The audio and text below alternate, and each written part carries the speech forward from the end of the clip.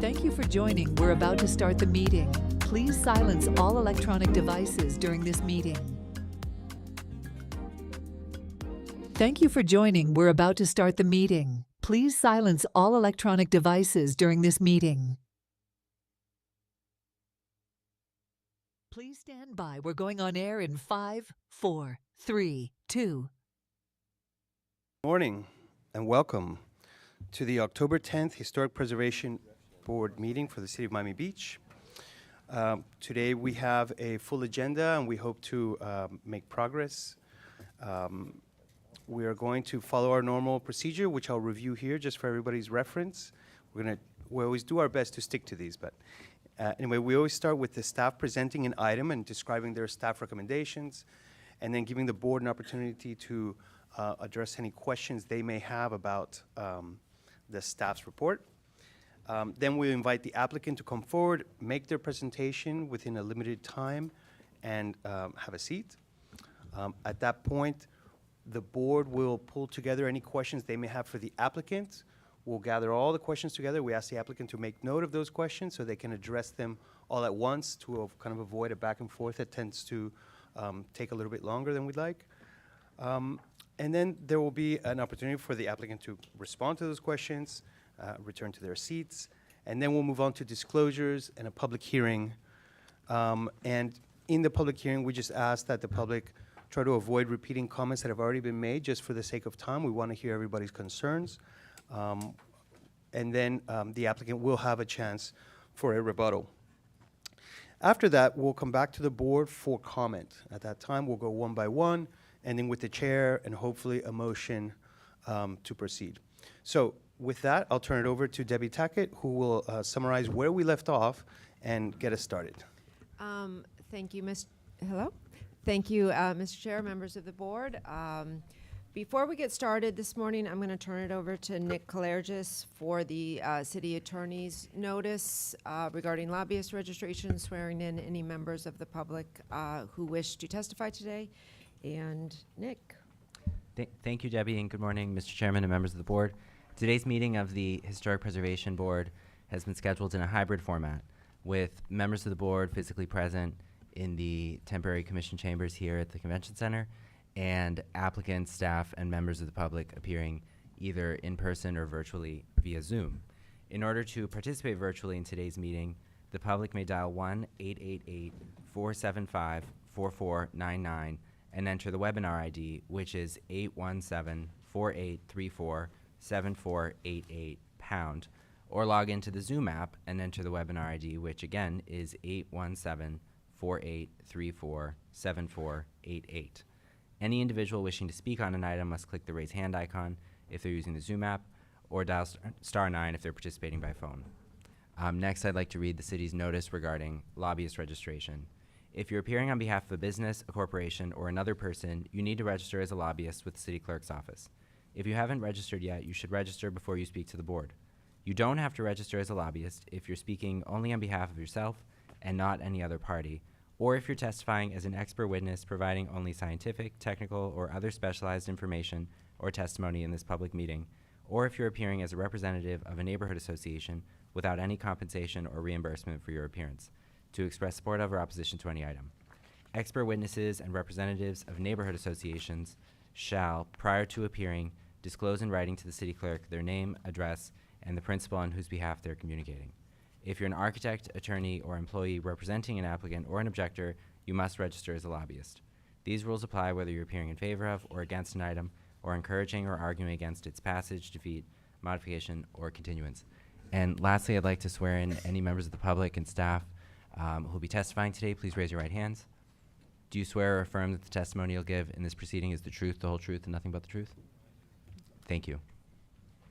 Okay, thank you, Nick. Just a couple quick announcements. We do have one board member absent today, so we will proceed with 6 board members. And I believe we do need to be finished by 3:30 today, so we are going to try and work as efficiently as possible. That's it for the announcements. The first order of business this morning is the approval of the September 12th minutes. We need a motion and a vote on that. Okay, do we have a second? All those in favor? Okay, thank you. Next, we do have several requests for continuances this morning. The first application is HPB 210499. This is 1445 Pennsylvania Avenue. The applicant had a scheduling conflict with his, I believe, the architect, and is requesting a continuance to the November 14th meeting. Staff has no objection to this, but I am available for any questions you may have. I see Mr. Rao, representing the applicant, is also here. Good morning, Mr. Chair and board members. As Ms. Tackett indicated, this is for 1445 Pennsylvania Avenue. James Rao with Greenspoon Martyr. What's wrong with the sound system? I'm not able to hear anybody today. Hello? There we go. No, I just want to remind everybody, the easy solution is keep the mic close to you. You could whisper, so long as the mic's close Yeah. to your lips. Now that you can hear me, James Rao with Greenspoon Martyr, office of 600 Brickell Avenue. Here on behalf of the applicant, 1445 Pennsylvania Avenue. Yes, the architect's not available today. We're asking the matter be continued to the next hearing. And the staff has no objection to that. So do we have a motion? This is 1445 Pennsylvania. This is the Tantra, is the business name? I think we do have to open the public hearing. So any members of the public wishing to speak on the request for continuance for this application, please raise your hand or come forward. Seeing none, you can close the public hearing. And, I'll move to continue. okay, do we have a second? Second. All those in favor? Okay, great, thank you. See Thank you in you. November. Continue Uh, to when? November Next meeting. 14th. That's not our next meeting. The next application, HPB 230566, this was 2740 North Bay Road.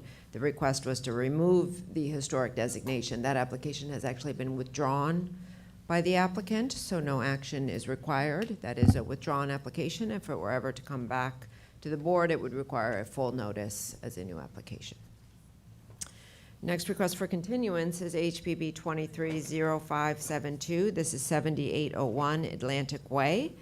The applicant here is requesting a continuance to the November 14th meeting, and staff has no objection to that. I see Mr. Larkin is available. I am as well, if you have any questions. Good morning, Mr. Chairman, board member, staff. Michael Larkin, 200 South Biscayne Boulevard, here representing the applicant. Our engineer, who's an indispensable part of our team, just got married this past weekend. He's on his honeymoon right now, and I didn't feel like I could ask him to come today in the middle of his honeymoon. So we're asking for a continuance until the November hearing. Pleases the board. Thank you. Any members of the public wishing to comment on this request for continuance? I see none. We can close the public hearing. Okay, and this is to the November 14th meeting. Do we have a second? Second. All those in favor? Okay, thank you. We do have one more request for continuance. This is HPB 230583, 749 Lincoln Road. This was an application for an artistic mural graphic. The applicant reached out to staff. Staff had noted a deficiency in one of their disclosures, which they are correcting, and we are requesting, staff is requesting a continuance to the November 14th meeting. And I believe we are requesting that on behalf of the applicant. I do not believe they are with us today. Debbie, can I ask you a question? So 2740 North Bay Road was on our agenda twice, once as a continued item and once as a new item. Is the new item being continued? Well, it is on your agenda twice. They are two separate applications. Right. So the application requesting a certificate of appropriateness will be heard today. Okay. The application requesting the removal of the historic designation has been withdrawn. Okay, got it. Going back to 749 Lincoln Road, again, staff is recommending that this be continued to November 14th. Let me know if you have any questions. Is that applicant, will they be ready for November? Yes, they have submitted the revised paperwork that we asked for. I believe that's all in line at this point. They're from California, And there were some issues with getting signatures and the proper disclosures, but I believe that is all ready at this point for the November meeting. Anyone from the public wishing to comment on this request for continuance? Okay, seeing none.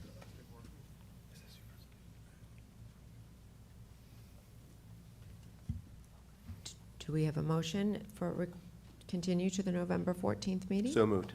Okay. Second. All those in favor? Okay, excellent. Thank you very much. Okay, that takes care of the request for continuances this morning. We are moving on to a continued application. This was heard at the September 12th meeting. This is HPB 230574. This is 1 Lincoln Road and 1671 Collins Avenue. An application has been filed requesting a certificate of appropriateness for the partial demolition and renovation of 2 buildings on the site. The total demolition of 1 building, the construction of a 1-story rooftop addition, the construction of a ground-level multi-family residential addition at the northeast corner of the site, and modifications to the rear yard site plan. So this application was heard at the September 12th meeting. I just want to run through, for anyone listening and anyone in the audience, the procedure that we carried out on September 12th. We did have a full presentation by the applicant.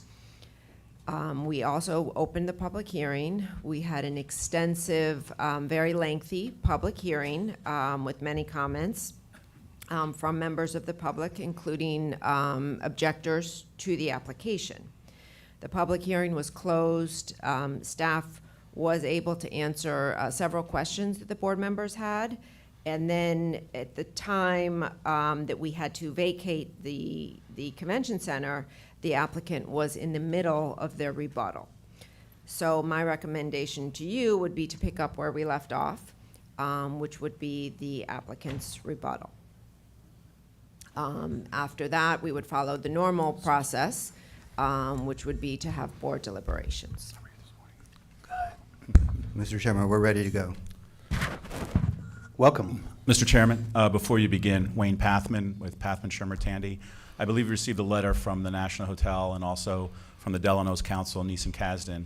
We're asking for your indulgence to give us an opportunity to make a brief summary. It's been 30 days since this was heard. Also, we're requesting that at the time that you closed the public hearing, you weren't necessarily following the procedure, which requires that the rebuttal be heard before you close the public hearing. In addition to that, we wish to cross-examine some of the witnesses of the applicant who presented at the last hearing, and that's a fundamental right that we have under the rules, especially in a quasi-judicial proceeding. So I do have questions for some of the witnesses that I wish to cross-examine, and I ask that we be given a few minutes to at least give a summary. I think it will benefit everybody who will be making a decision today. So, Mr. Chairman, we strongly object to the reopening of the public hearing. He has no right to cross-examine our rebuttal witnesses under the code.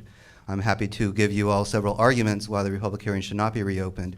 At your pleasure, Mr. Chairman. I appreciate both of you with your requests and rebuttals. I'm going to turn to our counsel here, Nick, for some guidance. I do know that we did hear from the public. Everybody had a chance to be heard. Personally, I think I would hesitate to reopen that at this time because we have the beginning of a day and we're going to be backed up once again, I can imagine. But I turn to Nick for your guidance on this. Thank you, Mr. Chairman. And just so the board knows, the code has a very specific procedure for these quasi-judicial applications. Obviously, the applicant has the right to make a presentation first. The code provides for a public hearing. During the public hearing, the members of the public in opposition may cross-examine members of an applicant's team. During the public hearing, the applicant also has a right to cross-examine individuals who speak in opposition to an application. Once the public speakers have had an opportunity to speak and any cross-examination has occurred, then the applicant has a right to present rebuttal. Where we left off at the September meeting was in the middle of the applicant's rebuttal. So I cannot recommend to you that you interrupt the applicant's rebuttal, which under the code they have a right to present, to allow for additional testimony. The code simply does not provide for that. There was the other point that that Mr. Pathman raised is potential cross-examination of rebuttal witnesses. My reading of the code is that there is a provision for cross-examination, but that opportunity is during the public hearing, and it's both ways. It's the applicant can cross-examine individuals who appear in opposition, and individuals who appear in opposition can cross-examine members of the applicant's team or individuals who speak in support of the applicant. But that opportunity has passed. Mr. Chair, Okay. and So, thank you, Mr. Chairman. excuse We're ready me, to go. excuse me, the city If attorney I is may, incorrect. If I may, Okay. here thank you, Nick. We're always trying to do the best we can with the circumstances that we're dealt. We're across the street from where we normally are. We have limitations on time and space. I appreciate, Nick, your guidance on this. I think that for the board, it's the best we can do is to listen to Nick's guidance here and move on. Thank you, Mr. Chairman. Excuse We're Is me, this a ready to matter go. that the board could Excuse me. discuss? Mr. Chair, I I'd think like to. we just got clarity here from from the attorney. It was an opinion. Mr. Chair, And you need if to- I may, We Nick, have to, with all due respect, we have to move here. the code that he cited I'm sorry, is incorrect. Mr. Pathman is wrong. I Chapter strongly object and continue to be up there. 2-428 We are says ready the to begin our rebuttal. shall be heard before you close the public hearing. I'm Michael Larkin, 200 South That is Biscayne the Boulevard. code. I'm here representing the Ritz-Carlton Ownership Group. With me today is Peter Canavos from Ownership, Kobe For the Clark, record, we Deborah object that Dizalette, you're not following the Graham code Penn, pursuant to the and Miami Tom Beach Code. Robertson.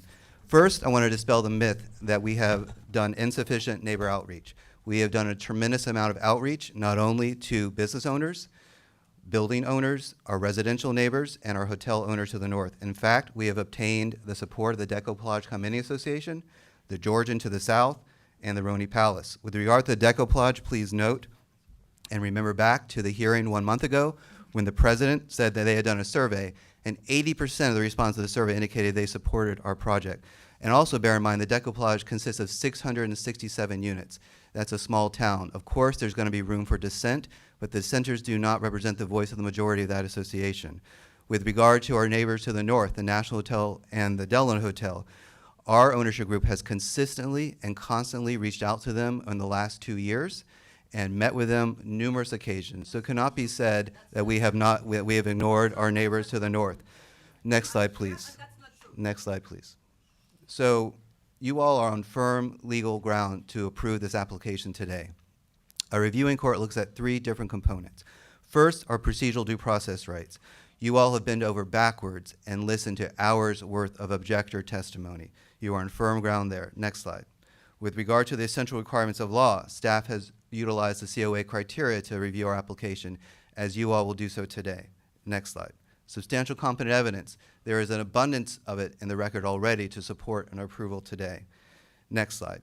What the objector attorneys have done thus far is throw everything at the wall. This is the epitome of a scattershot approach, and see what sticks. Nothing has stuck thus far, and if this approval is challenged, a reviewing court merely looks at the substantial competent evidence in the record that would support an approval. Next slide. Staff recommendation equals substantial competent evidence. That's the only thing you would need to hang your hat on in order to support an approval here today. Ours is for approval. Next slide. The COA criteria are either satisfied or not applicable, all of them. Next slide. The objectors have attacked the staff recommendation prepared by Debbie and Jake. They say it's conclusory. They say it lacks any real analysis. What is really going on here is they simply disagree with the conclusions reached by Debbie and Jake. Next, never told local government staff how much to write or what to write in their staff recommendations. Next slide. This staff recommendation is full of 11 pages worth of facts and analysis. Next slide. In fact, there is an entire paragraph on compatibility between our proposed project, the buildings within our property, and our adjacent neighbors. This type of attack on a staff recommendation is highly unusual based upon the stellar credentials of Debbie Tackett. She graduated from UN with an architecture degree. She graduated from Columbia University with a master's in historic preservation. She has worked at the city since the early 2000s. During this course of time, she has analyzed and written staff recommendations between 700 to 1,000 different staff applications. I will tell you all, there's probably no one more qualified to write a staff recommendation than Debbie, and that she's too modest to talk about that. Next slide. It is very simple here. The objectors do not want to see our proposed residences from their respective property. The National Hotel team uses the word compatibility as a disguise for this true motivation. Next slide. Thankfully, the case law is on our side. There is no right to a view across our property. Next slide. The COA criteria also cannot be twisted and contorted to create a right to a view from one private property through our private property to a desired vista. This is what the objector attorney for the Thai Hotel tried to do when he attacked the Bulgari Hotel approval. The special master here at the city rejected that argument, as has the Circuit Court Appellate Division. Next slide.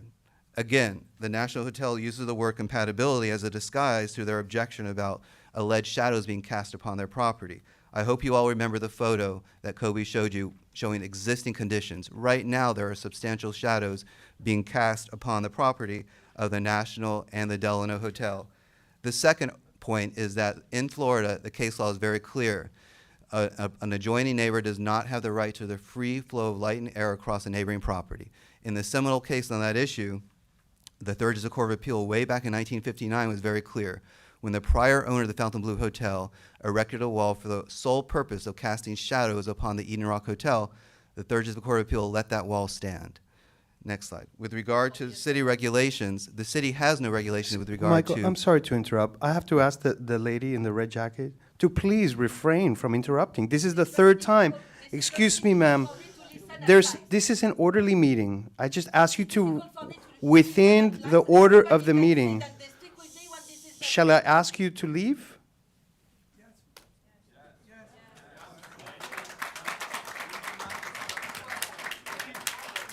Please, let's continue in an orderly fashion. Everyone's going to have a chance. Michael. So, in closing, Mr. Chairman, please note, again, the city has no regulation regarding shading of neighboring properties, and the Resiliency Code adopts specific height and setbacks for each district to address this issue. Now, if you could please turn your attention to Peter Canavos and listen to his remarks.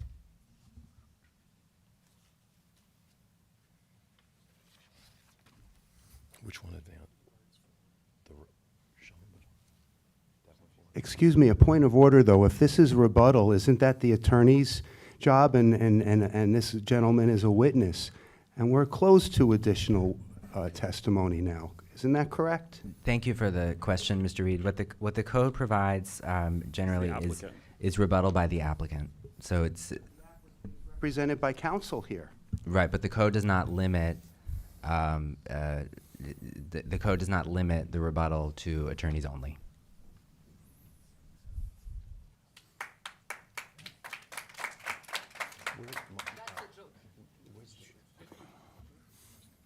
Good morning, Peter Canavas for Ritz-Carlton Ownership. I'm here to address points that were raised at the last hearing in September, objection points. As to the petition that's been given to you, we chose not to use change.org to show the overwhelming majority behind this project because the change.org platform is a for-profit numbers game that invites abuses. Their revenue depends on selling email addresses to NGOs, political candidates needing donor bases, and consequently, they use questionable methods to gather emails that produce inaccurate, unreliable results. All change.org petitions are geographically unlimited, based only on emails, not on place of residence. For example, we know people at least as far away as Opalaka who received the petition for signature through social media. Furthermore, the company aggregates similar petitions, making any local petitions available to people around the country. This allows petitions to be swelled by people of similar ideologies or mindsets who have no presence or stake in the immediate area. Now, motivated people can sign a single petition multiple times simply by using different email addresses. So extended family members or friends around the country can be used simply by entering their emails.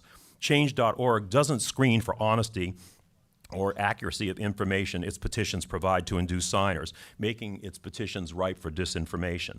By example, I won't comment on the fairness, decency, or accuracy of how they have portrayed our project to the public, but you can see the few examples here on the screen and they speak for themselves. Now, accurate information and graphics about our project have long been in the public record. We also provided comprehensive information in numerous phone calls, Zoom meetings, personal appearances, and written information to the decoupage. For example, this poster to counter misinformation stood for quite a while in the decoupage lobby. Several times in the past few months, we have also provided the decoupage with our detailed safety protocols, not only to protect their remote building, but our own hotels directly beneath the construction site. We committed to share all monitoring data with the decoupage and even volunteered to monitor their specific building for any disturbances. For whatever reason, all the foregoing information was apparently ignored. This petition is meant to create the illusion that it represents the majority sentiment of the community. It does not. Prior testimony indicated that a survey of the decoupage showed a majority support by owners for our project. Along with the Roney Palace and the Georgian, we have a decided majority of residential support in our area. Then please consider the over 130 property owners, store operators, cultural institutions, neighborhood associations, and prominent voices from the city center who have written and spoken on the project's behalf, and you have a far more reliable and verifiable gauge of where community sentiment truly lies. As to the assertion that we are a glass tower, our building is a glass tower, casual observation of the picture to the left shows a building that looks like a glass tower compared to older buildings. These pictures to the right show that our proposed building tracks the older buildings, not the glassy one. The aesthetics of a glass tower are defined by the ratio of solid to transparent elements, whether the glazing and dominant coloration reflects blue sky or sand and earth, and the use of mullionization. Notice how the mullions on the building that you see depicted to the right-hand side recreate the egg crate eyebrows and shadow box frames of the Delito, all of which soften the modern fenestration, preventing long expanses of glass. This is not a glass tower by any visual or architectural standard. 25 years ago, I had a phone call with Morris Lapidus to get his blessing for adding the top 3 floors of glazing to the Delito. Deborah Desilets, whom you will hear from subsequently, was on that call. Mr. Lapidus was enthusiastically in favor of evolving his own architecture. He understood that past forms do not meet modern needs, and architecture must be dynamic or a city will become a museum of relics. The physical restrictions and antiquated attributes of our older hotels forced them to resort to loud, late-night outdoor parties featuring alcohol to survive. So how do we evolve towards the modern age while preserving our economically challenged historic buildings? Well, we don't knock them down like a recently proposed state law. And may I ask the chair for a couple more minutes, please? Two. Okay. So, Mr. Chairman, to be clear, I respectfully request at least 20 minutes. We had to sit through hours and hours of objection testimony, and there are many things that we feel the need to correct. After Peter, it'll be our architect, Kobe, and then Deborah, our architectural historian, and that's it. With that, we'll be done with our rebuttal.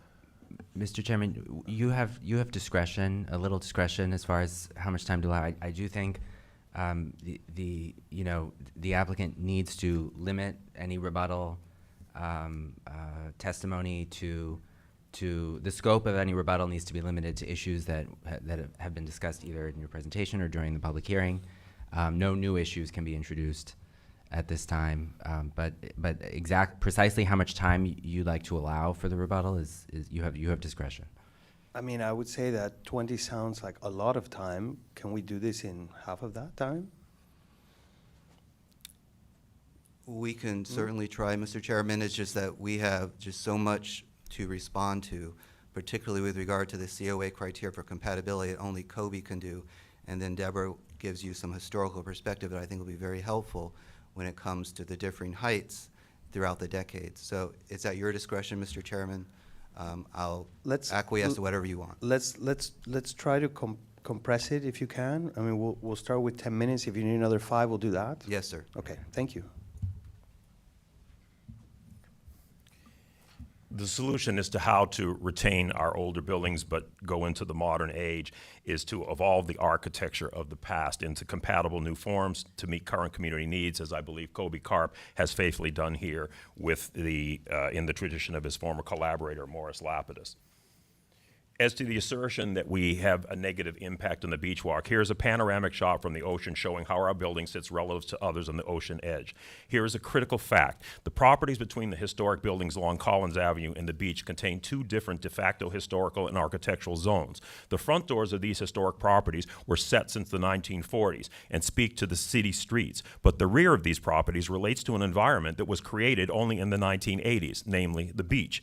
This area contained a mix of architecturally non-historic structures of a different era, and building heights speaking to this environment tended to be taller, which is why we have a 200-foot ordinance wherein our property fits that would never work on Collins Avenue.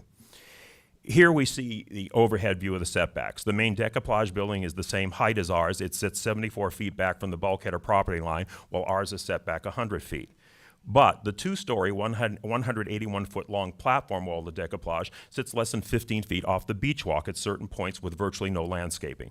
Owing to landscaping and setbacks, our building will be far less perceptible at eye level than the entire decoupage. I haven't heard many people from any quarter complain about the decouplage's visual disruption, so I think our building will be a considerable improvement on that score. What's notable about these views from Collins Avenue is what you don't see, and that is our proposed building. It's not visible from any vantage point. With the prior Ritz upgrades and an $80 million Sagamore proposed restoration, we will actually have renewed half of this iconic block. Now, we have a shrinking population, as we mentioned. I won't belabor this point, but making up for it with infinite hotel rooms is a bad idea. We already had a district out of balance. Would anyone live on the Las Vegas Strip? Is that a good model for a neighborhood? Our city center will become Las Vegas by the sea if we don't make a concerted effort to vary our land uses. Finally, the antidote to this is adding residents. Last Sunday, I took a walk through SoFi, and I have to tell you, it was beautiful, neat, manicured, and it felt safe. And the closer I got to Lincoln Road, walking up Washington Avenue, my spirits just sank to the point where what I had to look at really made me ashamed that we let things get to this state. We have spent 7 figures to get here, passing through numerous committees and the City Commission unanimously at each step. The fate of this project is now in your hands. Please give our district the chance to shine and make the city center what it should be, the showcase, not the orphaned child of this city. Thank you.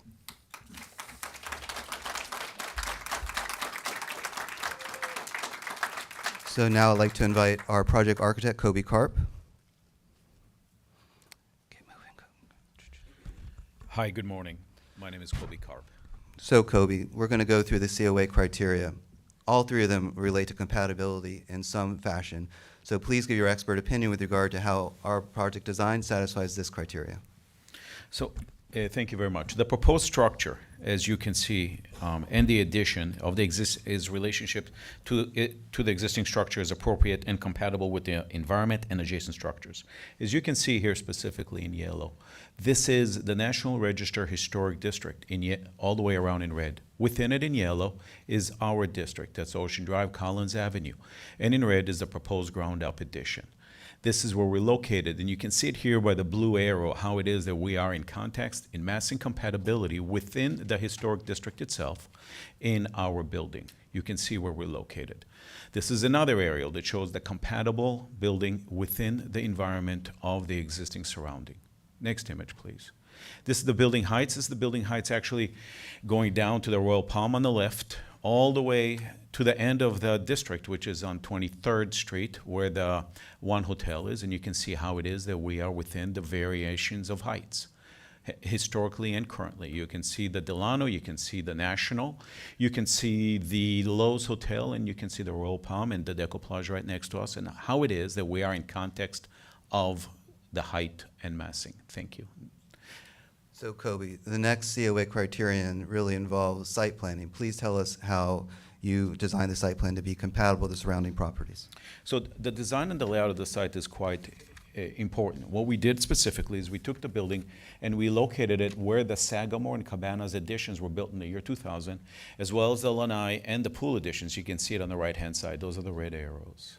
You can see how it is that we have set it back while we are proposing to restore and bring back the Sagamore Hotel to its original condition as was designed by Albert Ennis in 1948. This is a direct relationship to the neighboring buildings. Here you can see our setback and you can see our footprint, which is quite petite footprint. It's about 8,000 square feet. We're 100 feet back, while other buildings in the neighborhood are 75, 74 feet, and 0 feet setback from the beach walk. Therefore, we are in context in relationship to that. Here you can see how it is that we are looking to preserve the neighborhood character. You cannot see the addition from the view south from 17th Street looking southwards. This is an interesting image. This is how it is that we maintain the sight lines of the typical pedestrian from Collins Avenue, and you can clearly see how it is that we're bringing back the Sagamore to its original glory, as was originally designed, a bit shorter, but with the signage and the graphics and the geometries as was originally designed, with the egg crates and the design by Morris Lapidus on the right, clearly showing how it is that it projects out with the vertical walls. Next image.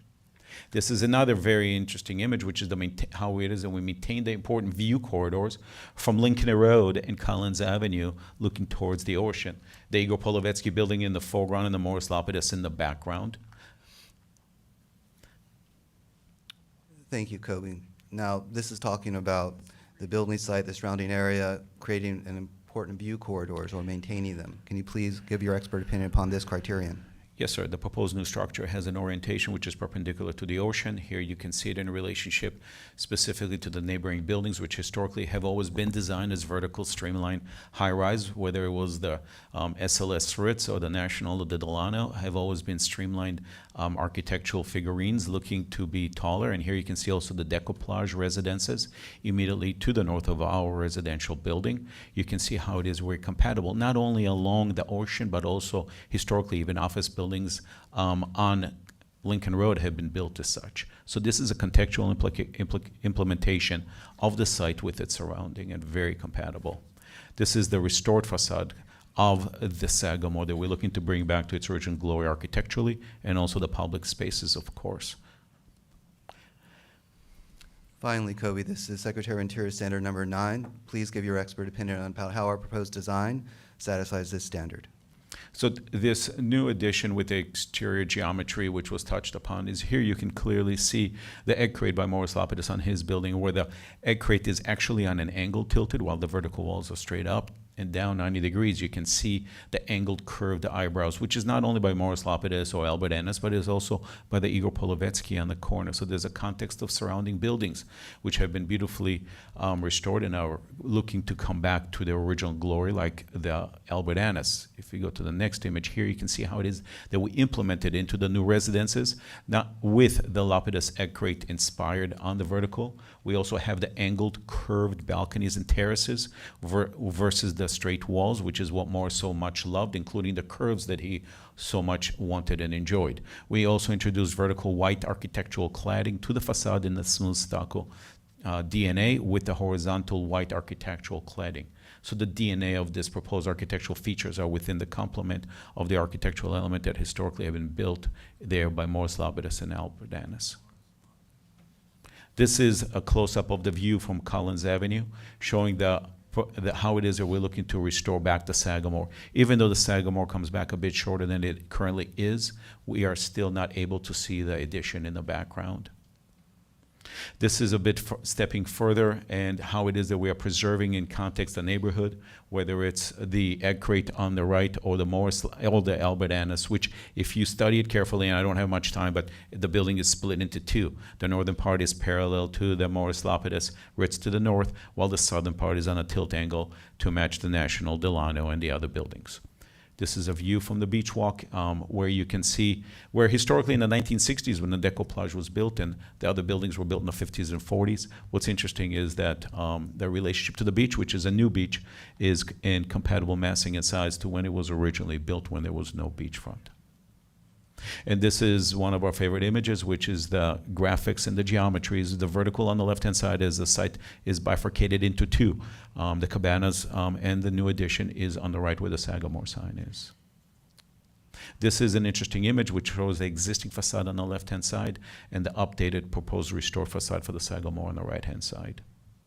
Thank you very much, Kobe.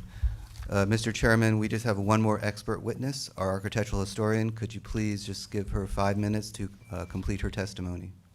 Good morning. Again, as before, I just ask that you try to compress it as best you can. Thank you. We will, Mr. Chairman. I'll be as fast as I can. My name is Deborah Deslets, registered Florida architect with offices at 407 Lincoln Road. I worked with Morris Lapidus since 1993 and exclusively for him for the last 7 years of his life.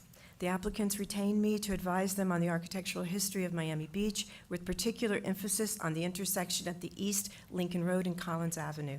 The applicants sought my knowledge in 2 areas: the practices and intentions of Morris Lapidus as one of 2 fathers of Lincoln Road and the Delito Hotel, and specifically the progression of historical development along the 100 block.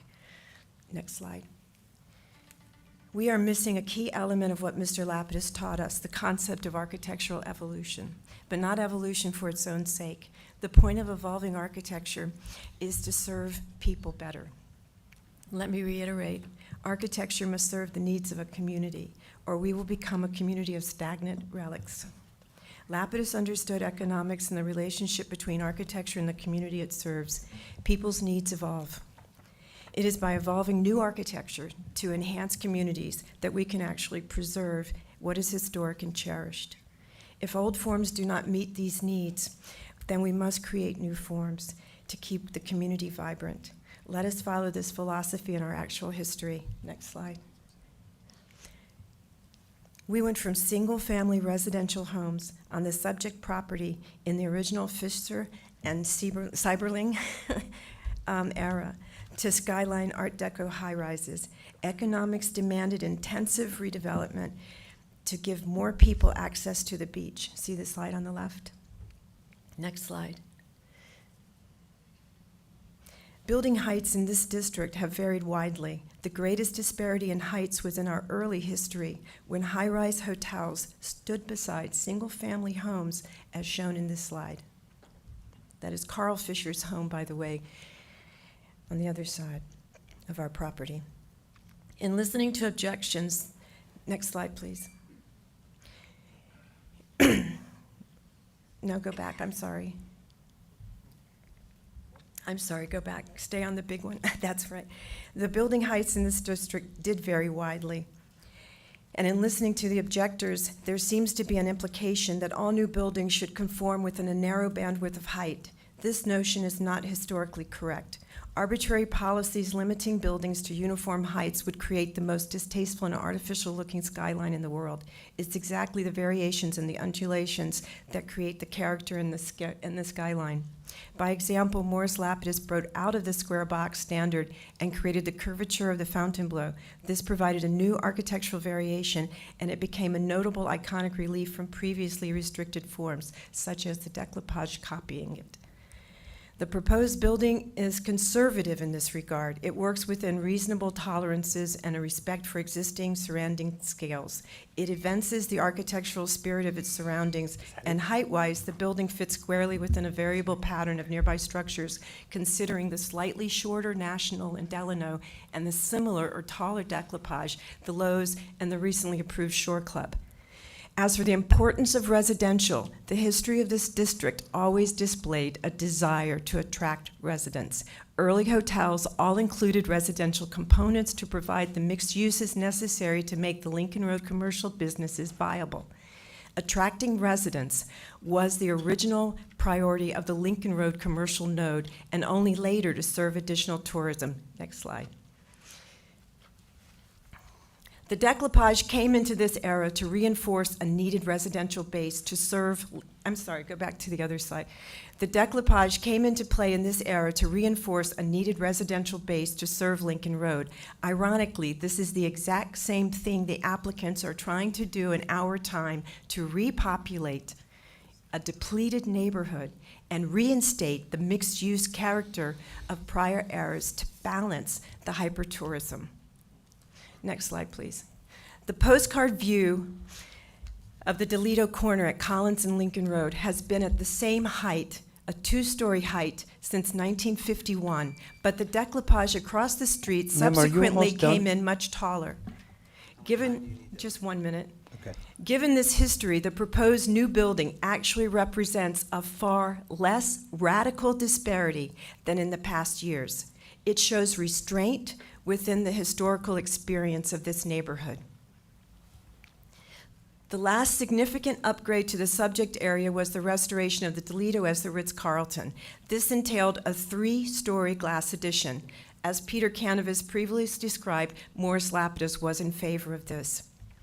It would seem we face a serious conflict. Next slide, please.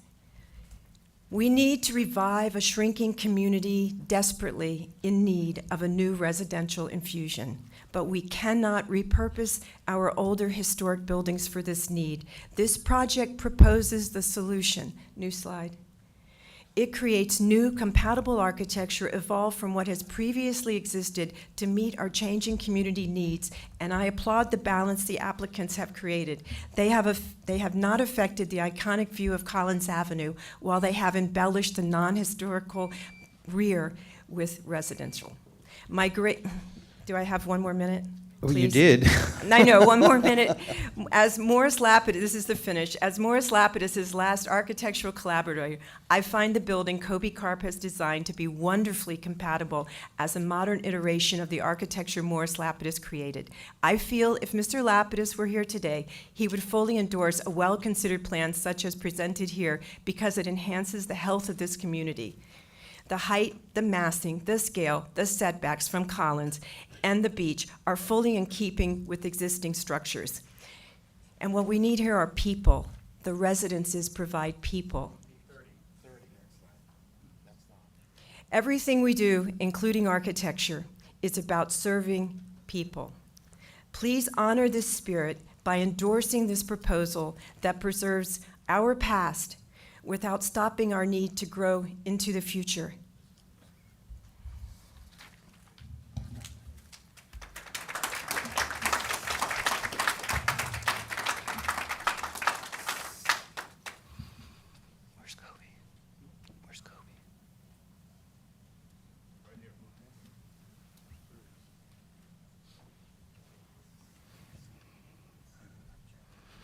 Mr. Chairman, that concludes our rebuttal. Kobe and I are available for the questions from the board members.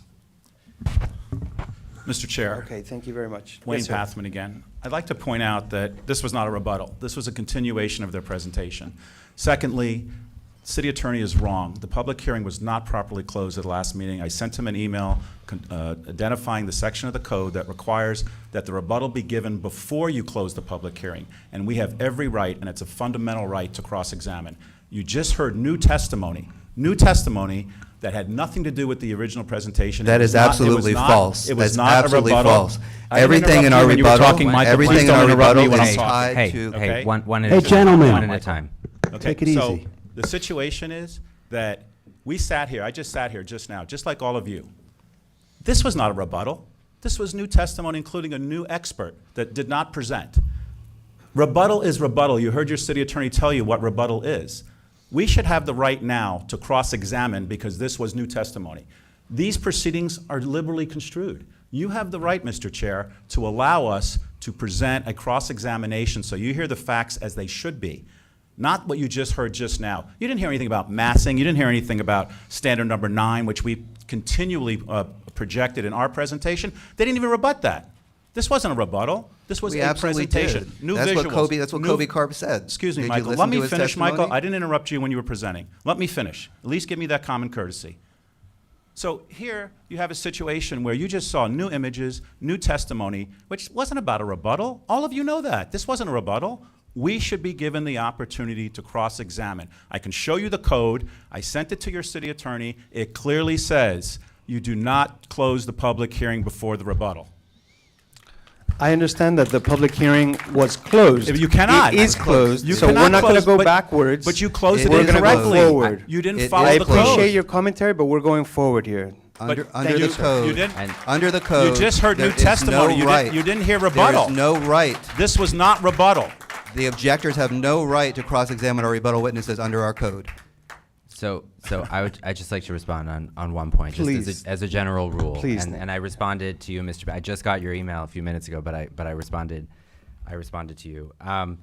The code treats everything as the public hearing that starts with calling the application, staff's introduction, the applicant's presentation, the public comment portion, and ending with the rebuttal. The way that the code is written is the last step in that public hearing is, and I'm quoting, rebuttal by the applicant, if any.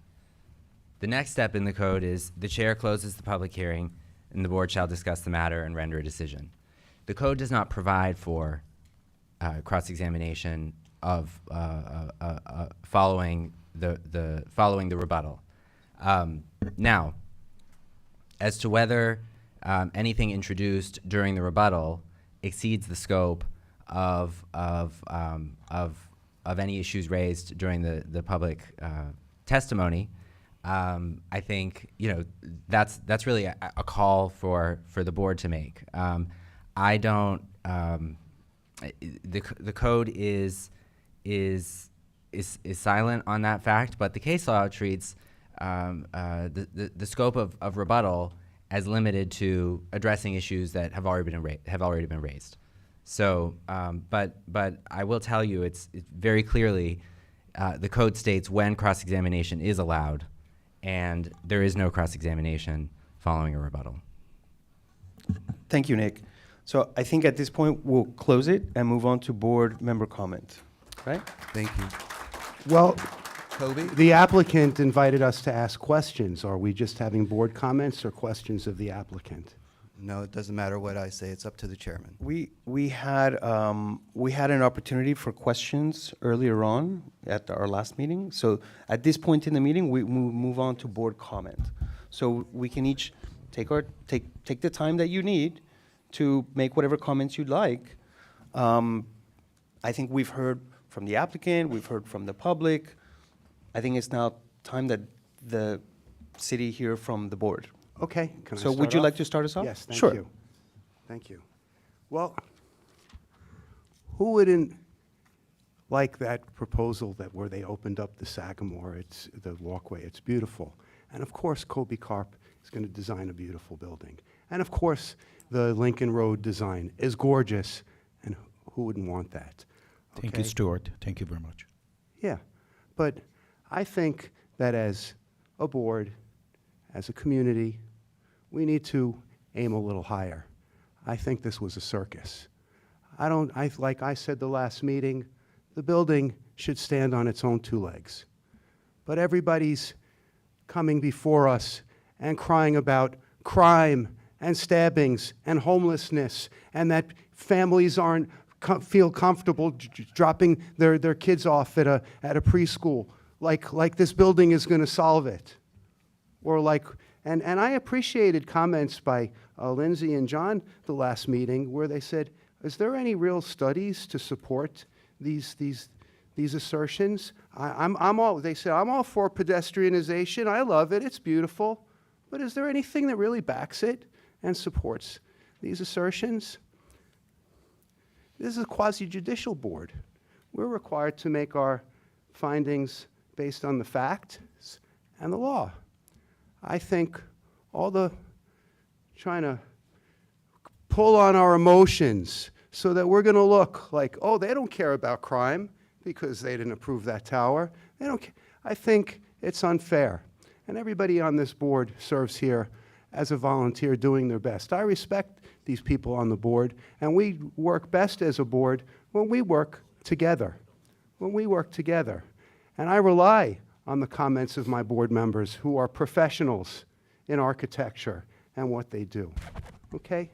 And you know, Mr. Chair, that I'm a lawyer. Okay? And when I told you that that was just an opinion from the city attorney, it's because I had a different opinion. And I would have appreciated on the board if you would allow me to explain my opinion. But not only did the public not have a chance to say anything, neither did I. I think the applicant overplayed their hand by trying to shut down public hearing. And it doesn't look good. And two lawyers shouting at each other and not wanting to hear from anybody. The reason why I wanted to hear more from, and what I was going to suggest is not to open up to the public hearing because that was nauseating. It was nauseating. I was going to suggest that there are attorneys here representing clients. Let's hear from the attorneys.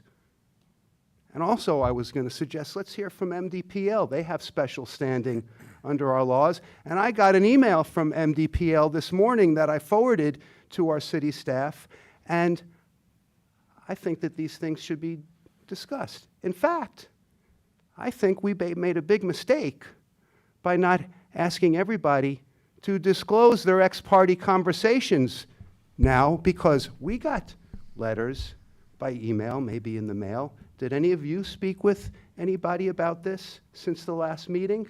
Speak with nobody? You didn't get anything? Okay, well, I have disclosures to make. Okay, I got the email from Daniel that I forwarded, so that's, you know. Also, I bumped into Neeson Kazan in passing one day, and he corrected some misapprehension that I had about something that he said.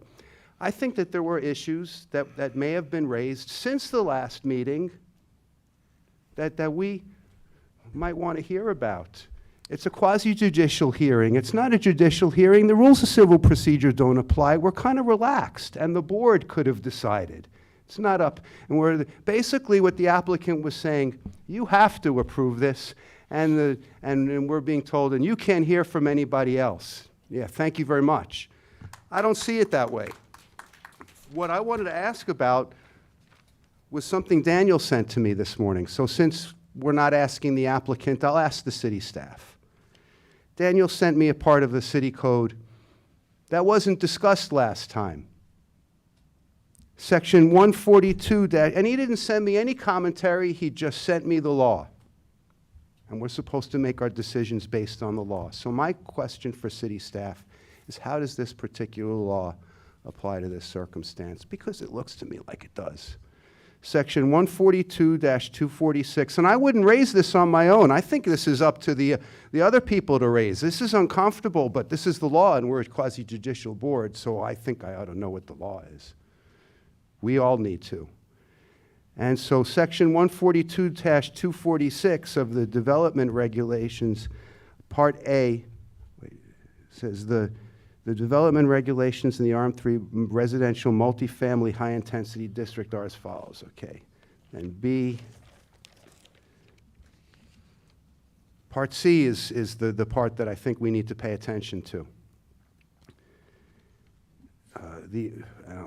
For oceanfront lots located within a locally designated historic district or site, but not within the architectural district, within less than 400 feet of lineal frontage along Collins Avenue. Tell me if it doesn't apply, and containing at least one contributing structure, the maximum building height for ground floor additions to existing structures, whether attached or detached, shall be as follows. Now, this is the part to pay attention to. For existing structures, 5 stories or less in height, the maximum height shall be limited to 5 stories. This isn't existing, it's proposed. Additionally, this is the part I highlighted. Additionally, the proposed addition shall not substantially reduce existing or established view corridors, nor impede the appearance or visibility of architecturally significant portions of an existing structure, as determined by the Historic Preservation Board.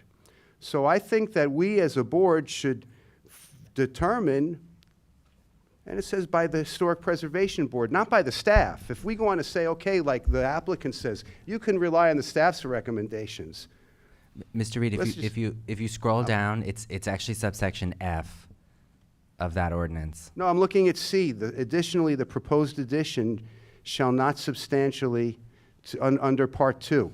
C2, right under 2. I think this project, and Debbie can confirm, but I think this project is seeking approval under F, right? Correct. Well, that's why these things need to be discussed, number one. But here's something, if this is something that applies to a subsection C proposal, but not to a subsection F proposal, where the proposed addition shall not substantially reduce existing or established view corridors. And we're being told, oh, they have no right to the views. We know that under the law. Maybe they do.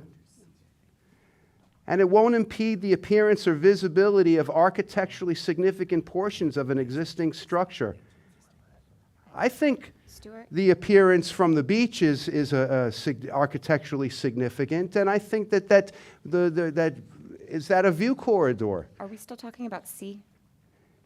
Is that what you're talking I'm about? talking about, yeah, that's So the part I've highlighted. I want to clarify. I read that as additions to existing buildings.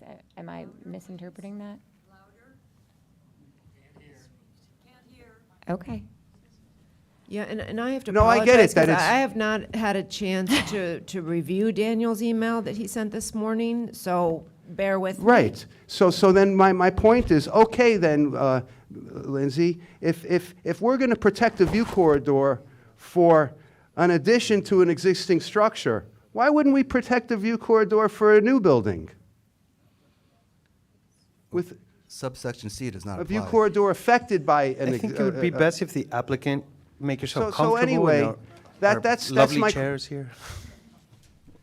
Well, and I Thank you. just want to be clear that staff did evaluate this project in accordance with the certificate of appropriateness criteria that do include an evaluation of important public view corridors.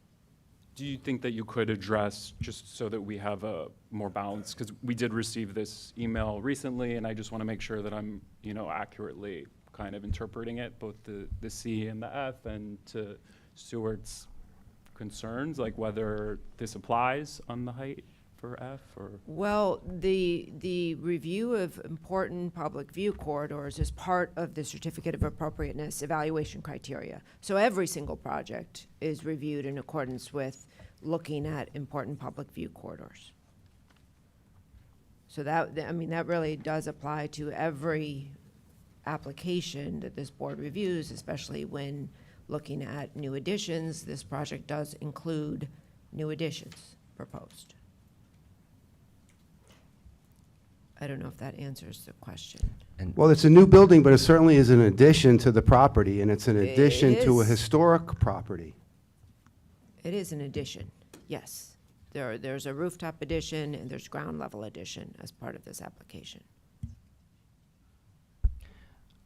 Mr. Chairman, one point that Mr. Reed raised, thank you for raising it, I didn't realize, is the board did disclose ex parte communications at the last hearing, but since, as Mr. Reed pointed out, he is engaged in ex parte communication. Have any other board members engaged in any new ex parte communications since the last hearing?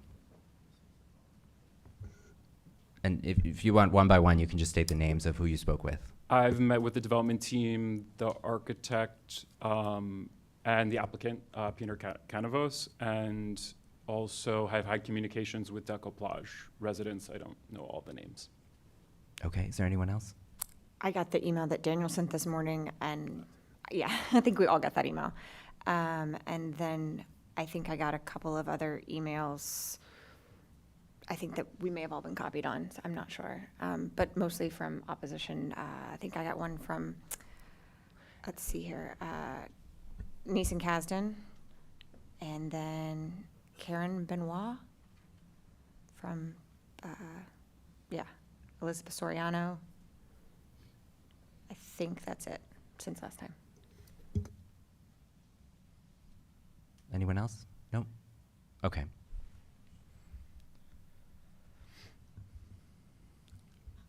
Okay, can I complete my comments? Please do. So, yeah, I agree, and that was a big concern of mine. We're not going to hear from attorneys who show up or MDPL or another board member here, and we're told specifically by our city attorney that, well, the applicant's entitled to rebuttal. And I raised a concern. This isn't rebuttal. This is testimony. Rebuttal means, like, what do you have to say about what this witness said? How do you address that? What do you have to say about this point? There was no rebutting anything that was said. It was just, this is our presentation again. It was another bite at the apple. And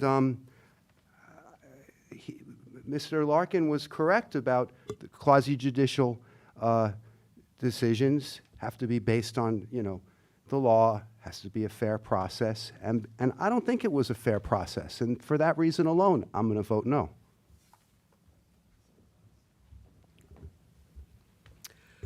Okay, I want to go a little bit on history and observation. Decades ago, the decoupage was built and has totally shadowed the Ritz-Carlton's pool for a good portion of the day, and it was just nominated as one of the top hotels in Miami by Condé Nast Travel. So obviously, the shadowing has not affected the Ritz-Carlton. If you look at other projects, you look down the road at the Raleigh project, and you have that, and which was approved by this board. You have Schroe, who bought the Raleigh, bought the Richmond and the South Seas, and he's completely restoring the Raleigh. It's, you know, and nothing's happening there, and building the new building on the lot line between the other two hotels. Very similar to the way this is being built on the lot line between the Ritz-Carlton and the Sagamore. To me, we've already approved that project. It's under construction, and it's very similar to this project. And if you think about it, what you call tower, which is no taller than the decoupage itself, would be shadowing their own pool. And that doesn't seem to be a bother. There are a lot of people today that look for umbrellas. Here's an umbrella over a pool for a portion of the day that you don't have to worry about blowing away. People look for shade a good portion of the day, and you didn't buy your view quarters, and you didn't buy that particular element. So to me, this project, which is the biggest volume that I've ever received in almost the 2 years I've been on this board, was very specific and very educational. And to me, this board has already, not this particular board, but the HPB, other members, have already approved other projects to bring residential to the neighborhood. If you look at the Shore Club, for those of you who don't know, they've already sold 60% of the units of the Shore Club on an average price tag of $20 million. Rich people, wealthy people, are moving here to Miami Beach. It's not a second home. It's not just something for investment. They're moving here. And these are the kinds of people that we need to help raise the level, quality of Miami Beach. And I, for one, would be voting yes on this project. Can I ask the public to refrain from applause here? We just want to get through this. Okay, we're in the middle of board comment, so please don't interrupt. I'm not. You just told me that had been able to comment something that I was not able to. Ma'am? I just wanted to say something and to show you that. That's it. Just to give you that. Thank you. You want to leave it over here? Thank you. We need to. But please understand, we're trying to maintain order here, and this is not helping. Anybody else have something to say? Sure, I'd love to go. This is a great environment to talk about historic preservation and the issues that are surrounding this this project. Because I mean, in many ways, I think, you know, the future of this city will depend upon additions and densifications in a sensitive way to support historic areas. And I really appreciate the work of staff on this, but I also kind of wonder whether the staff position was potentially kind of thinking about this as a kind of street front project, a historic preservation project. And you know, I appreciate that Deborah was here, and you know, that I think her testimony and the images that she showed were very, very effective and persuasive at showing that this city has never been singularly kind of convinced of a scale that the building that its building should be. But I do think that we're turning a corner on what we consider appropriate and compatible with the environment. And this is D. This is compatibility, it's 3D. And I think that one of the things that's coming up here is that we're in a different moment than we were when the decoupage was formed. We're in a different moment, obviously, in time than when the Raleigh, the Sagamore, and the other hotels were formed, and even a different moment than when the Setai was built. We weren't thinking in the same way about our city, about the environment, and about how we build close to sensitive ecosystems. And I would argue that the beach, with the additions that with the impact that the city has made on the beach infrastructure, not only the dunes, the first, the kind of the first line of defense for us, but also the beach walk is now a major promenade that extends throughout the city, and that wasn't true when the hotels were built, and it wasn't true even when the decoupage was built, and it's now a new kind of component to this. And I would just say that that many people are enjoying the historic buildings from the beach walk in a way that they hadn't been in the past. And I think the beach walk and the ocean makes it a special context. It's not a context that I would apply to a city street or an alleyway, but it's a special kind of environment. And I would encourage us to really kind of think about what compatibility means in terms of that side, and what we see when we're on the ocean side, and when we're looking back into these, particularly to this block of very special buildings. So I don't know whether the staff wants to kind of talk about compatibility, because I deeply respect your expertise and what you do for us in terms of helping us understand, but I'm also very kind of interested in knowing whether you feel that there's any way for compatibility to be kind of questioned here if you look at it from the ocean side, and whether that's something, because that's what's giving me pause here.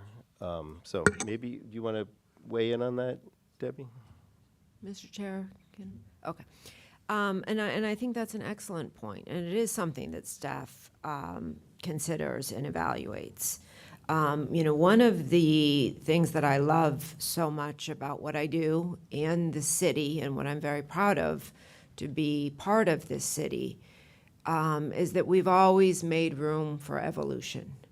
We've always made room for, even before we started talking about resiliency and sea level rise, for adaptation and in progress in this city. Our historic architects did it. The historic property owners over time have done it, and the Sagamore is a great example of that, because it had been added onto on the east side. When evaluating a site plan or looking at the most appropriate location for a new addition, I think one of the unique opportunities we have here is that this east side of all of these properties, not only private property, but also the public realm, has evolved significantly and has improved the quality of life for our residents and visitors in terms of the beach renourishment program. Prior to the 1980s, you could not walk behind these hotels. The beach walk is an exceptional example of good public infrastructure, and it's extremely popular. So now this eastern side, which was never originally designed as such, is now very much part of the public realm. When looking to evolve, when a property owner comes to us and says, we want to move forward, we want to evolve our project, staff is always going to be supportive of that concept. In my opinion, the eastern portion of these properties is the best location and opportunity to evolve, new architecture even. I think that is a different realm. It's a much newer experience for our visitors, and that, we've seen that all up and down Collins Avenue. This area is different than say north of 23rd Street. North of 23rd Street, a vast number of oceanfront hotels have developed with new additions on the rear. This area had also done that, basically since the 1950s, we see a lot of additions added to the east side. It wasn't until recently where the city did allow for an increase in height up to the 200 feet. But nonetheless, that is the allowable height. And so staff does see it as an opportunity to create an evolution. The siting of this particular tower is located behind an addition that was built in the 1990s for the Sagamore. So right now, when you're walking along the beach walk, you don't see the original east facade of the Sagamore. And again, in the spirit of the historical development of the city, which has always been evolution, we do find opportunities for new architecture along the east side.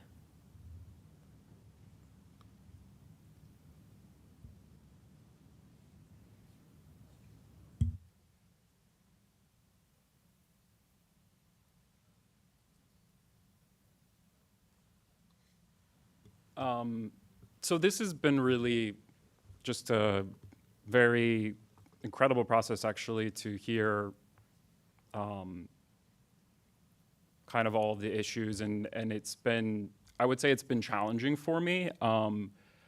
I studied politics and public policy when and got a master's in it, and I'm very attuned to the community issues, very attuned to kind of like the fabric and the context of the neighborhood. But I'm also have met with the development team, they're professionals, and I think that, I mean, there's like two things that I'm kind of like being torn by. I think one is really the technical nature of what we are supposed to do here. And then there is a vision. And I think that this team has actually proposed a very strong, bold vision. I would even say that it's innovative. I know we're not supposed to talk about the investment on Lincoln Road being a quid pro quo for everything. I don't view it that way. I think that that's how you evolve, that's how a city evolves. To Debbie's point, I think that for me, one of the things that I'm most proud of being in Miami Beach is it is a place where you get where innovation, where bold action and vision are things I think that are rewarded. I think we as beach residents and stakeholders, we do that. And it sounds like we've done it, from kind of the beginning of time. So I see this proposal as something that's in line with that. And I struggle to come up with a reason that would, for the, not to allow the project, I would say. The only question I had as well was on this compatibility question, but to be frank, I don't actually think, I think it's very vague. And I think, I know Stuart, you're always talking about how to, how everything has to be like, laser focused. Well, I don't think it's laser focused. And some of us up here aren't attorneys. And so we are, weighing what we can weigh to make this city a better city. And so the Lincoln Road, I'll say it again, the Lincoln Road investment, which indeed is an investment, it's $12 million that the team will be securing, both through their own funding, state and city funding, which, look, this is the environment that we're in. We have to, forge these kinds of public-private partnerships. We have to go to the state, we have to go to the city, and we're not going to take down all of this investment and make our city better if we don't actually approach things in a creative way. So I applaud them for doing that. I'm further reluctant to, kind of ask for put any limitations on the current plan, because also I think that, and we've talked about this, this has been brought up a few times, there's just a question of precedent.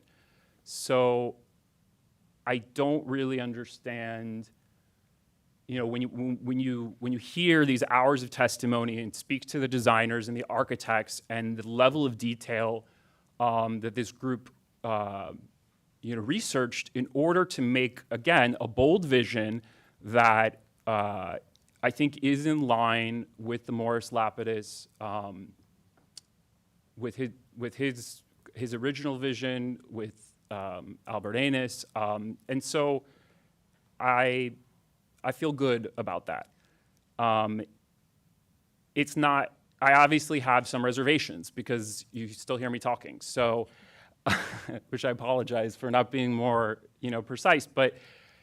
And I'm sorry that I am truly it's unfortunate that the neighbors are going to have a reality that's different than what it is today.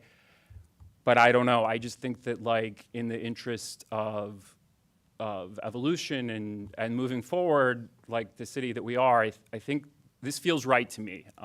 And not only does it feel right, but I think it's, like I said, it's been well thought out. They've been worked with city staff, and I feel pretty confident about this this plan.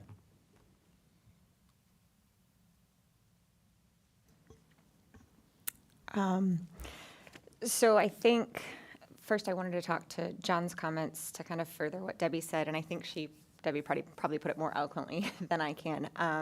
But my thoughts were somewhat in the same vein, is that the beach walk is a new viewpoint from which you're looking at these. Now, obviously, the beach existed, but I would say absent the beach walk, I'd venture to guess that most of the visitors on the sand behind these hotels would be the guests and visitors of those hotels. Because if you're a beachgoer, and I'm not a huge one anymore, but you don't walk, 400, 500, a mile up the beach to try to get to a spot. You find the closest access point and stop walking on the sand because it's hot and hard and difficult to trudge through. So I think that I agree that the placement for a structure such as this would be on the east side, set back from what we would call the historic or the postcard view from Collins. And so I appreciate that sighting of the new addition itself.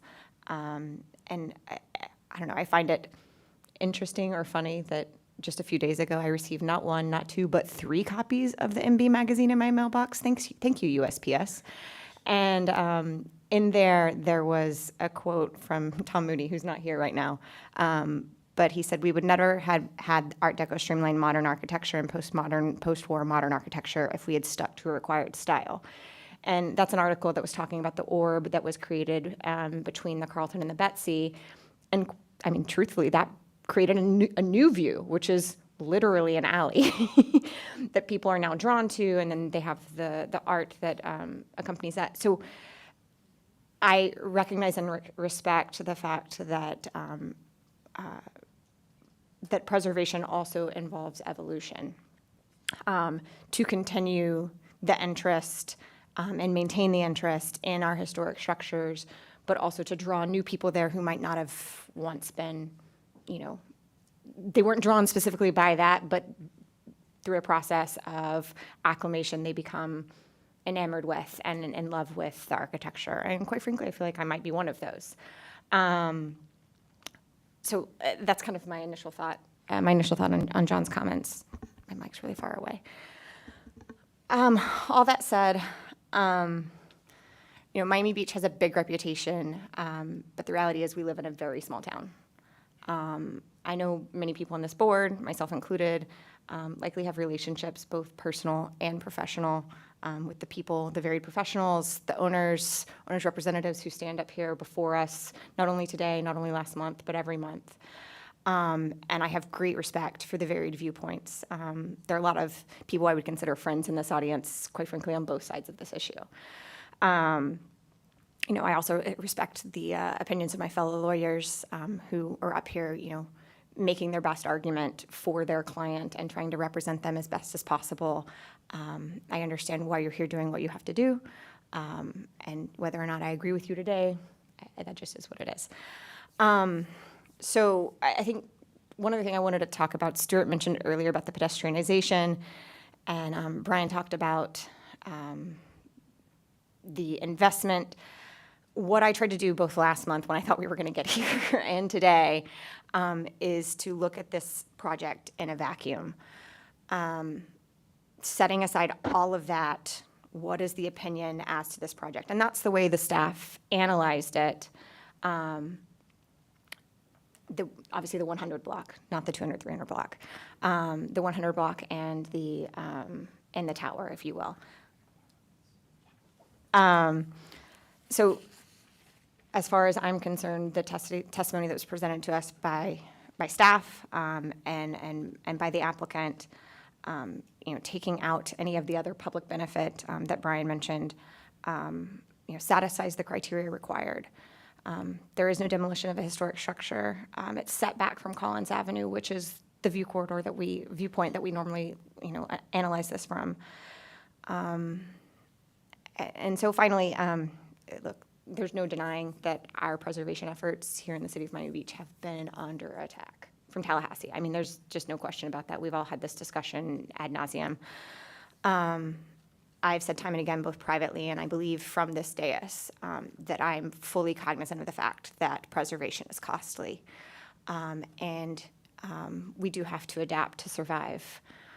I wish everyone was committed to preservation just as an act of pure benevolence, but I don't have that kind of funds, and I know that's not a reality. So with that said, I am in support of this project, and so I'm going to support it today.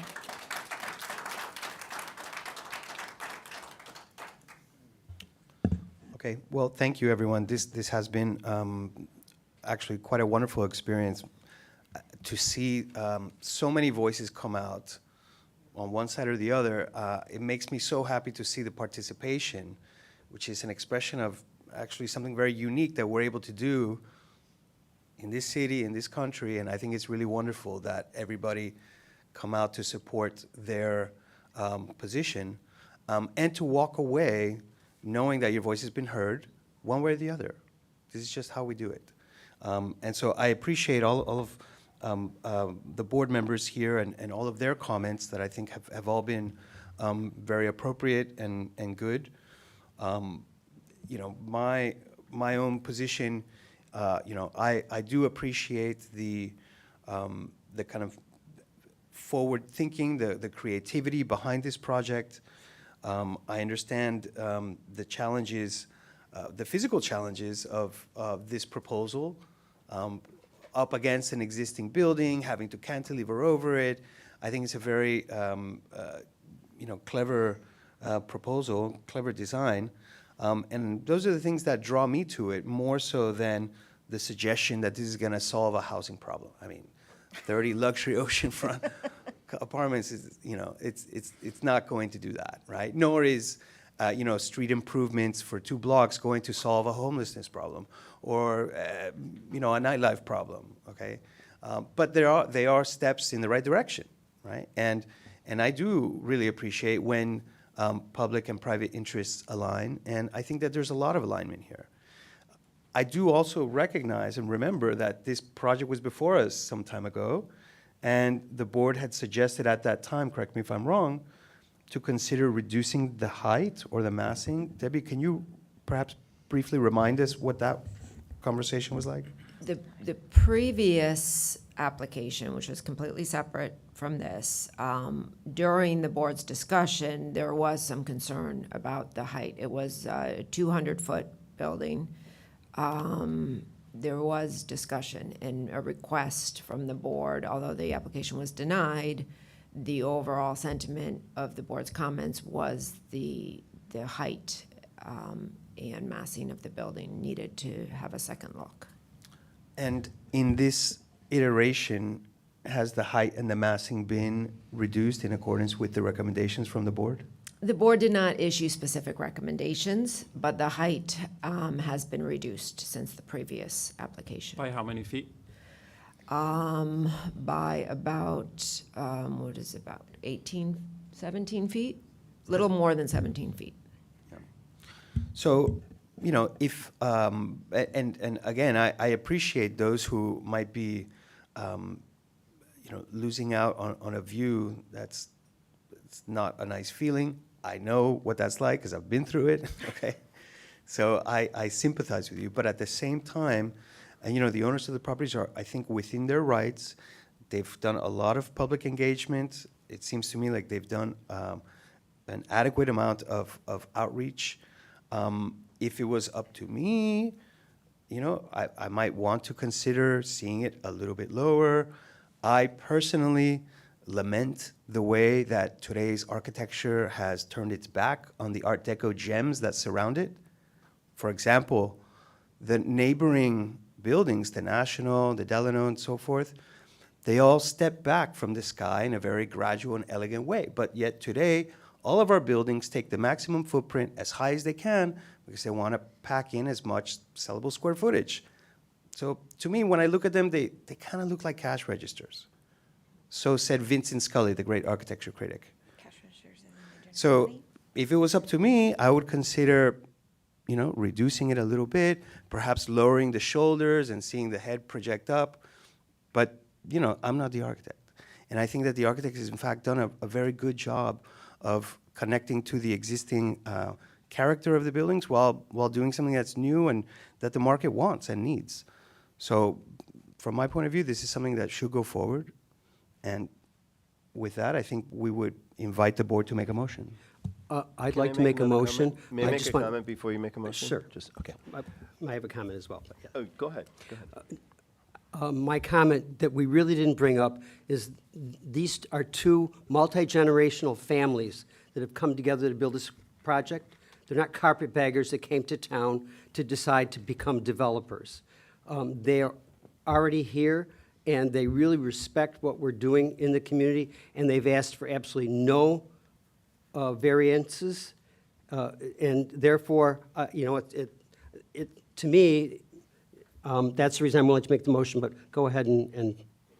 Okay, thanks. I was only going to, the comments kind of brought me to think about context, because in a sense, all we do, we can't, as a historic preservation board, view anything without context, and everything is contextual, and we have to evaluate that contextuality. And it reminded me that this project is in a very unusual context. The Decoplage actually turns its back, or it turns its side to the ocean. It doesn't look at the ocean, it looks, so the front of the Decoplage, that part of ocean, unlike the shadows, which look to the ocean, this looks up north towards the hotels and towards those historic hotels. Likewise, with this new street, as we mentioned, that context has changed as well. And I'm very supportive of projects that bring new architecture to historic buildings and help them thrive, give them incentives to preserve the architecture that they have and that they can, and builds our community in important ways. I just think that this moment, because we're talking about Lincoln Road, we're talking about the ocean, we've got the Decoplage that looks north-south, and we've got, and I was just thinking, if this building were on the other side, facing the front of another residential building, say on a street side, would that be okay if it were a new building that fronted onto another street? This is just a thought experiment to kind of help me understand how we think about context and how we think about the historic, when a group of historic buildings become a significant enough context for them to be preserved. And we think about this on the street side in almost every case, and we have guidance in terms of how to think about that.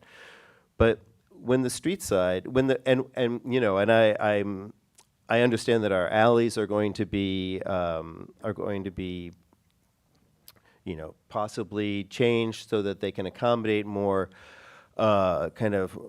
more ways to live in the city and think about. I'm still torn by the fact that this. And I appreciate that this building is in many ways really a great building by an architect I admire and all of that.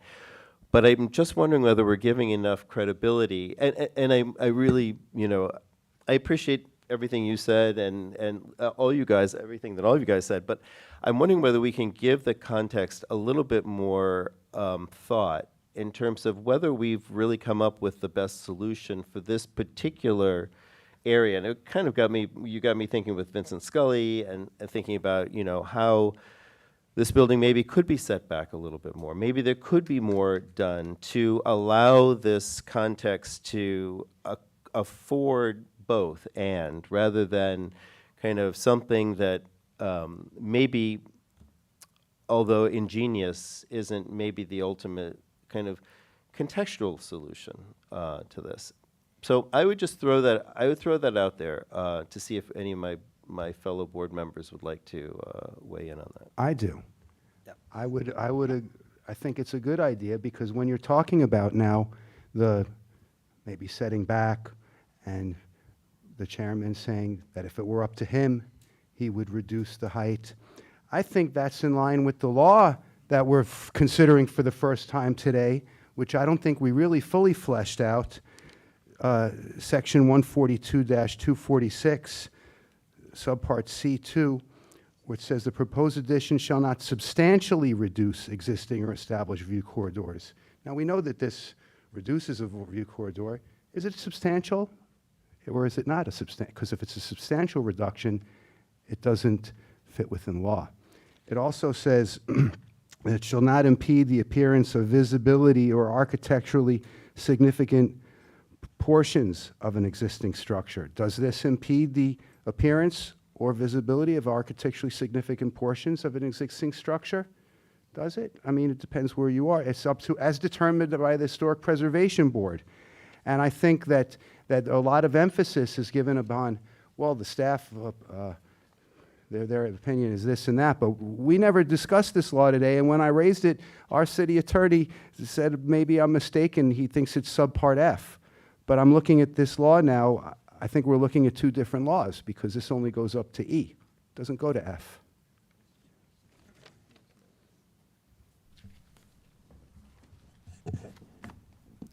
Nick, would you like to respond to that, or reaffirm where we stand with what Stuart is reading? So C of that ordinance refers to certain additions on oceanfront lots within a locally designated historic district, but not within the architectural district. F governs oceanfront lots located in the architectural district with a lot area greater than 115,000 square feet. Debbie, is there any provision in C that applies to this Let me, project? can I see? Yeah. Oh, yeah. it's- Sorry, because I have the Zoom on. 2019. No, this is 2021 versus F is not what's in the city code now. F was in that ordinance sent, but if you upload the city code. Okay. It shows So- ordinance 2021. There was an ordinance in 2021. What we're saying has an F is what I think we all received by email from MDPL, and it does show F, but I Well, just printed from the city code municipal ordinances, and it Well, shows right, that it but was. C, And it doesn't go to F, it only goes to E. The question about C is only applicable to properties outside of the architectural district. This particular. So we don't care about views in an Of architectural course we district? do, and as I it also stated says within a previously, we locally have designated evaluated historic that. district. Is this a locally designated historic district? But Mr. Reed, that Is it? particular paragraph is for properties that are outside the architectural district. I think in your review criteria, you can also consider view corridors are part of your review criteria, but under a separate section of the code. Right, Debbie? Under the board's review Correct. criteria, right? Correct. So I would like to make a motion that we continue it so that we can have changes that help to make sure that the reduction of existing or established view corridors are not substantially reduced, that it's an insubstantial reduction, and that the appearance or visibility of significant portions of existing structures are not impeded. And to address your concerns. I think they can do better. I think they can do better. Is there a second to Mr. Reed's motion? So, Mr. Chairman, can I just have a moment? Just a moment, because we have a motion on the table. Would you be prepared to continue and give them specific instruction that they could adhere to, that they could adjust towards? Well, I would like. Because I don't suspect there's going to be a whole lot of adjustment, if any. Yeah.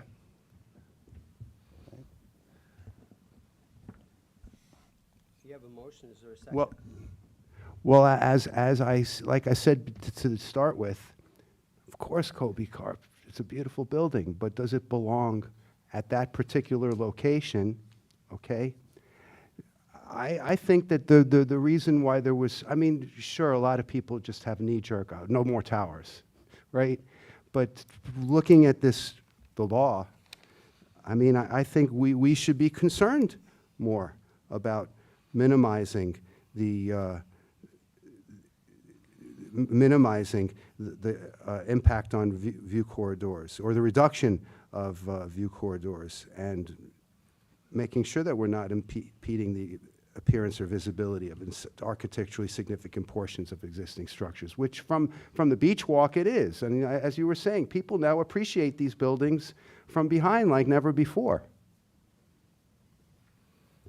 Stuart, how do you get around the fact that currently you can build 200 feet? I mean, if we're looking at changing the height, that should be done by the commission, not by us. Well, there's what are the parameters that's lawful, but then also, as a board, we're supposed to decide on compatibility. Not only that you build what the maximum law allows, but also what's compatible with your neighbors and the neighborhood. Okay, we do have a motion. Is there, is there a second for it? I don't see a second for the motion. Okay. I'd like to make a motion to approve the project as is outlined here, and subject to all the staff. I will second that. Okay, we have a motion and a second. I'm going to call the roll. Ms. Lovell? Yes. Mr. Stewart? No. Mr. Reed? No. Mr. Breslin? Yes. Mr. Ehrlich? Yes. Mr. Lopez? Yes. Okay, so that fails because we had 2 opposed. This requires a 5/7 vote. So if you would like to proceed with another motion, we would need a member on the prevailing side to make a motion to reconsider. Is that accurate? That's right. And then that would need to be voted on. Okay, I'll make a motion to reconsider. Okay, do we have a second? To reconsider what was a de facto denial of the project. May I second? Yes. Any member may second, yes. Okay, I'll second that then. Okay, all those in favor to reconsider? Yes. Any opposed? Mr. Reed, was that an? No, I'm abstaining from the reconsideration. I don't You believe know you my can. point of view. You can't abstain. You can't abstain. Huh? You cannot abstain, so you have to vote yes or no on the reconsideration. If my friend John Stewart wants to reconsider his vote, yes. Okay. Okay, So so then that the was motion unanimous. carries. Yeah. Okay, so now we could have another motion, Or more discussion. or more discussion. So, Thank Mr. you. Chairman, can I be recognized? We've had Mr. Larkin patiently waiting to say something. Would you make it very brief? Yes. So this is to Mr. Stewart. Mr. Stewart, is there any changes that we can make today to the project, such as a slight movement of our attached addition to the west that would address your concern? Yeah, I think if you were able to shift, especially the upper part to the west so that it kind of steps back, that would be, that, I respect the comments of my colleagues and am looking for this unusual context to have meaning, for the meaning of this unusual. I mean, Deborah was very, very persuasive in terms of pointing out this context, and I think that it's, and I know we live in a city that was built by developers, and one of the reasons we have such a fabulous historic city is thanks to developers. So I don't want to see this project fail, but I would like it to kind of be more attuned to its context. So if there was a way for it to be shifted a little bit so that it kind of, so it starts to step back and be more contextual, I would appreciate that. Otherwise, Yes, sir. Yeah, okay. So I understand your concern, Mr. Stewart. We're proposing, a building is composed of the podium and tower. Podium is up to 50 feet, tower is beyond that.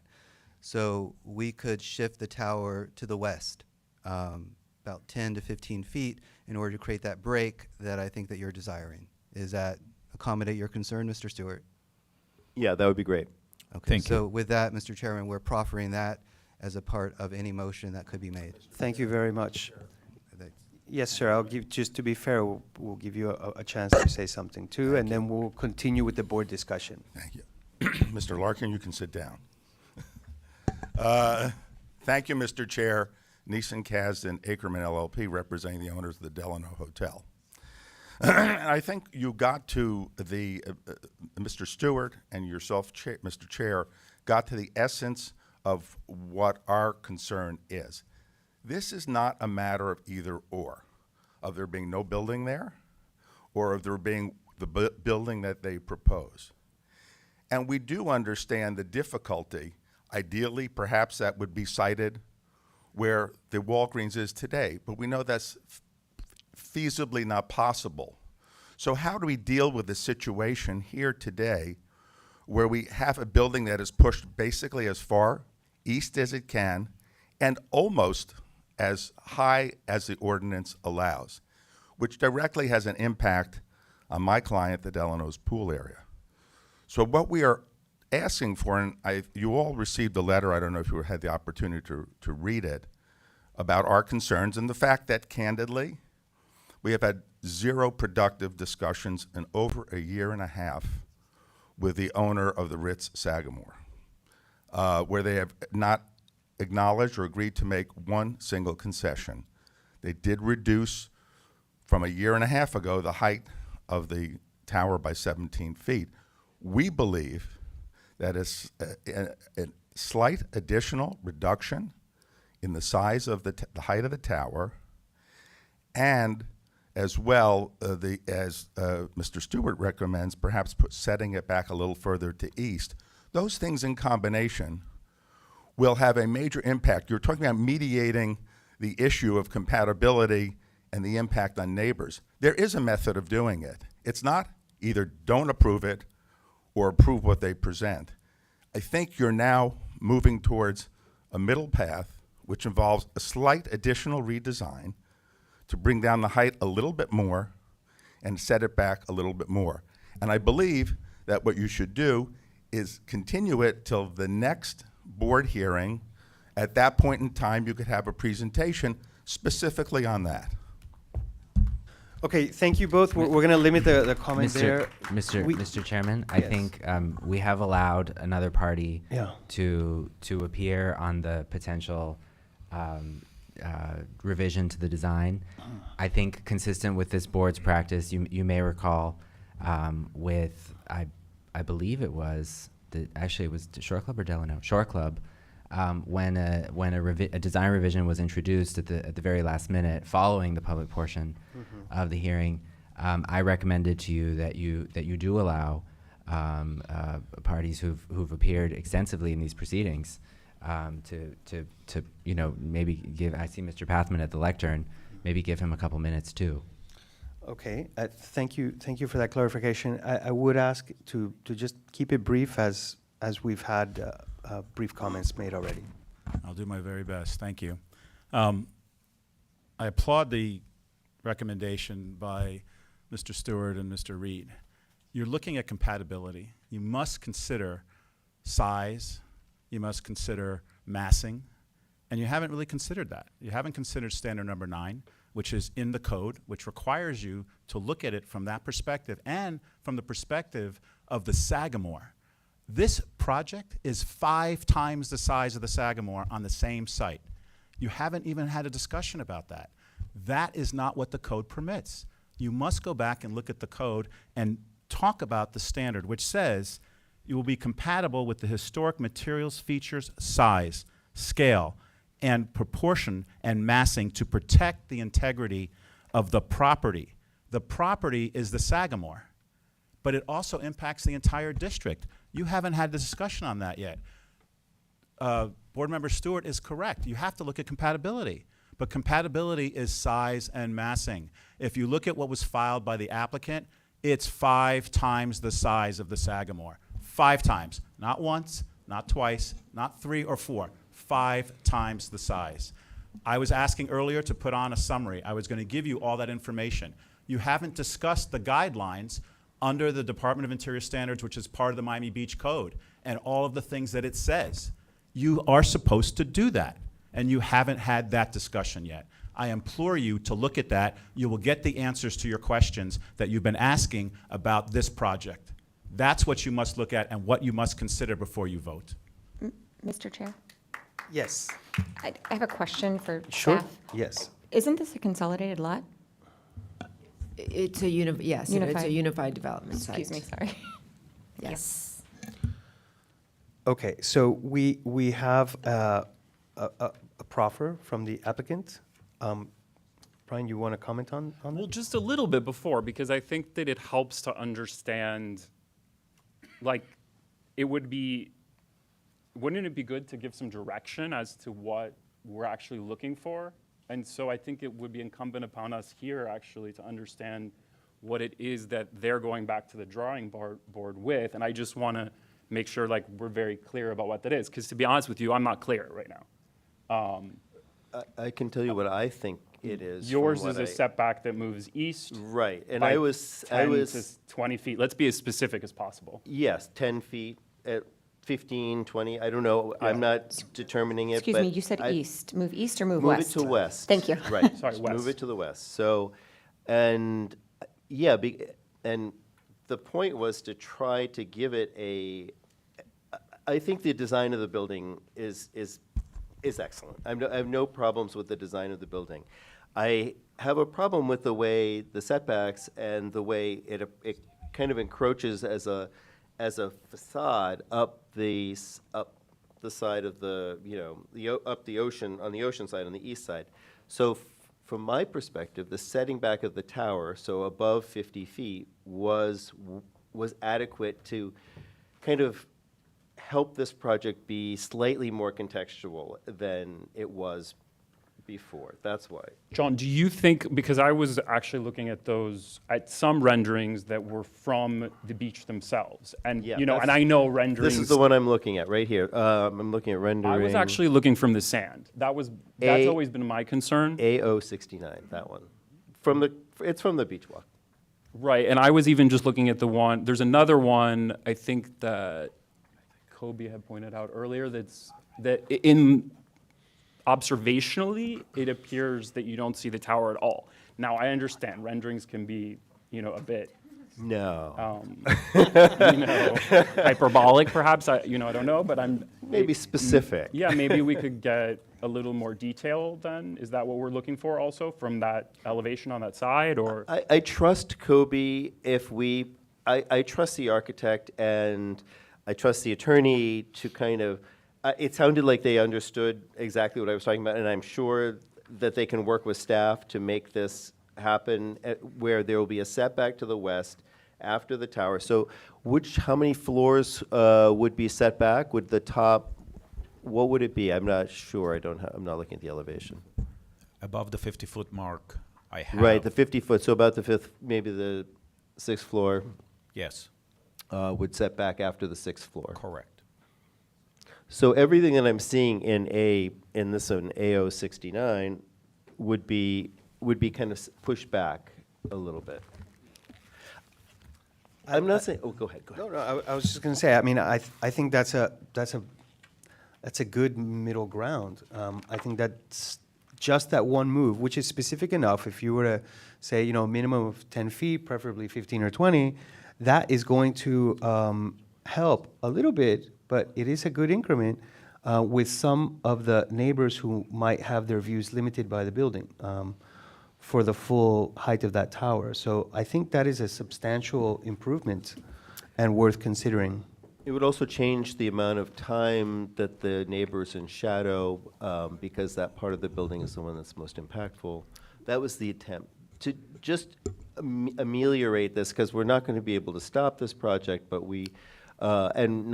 I don't think we necessarily want to, but I just think I was hoping we would think about it a little bit more about how it can be. And it seems like the applicant is willing to do this. Yes. I am. Ray has something else to add? Well, just, you know, if you look at the new building, it's narrower on the side toward the decoupage and widens as you go away from the decoupage, and I think you planned that purposely for that. Stepping it back only is going to step it back in views for a few people, not everybody. And to me, that's pointless to turn around and ask them to do that.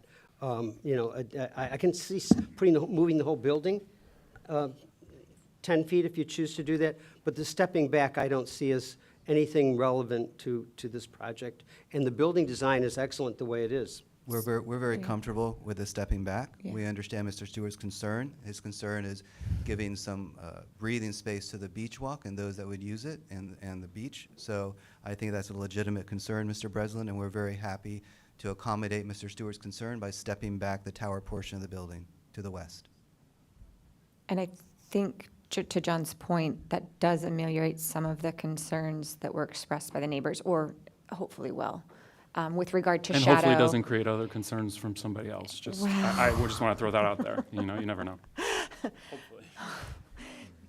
Making it smaller. You know, with regards to that, so. Okay, well, And the applicant seems to be receptive. given that proffer, would someone on the board care to make a new motion? Or should we take a straw poll first? I can make a motion. Any suggestions? Should we do a straw poll? You can do it either way. I think if, you know, you can do it either way. Okay. Would someone like to make a motion or suggest a straw poll? Either one.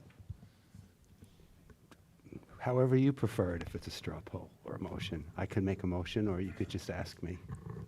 Okay, so I think if there, and I've expressed this on prior applications, that if you're going to make modifications to an application, then we ought to see the modifications. So I would move to continue it so we can see how it's changed and then say, great job, thank you very much. Okay, is there a second? There's a motion to continue. Is there a second to that motion? Second. What is our other option at this point? No, a motion doesn't need to be seconded. If But- it's not seconded, it fails. Oh, so we can go back to reconsidering the approval? No, you've already adopted a motion to reconsider. Right. So the application's before you. Mr. Reed made a motion to continue. In order for the board to vote on that motion, it requires a second. If there's no member inclined to second the motion, then the motion fails. Question? But I think his concern is that the matter's over, but really, what he's just saying is that you can approve it and With then the conditions. so that the administration and not us Right.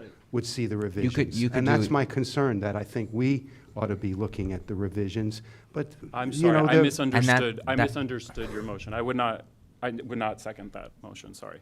Okay. Thank you for clarifying that. Would a board member like to make a different motion? Okay, so I'll move that we approve with the setback to the tower portion of no less than 15 feet. And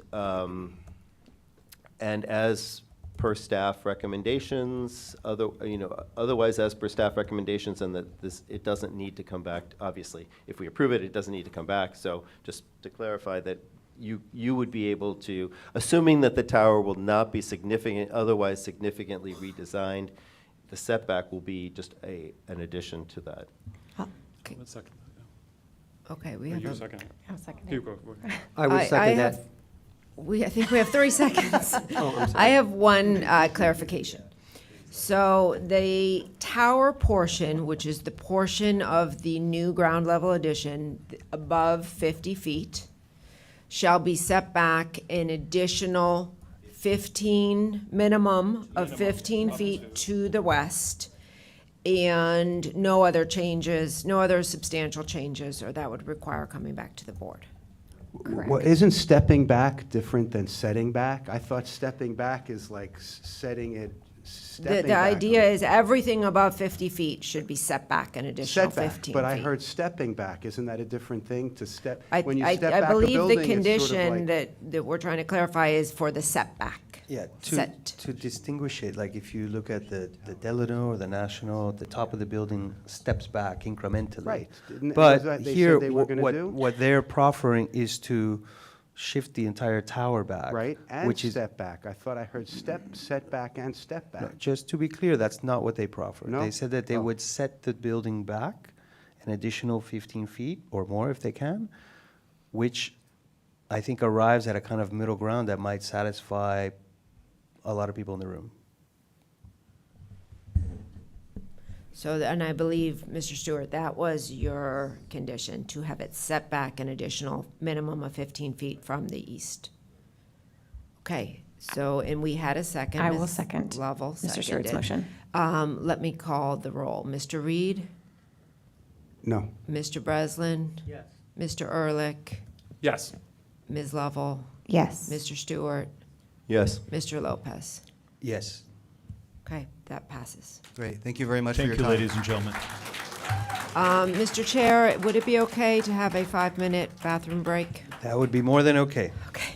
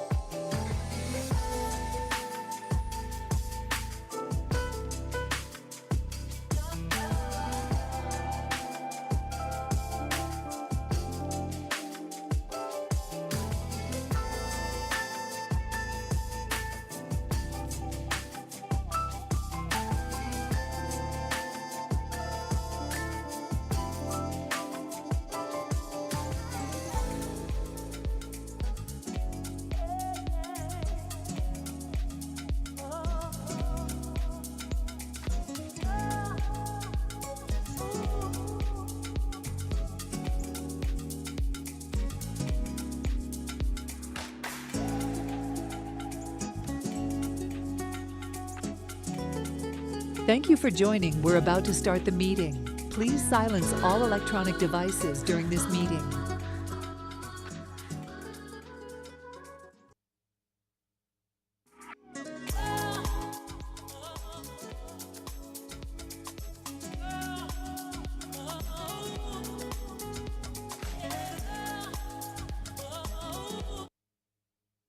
Please stand by. We're going on air in 5, 4, 3, 2. And welcome back to the October 10th Historic Preservation Board meeting. We're going to resume where we left off. Thank you, everyone, for making your way back to your seats so we can proceed. And I'll ask Ms. Tackett to introduce the next applicant. Okay, thank you, Mr. Chair. The next application, so if everyone could quiet down or exit the room, that would be very helpful. HPB 230575. This is the 100 block of the Lincoln Road right-of-way and 1 Lincoln Road. This is the public-private component or companion to the previous application that the board reviewed. This has been a collaboration with many members of the city administration. And it was, the impetus of this was Commissioner Alex Fernandez, who did refer, this goes back more than a year ago. Commissioner Fernandez did refer a discussion item to the Land Use and Sustainability Committee regarding the current conditions of this portion of Lincoln Road.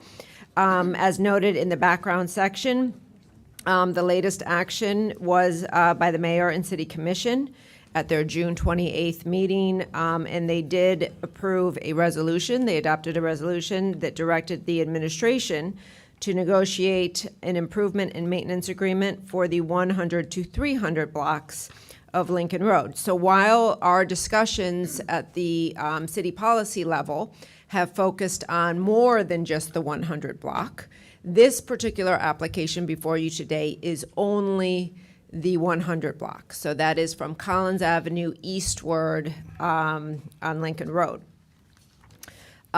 This particular site is rather complex. You can see on page 7 of your staff recommendation that we actually provided a color-coded site plan, which shows that the northern portion of what is the right-of-way is actually privately owned by the Ritz-Carlton Hotel. The white portion is the other portion of the right-of-way, which is a city-owned right-of-way. And then also highlighted on this is the property of the Decoplage condominium. This particular application focuses on the Ritz-Carlton drop-off area, which again is part of the right-of-way, although it's privately owned property, and the sidewalk areas adjacent to the Decoplage condominium and the Ritz-Carlton drop-off area. Staff is extremely supportive of this particular application. This is an extraordinarily highly traveled beach access. In fact, it may just be the most traveled beach access point in our city. So we do believe that this is going to significantly enhance the pedestrian experience. I travel by foot down here a lot. And currently, the existing situation with the Ritz-Carlton loading dock is somewhat treacherous. You see trucks backing up. The sidewalk on the Ritz-Carlton side is extremely narrow to the point where it really pushes pedestrians into the travel lanes of their drop-off area. I experience this all the time. Widening that sidewalk, enhancing the landscape in this area, and correcting or significantly improving how their loading operations function, staff believes will be a huge benefit to the vast number of pedestrians and bicyclists that travel from this portion of Lincoln Road to the beach. At the end of the Lincoln Road right-of-way, the applicant is also proposing to install a gateway element. This element has been inspired by the Morris Lapidus design folly structures of the Lincoln Road Mall. Staff believes this is a very appropriate way to honor the pedestrian mall design of Morris Lapidus, who had always envisioned this block as well, continuing his design concept. So we're very supportive. We are recommending approval. We had one comment regarding the portion that is the path between the street end and the beach, and we're asking for that to be slightly enhanced, particularly for bicyclists, to make that turn. One of the very important things is that because of the nature of this project, we have had multiple city departments review this in extreme detail. We have today with us, I believe we have the Assistant Director of our Transportation Department, who was very integral in reviewing and commenting on this. We have had this reviewed by the Police Department, the Capital Improvement Projects Office, as well as parking and fire. One of the biggest challenges of this area is to maintain emergency vehicle access, which includes, the turning radius for a ladder truck.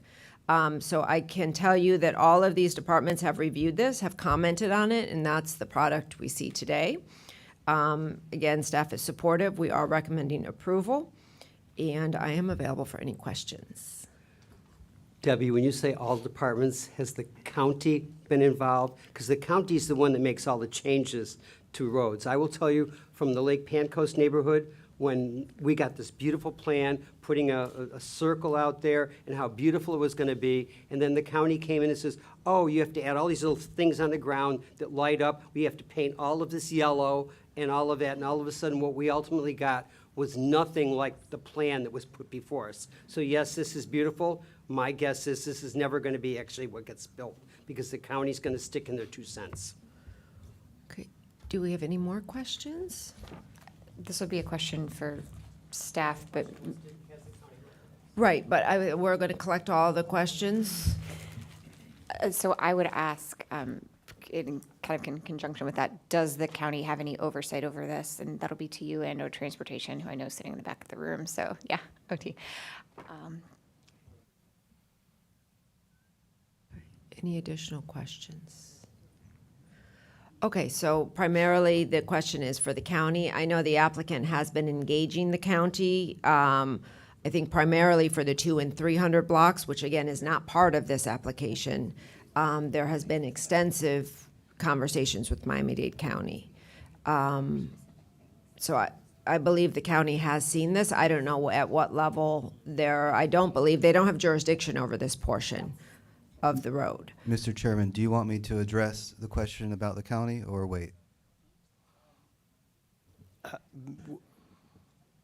I guess you would be up for your presentation next, but sure, would you have something you'd like to add to this? Yes, sir. So it is true, Mr. Breslin, the county does have jurisdiction over the closing of streets, which we are contemplating for the 200 and 300 block, with the city's acquiescence and the county. But the county doesn't have jurisdiction here. We're not closing the 100 block, so the county's authority is not implicated by the roadway improvements that we're, asking you all to approve for the 100 block. I was asking about painting yellow all around and all of that. That's all part of what they insist on happening. And I don't see any yellow here. I don't see lines painted. I don't have little stickers on the ground to show you where the turns are and all of that. That's all I was wondering, if the county is not going to be coming and making changes to this from what we're actually seeing. Mr. Chair? Yes. Sorry, Mr. Larkin. I was going to say, I know that we do have the Assistant Director of Transportation who's here, and he might be able to address it to Mr. Breslin's. Yes. Good morning. O'Neill Rodriguez, Assistant Director with the Transportation Mobility Department. As it was mentioned, the county has already seen the concepts that we're proposing as part of the 200 and 300 traffic study that has been submitted. So they're aware of what has been proposed in general with this particular 100 block. However, if need be, This would be also something that can be considered as part of the permitting process of this 100 block.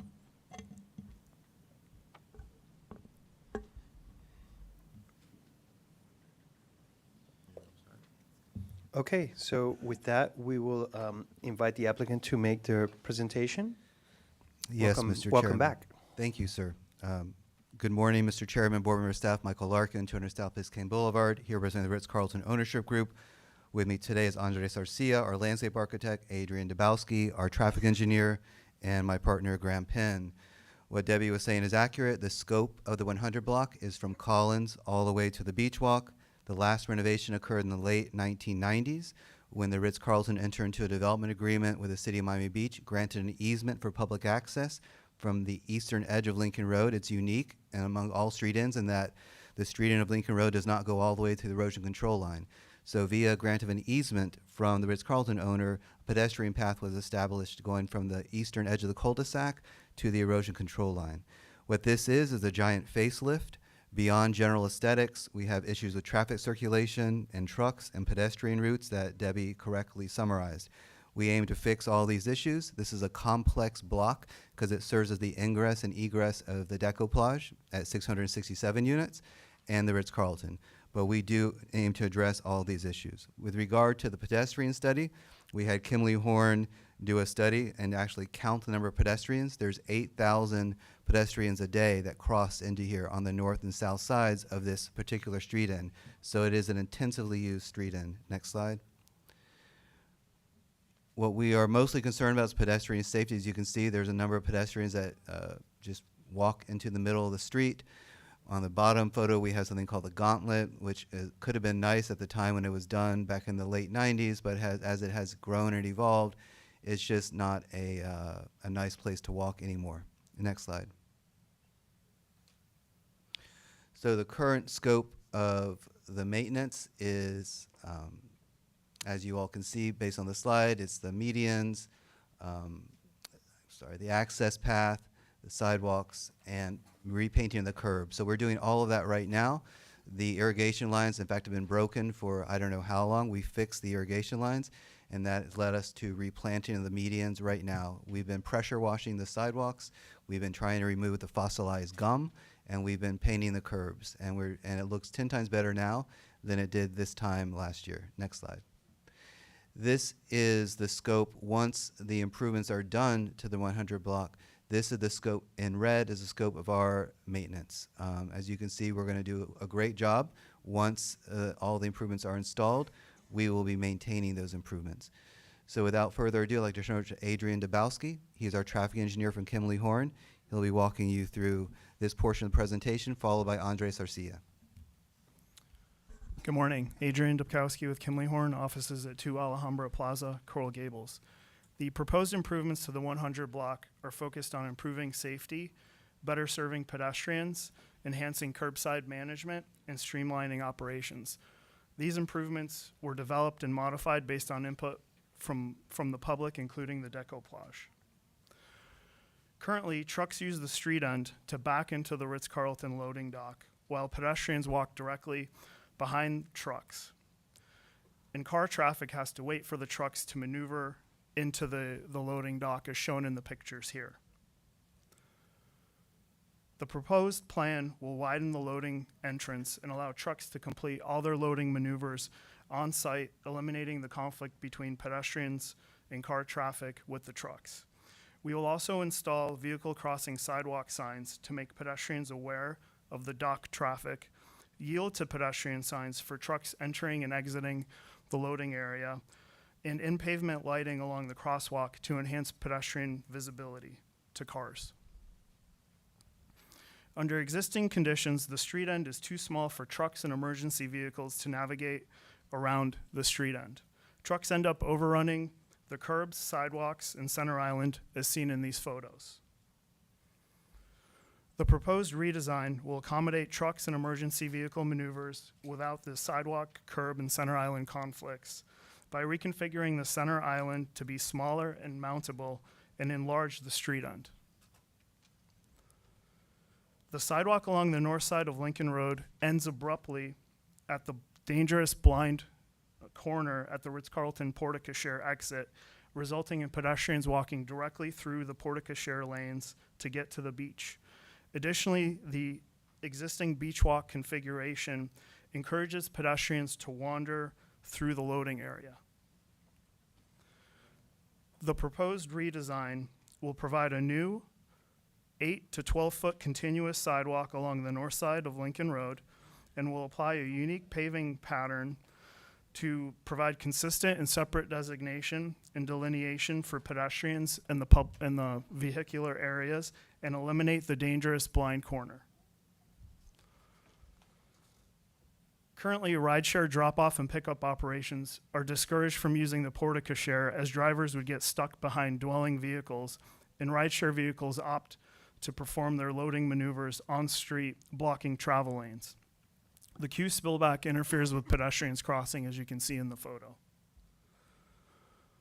The reconfigured Ritz-Carlton Porte-Cochere provides additional capacity by providing 3 lanes of stacking, including a drop-off lane for rideshare, so that they wait off-street on-site, which will greatly reduce congestion in the area. The exiting decoupage traffic currently conflicts with the parking lot traffic, trucks, and Ritz-Carlton traffic around the street end. This encourages drivers to drive the wrong way through the street end when exiting the site. You'll also notice that there's a lack of lane delineation on the existing plan, where it's wide enough to accommodate 2 lanes, but only striped as a single lane. The reconfigured street end and an entire block will designate specific lanes for traffic. So there'll be 2 lanes in and 2 lanes out, and there'll be dedicated bypass lanes as shown on this diagram for the decoupage, so that traffic will be separate from the Ritz-Carlton traffic. I also mentioned the lane delineation. So along this whole entire block, the lanes aren't delineated, but they are wide enough for 2 lanes. And it's also the sidewalk is a bit of a patchwork, and it's not intuitive, and it's not clear where the pedestrian areas are versus the vehicular areas. So what we're proposing is to clearly delineate with different types of paving treatments and pavers to separate the pedestrian and vehicular areas, as well as clearly delineate the lanes of travel in both the east and westbound directions. And what we're also doing is at the intersection clearly designating the left turn lane and then a through right turn lane in order to keep that traffic separated, as now currently the traffic will just use 1 lane. Now we'll get into the context with Andres.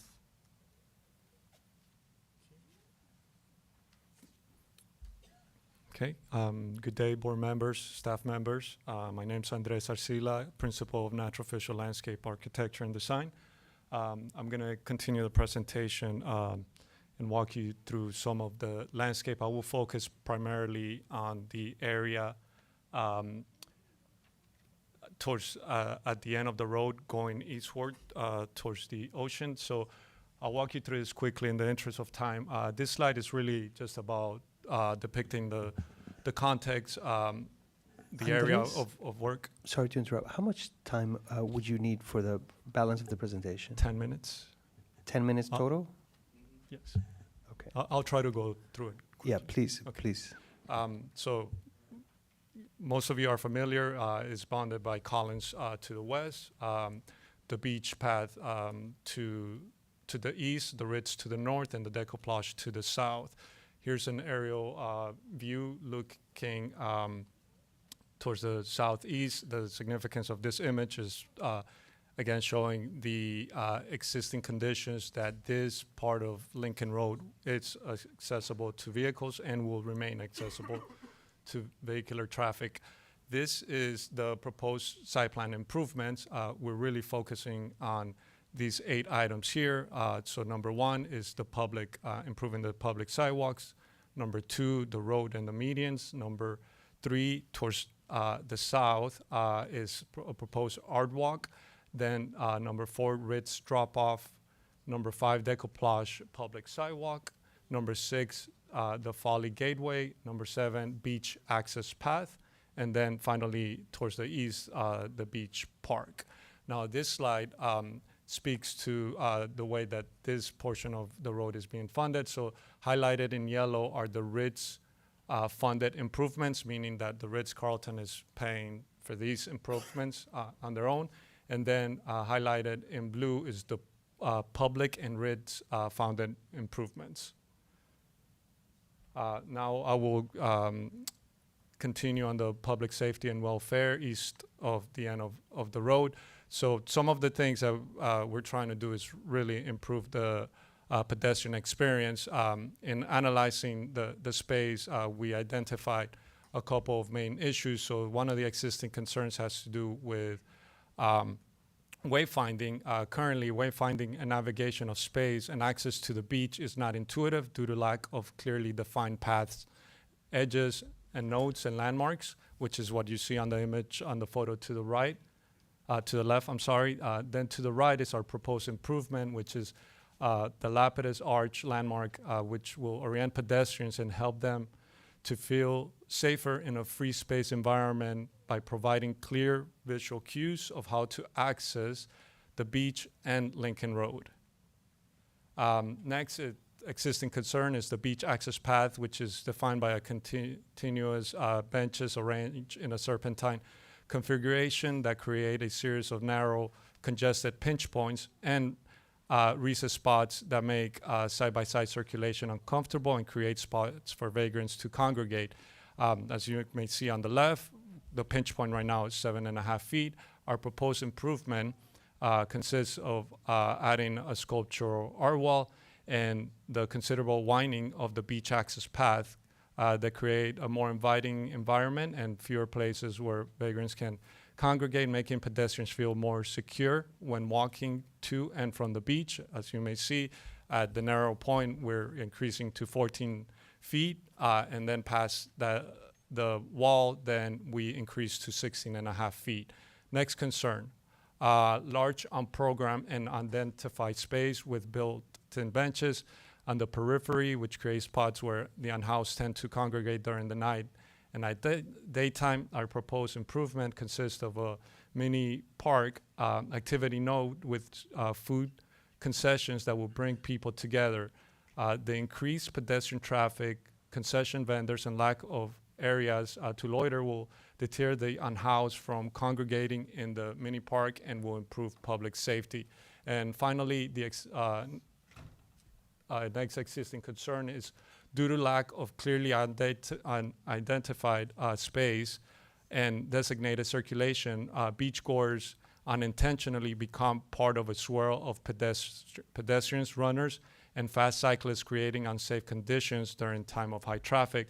Our proposed improvement consists of the mini beach park, will improve safety for pedestrians by creating clearly designated spaces and safe buffer zones that does not intermix with the beach walk and its traffic circulation. For our inspiration, we've been looking at Morris Lapidus and his work and his grand vision for Lincoln Road, which consists of really, it's an outdoor pedestrian mall with tropical landscape and a series of follies. The image to the bottom right is actually a sketch that Morris Lapidus drew exactly 23 years to the date. And this is what inspired the folly that we're proposing. Here's what we're all familiar with in terms of the built conditions, the follies, the sort of iconic stripe paving, water features. And then just to kind of zero back in on what we're really trying to do, the concept and site strategy is really, we're trying to create an elegant urban subtropical garden environment inspired by Morris Lapidus' vision of Lincoln Road with a keen emphasis on pedestrian safety and welfare while promoting connectivity between the beach walk and Lincoln Road. Moving forward, this slide speaks really to the macro scale and the neighborhood scale of what we're trying to do here. As you may see, we're depicting the Beach Walk and 100 Lincoln Road, which are both greenways, and right now we identified the 200 and 300 and 100 block as being the missing links to really connect these two together. Here's a aerial photograph depicting the connectivity between those two. And then going back to this proposed site plan, additionally, we're improving the planting, paving, we're doing the art walk, the gateway, the art, the sculptures along the beach access path and the park. Here are some renderings of depicting some of the moments that we're proposing. So starting from the left, you see the planting in the median, also the striped paving on the vehicular areas, which consist of wider black stripes and thin white stripes. Moving to the next one, which is the pedestrian paving, is the inverse of what we're doing for the vehicular, just so that it's very intuitive and clear as to what is pedestrian circulation versus vehicular circulation. Next is the art walk, so it's just really a series of moments where we're introducing sculptures along the sidewalks. The gateway, moving past the gateway, the art wall and sculptures, and then the park. This slide is in response to a comment that was made by staff in terms of the access point to the beach access path. Previously, the most narrow point was 12.5 feet, so we widened that to 19.5 feet. In terms of the planting, we're creating a subtropical naturalistic style garden with primary use of native flora, increased canopy of trees to create soft and majestic overhead layer with feature pink tababuya and petiginosa trees. In our proposed plan, 90% of the plantings are Florida natives. And finally, going through the renderings, this is an aerial view looking towards the northeast. So here you see the sort of simplicity and elegance of what we're trying to do with the paving, the black and white, and then the inverse, and the lining of the road with the canopy trees and the feature pink trees in the central median. Now, this slide brings you down to ground level, so it's really about creating scale for the pedestrians. Sort of this reference could be sort of what's happens currently on Meridian Avenue and creating that overhead canopy. The Gateway Folly, inspired by Morris Lapidus. Then this is the beach access path. So to the left, you see a biomimicry inspired wall with a planter on the top. Part of the function of this wall is to hide the loading dock, which helps at the pedestrian level and to a certain degree also the views from the decoupage. Moving past this wall, then we have 3 moments for public art sculptures. And then finally, this is the rendering and the view of the proposed beach park at the end of Lincoln Road. Thank you. Thank you. Does that conclude the presentation? Yes, Mr. Chairman, we're done with our initial presentation. I'd like to reserve time for rebuttal if necessary, and the members of our team will be available for your questions during board member discussion. Thank you. So with that, I'll ask the board if they have any questions for the applicant. Let's try to get them all out there at once, and then we'll let the applicant respond to all of them after we've gotten the questions out. So anyone with questions for the applicant? Ray. I have 3 questions. Number 1, from the time you start to the time you finish, how long would that be? Number 2, will at any point in time the beach walk be closed for people to use? And number 3, I had 3. If I think of it, I'll come back. I'm sorry.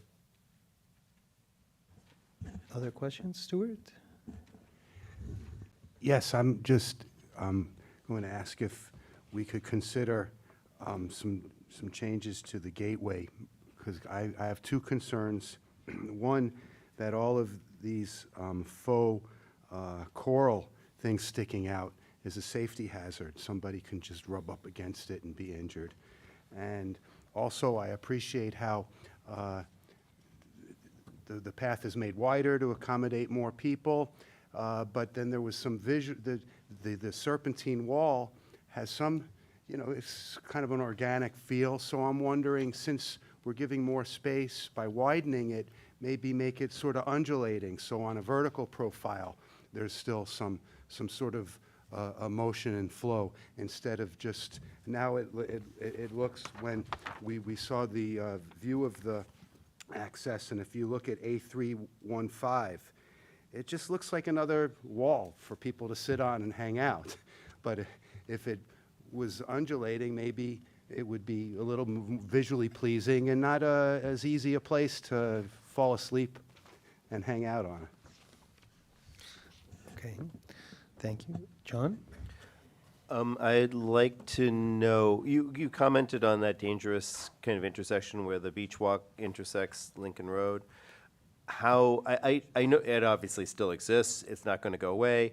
How have you, and I know you've in some ways kind of made it more distinct when you're on the path, but how do people on the beach walk know that there's somebody crossing there at the, if you're going up and down the beach walk, how can we indicate to people in going up and down the beach walk, probably quickly, that there are pedestrians crossing there? And a lot of them, according to your study. Right? Yeah, if you could address, this is an issue that I think I may have mentioned before, but with this proposal, if you could address the continuity of the design aesthetic on this block to the previous proposals. I know that's done by Mr. Jungles, but if you can kind of speak to that and what kind of coordination, collaboration, and consistency and continuity you'll have. And then the second question is just on the Lapidus Gate, the structure itself. Just like I'm quite drawn to, but the font that's in the rendering seems a bit like unsophisticated. So I was just curious if that was the font that you guys were going to choose, or if that's like the end design. So my question will be somewhat of a clarifying question from Mr. Breslin's comment. He asked if the beach walk was going to be closed, but I want to make sure that we understand beach walk, but also beach access. Will beach access be closed during renovation? I presume it will be at some point, and for how long, or to what extent? Perhaps there's some access going on, staged construction, something like that. So I'd like to know that. And I can just comment a little bit on that, Lindsay, just so you know. When I first came to Miami Beach, there was no access to the beach from Lincoln Road. So if they have to close it for a period of time while they're working on it, it's not the end of the world, since we never had it before. And I did think of my last question, who's planting the trees, the city or Ritz-Carlton? Because if the city plants trees, they'll be as big as my wrist. And if Ritz-Carlton plants them, they'll be substantial, like what you've seen from the hotels that built on Washington, and also what they did with the office complex in my neighborhood. Okay, I'll add one question, which is just to invite you to tell us a little bit more about the gateway structure, since we see a number of kind of inspirational images in the booklet. I wonder if you could describe to us why this is the most appropriate gateway structure here, and maybe say something about the materials. How is it different from other pavilions up and down Lincoln Road? I think that does it. Thank you. So, if you don't mind, Mr. Chairman, I'm going to go a little bit out of order while I go talk to my construction manager and make sure he's prepped before he talks to you. But what I'd like to do is, Eric had a good question. It's something he's mentioned in the past. Sorry, Brian. And he's talking about the continuity of the design from the 2 and 300 block and then going eastward into our block. So would you be able to address that? All right. So in regards to the continuity, so we're doing the 100 block. Raymond is intended to do the 200 and 300 block. We will be involved in both projects. We might be serving as the landscape architect of record for the 200 and 300 block. So we will be coordinating with Raymond, and I'm familiar with his work. The intent is to make it flow together. I think the biggest difference to note here, again, is one, that we have vehicular traffic. So the main thing visually that you see is the paving, right? So what Raymond has done on the 1100 block, which I worked with him on that project many years ago when I worked in his office, is we changed the width of the bands, and they vary, and that's what he's doing on the 200, 300 block. Here, because it's open to vehicular traffic, there needs to be a certain level of consistency to not confuse drivers. So we actually took what Morris Lapidus originally did, which was more consistent in that respect. But I think the continuity of the hardscape would really happen when we coordinate the crossings at the Collins juncture. And what about like the sidewalks, for example, where pedestrians are actually traveling on? So is there harmony there? So the sidewalks, what we did conceptually was the inverse of what we're doing on the road. So if you look at the plan, the wider black stripes are on the vehicular portion. And then for the pedestrians, it's the wider white stripes. And we use the darker on the vehicular portion because of maintenance. And then the wider one on the white ones on the pedestrian to do the inverse, but also to help with albedo and solar reflectivity.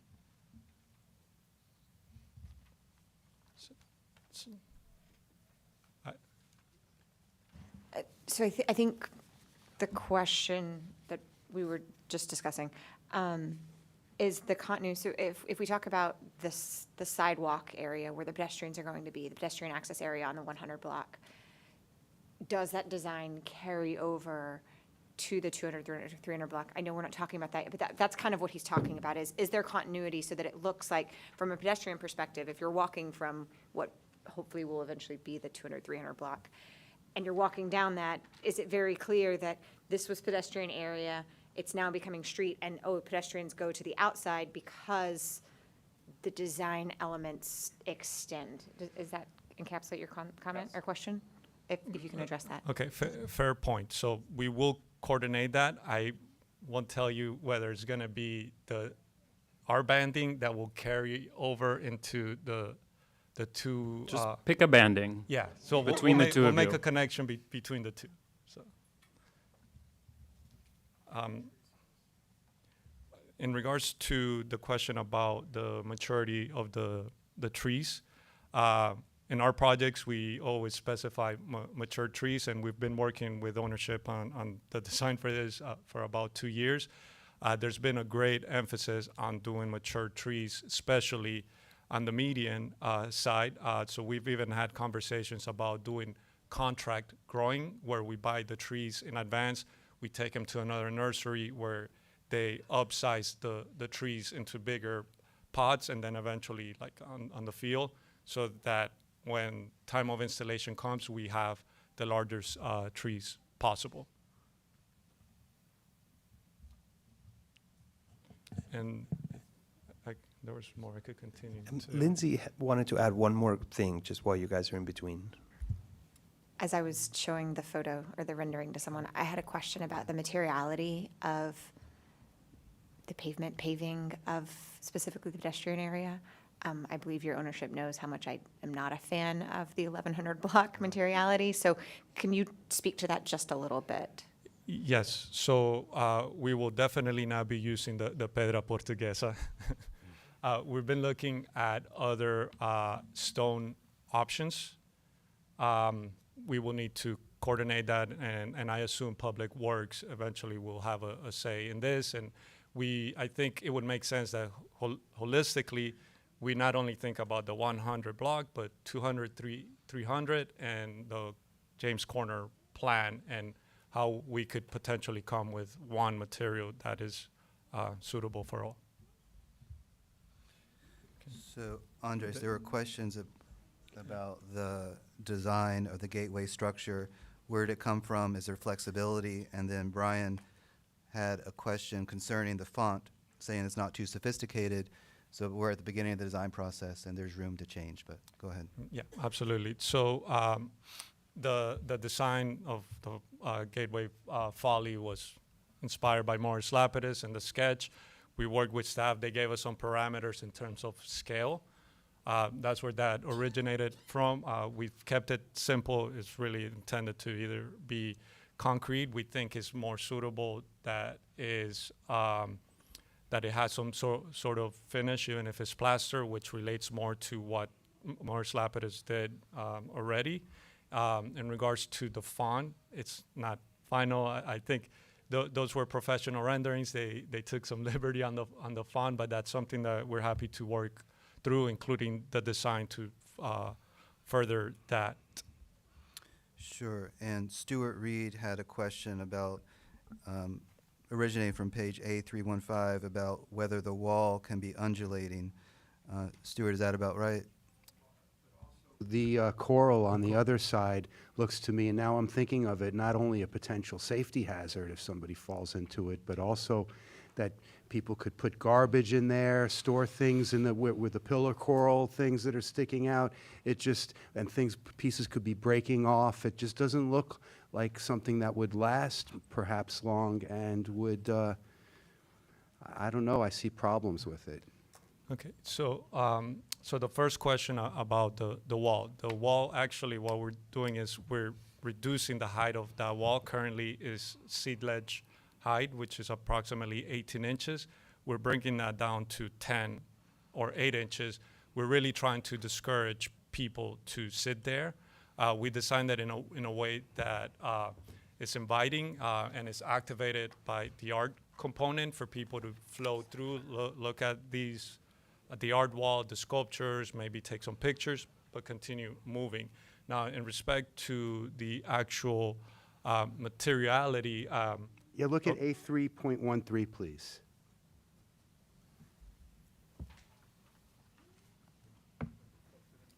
Yeah, Or if you could put it up.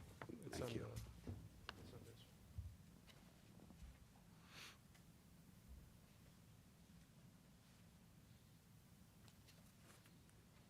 You know, people are going to be he's referring passing to- by to- there on Just rollerblades, stay here for a bicycles. second. Can we project that? I'll go back to the rendering, but one thing, because of in the interest of time, we omitted some slides. Really, we're still also developing the design for this biomimicry inspired wall. So we're looking at two possible techniques as to how to build it, which is either precast or 3D printing, as you can see on the two lower images. The intent is not to have actual coral that could be potentially dangerous. So we are continuing to design the wall in a manner that is safe. Well, look at A3142. I mean, there's just a long stretch of wall, whether or not it's genuine coral or faux coral. I'm assuming it's still something very hard and jagged. And it's extending all along this walkway where people are going to be bicycling and rollerblading. I think it's a great idea to have an art wall or even like some natural design, but I think that's a safety hazard, and it also will break apart, and people will be storing garbage and things they don't want police to find in all the nooks and crannies there. I don't think it's a good idea. And as far as the undulating wall goes, it's just a suggestion, because I think when you look at number A3.15, for example, where there used to be serpentine and now it's just a flat surface, it doesn't have the folly that you're striving for. It just looks like, I mean, it's special because everything around there is, well, I'm just saying it wasn't, you could have done something there, or can do Right. something there. So really, the interest that we're providing here is all justified to the north side of the beach access path. Again, it's the wall, and then as you move towards the east, then you have 3 moments for for sculptures. So that's how we're bringing the interest here. In terms of the undulation, again, we went away from that No, in the this direction. serpentine is, Right. horizontal But plane, undulation, vertical. In terms of the design that we're providing, everything is sort of, for the most part, in terms of the hardscape, is clean and rectilinear. We're trying to do something elegant and also including LED stripe on the right-hand side. So in the evening, it needs to be done according to Turtle Code, but it also is just going to draw your eye all the way through. So that's the intent with this portion of the beach access path. It's really more like a curb, is what you're saying. It's more like a curb, correct. So, thank you, Andres. John Stewart had a couple of questions about the safety of the beach walk, and I just want to drill down a little bit and understand precisely what section you mean, because there's Lincoln Road, which ends at the eastern edge of the cul-de-sac. Then there's a pedestrian path, which starts at the eastern edge of the cul-de-sac and goes to the beach walk.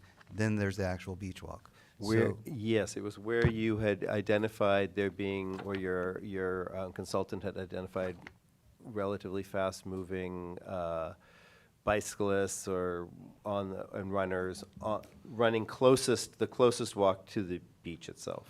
That's the one I was most concerned about, because they're really not expecting an entrance there, but it's a major entrance, and thinking, I noticed there was no change in the pavement for somebody on the beach walk, although you're changing all the pavement anyway, but there was, yeah, it was there, because you can see those curved stripe existing, and then on the right, the beach walk is very consistent in terms of, and so I was wondering if there could be a way for people to be warned as they're coming up to this very big intersection to slow down, or something like some natural, maybe there are stripes in that go through, or just somebody has to kind of think about that, because you identified it yourself as being an issue. Right, now I understand better. So when you're walking through like the western part of the oval of the beach walk, before you get to the actual most intensively used part of the beach walk, where there are bicyclists and people going at a faster rate of speed, maybe we could have like a different paving pattern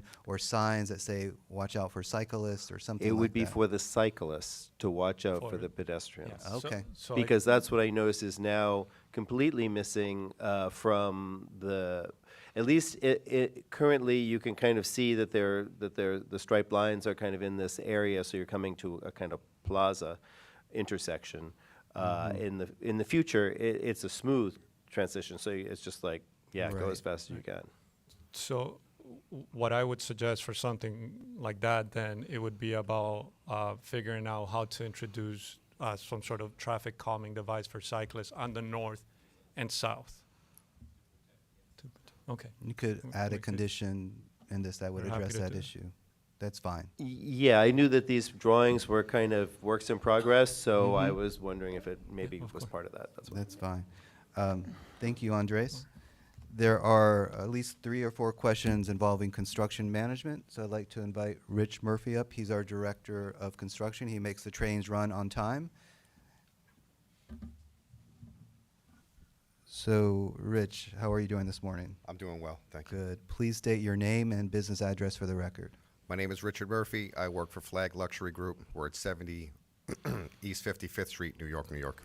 Thank you. So Mr. Breslin had 2 questions, and Lindsay had a related question. The first question is timing of construction. How long do you think it will take from beginning to end? Currently, we're concepting about a year's worth of time. A lot of that is going to revolve around the city's desire to upgrade the infrastructure in that area. That's an unknown at the moment, but that's what we have earmarked right now is about a year of a project schedule. Okay.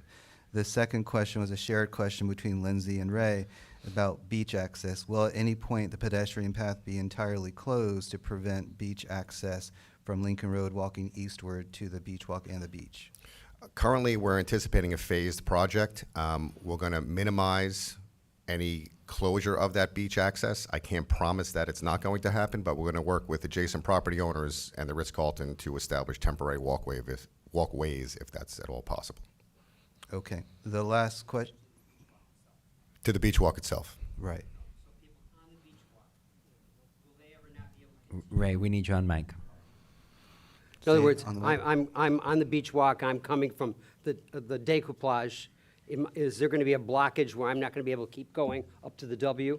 We would have temporary walkways in place when we do that particular work. Okay. But again, I can't promise that it will never be closed, but that's the anticipation right now, is utilization of temporary walkways. But our scope of work will never extend through the entirety of the beach walk. Our scope of work is restricted to the western portion adjacent to the I pedestrian realize that. path. I just wanted to make sure you just weren't going to close it up Right. to make it easier for yourselves. I would be upset about that. Where'd I go on my electric bike? Not on the beach walk. Who said that? Who said that? The last question I don't think was adequately addressed that Stuart Reed mentioned about the faux coral being a safety hazard. Can you go into that method of production and kind of address his concern? Well, if that's not further addressed with Andres as the design progresses, we will work with the manufacturer of that wall to make sure it's not having any jagged edges and, very smooth surfaces that won't cause any kind of injury to people who walk past it. But then it's going to have a totally different appearance than it does now. So what is it going to be? Because if it's going to be these staghorn corals and pillar corals, and it's going to be sharp and jagged in places that will break off. And it's not just the safety, it's also maintenance and, yeah. there's a lot of problems Understood. with it. I mean, again, I'm going to revert back to Andres and the final design product. But once that product is established, we will work with the manufacturers to reduce any kind of hazard to the public. Okay. All right. Thank you, Rich. Appreciate you. your time. That's it, Mr. Chairman. I'd like to reserve time for rebuttal if necessary. Thank you very much. I have one more Oh. question. if I can Okay, say it. you want to get it out? The other end of Lincoln Road, 1111, it was beautiful when it was first installed. It's not maintained, it's not kept, it's dirty. And I have friends that are physically challenged, and they said the pavement is not at all what they would consider ADA. They can't walk with a walker or a wheelchair without, bouncing like this. And I'm just wondering, this looks very much the same, but I was told it was going to be smoother, but I want to hear that on record, that it's going to be smoother and ADA compliant. Agreed. It will not be what was installed at 1111 Lincoln Road, which is the Pedra Portuguesa.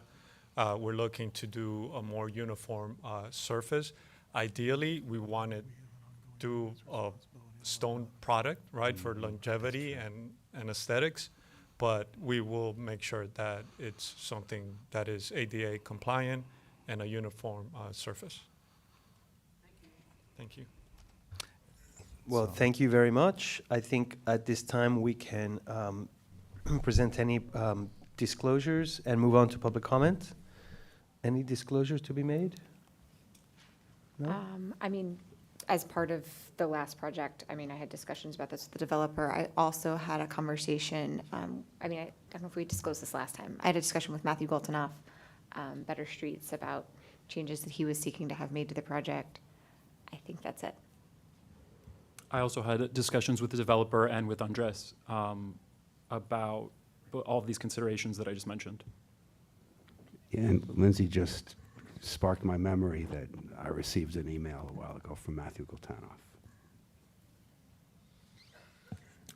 Okay, yeah, and I did have a conversation with Andres several months ago. So, okay. Okay, any On to the members of the public wishing to comment, please come forward or raise your hand if you are on Zoom.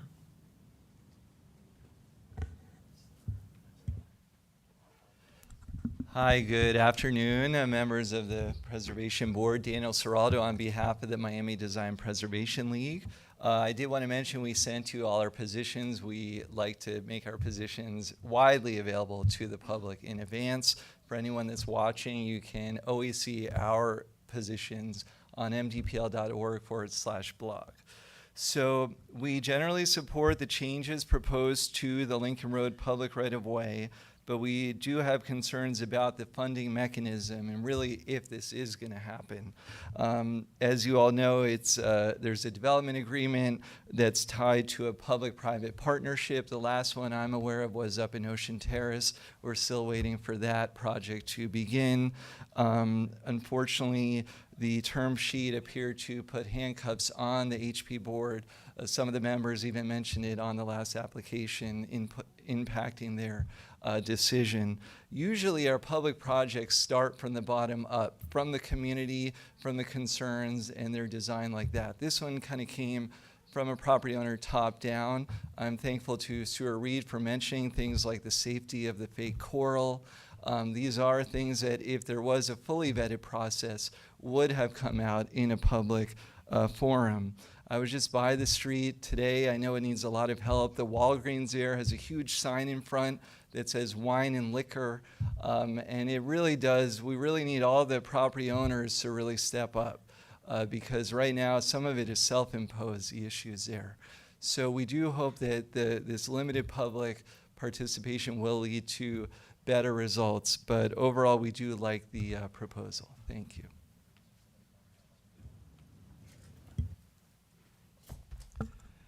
Good afternoon, I think.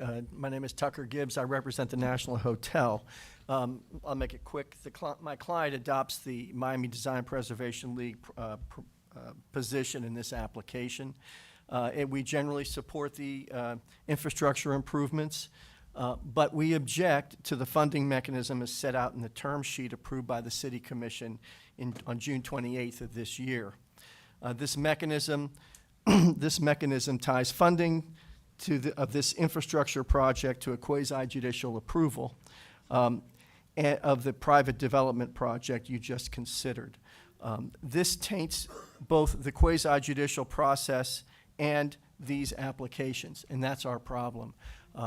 Otherwise, we endorse what the Miami Design Preservation League just told you. Thank you so much. Mr. Chair, we do have someone on Zoom. Do you want to, Judy Goodwin? Hi, Judy. Do you swear that the testimony you'll give in this proceeding is the truth, the whole truth, nothing but the truth? I do. Thank you. You have 3 minutes. I'm a Decoupage resident, and many of my neighbors feel that the idea of having concessions is going to be a problem. From what I understand, there's going to be food and coffee. That is going to create trash, and as we know already, the homeless love to go through the trash. So I wonder if there are any concerns from any of you about this. Thank you.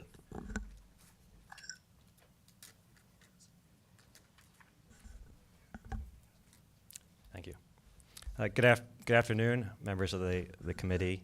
My name is Matthew Goltanoff, and I do have a brief presentation that I have shared with you all last month as part of an email, if that could be brought up, please. Thank you.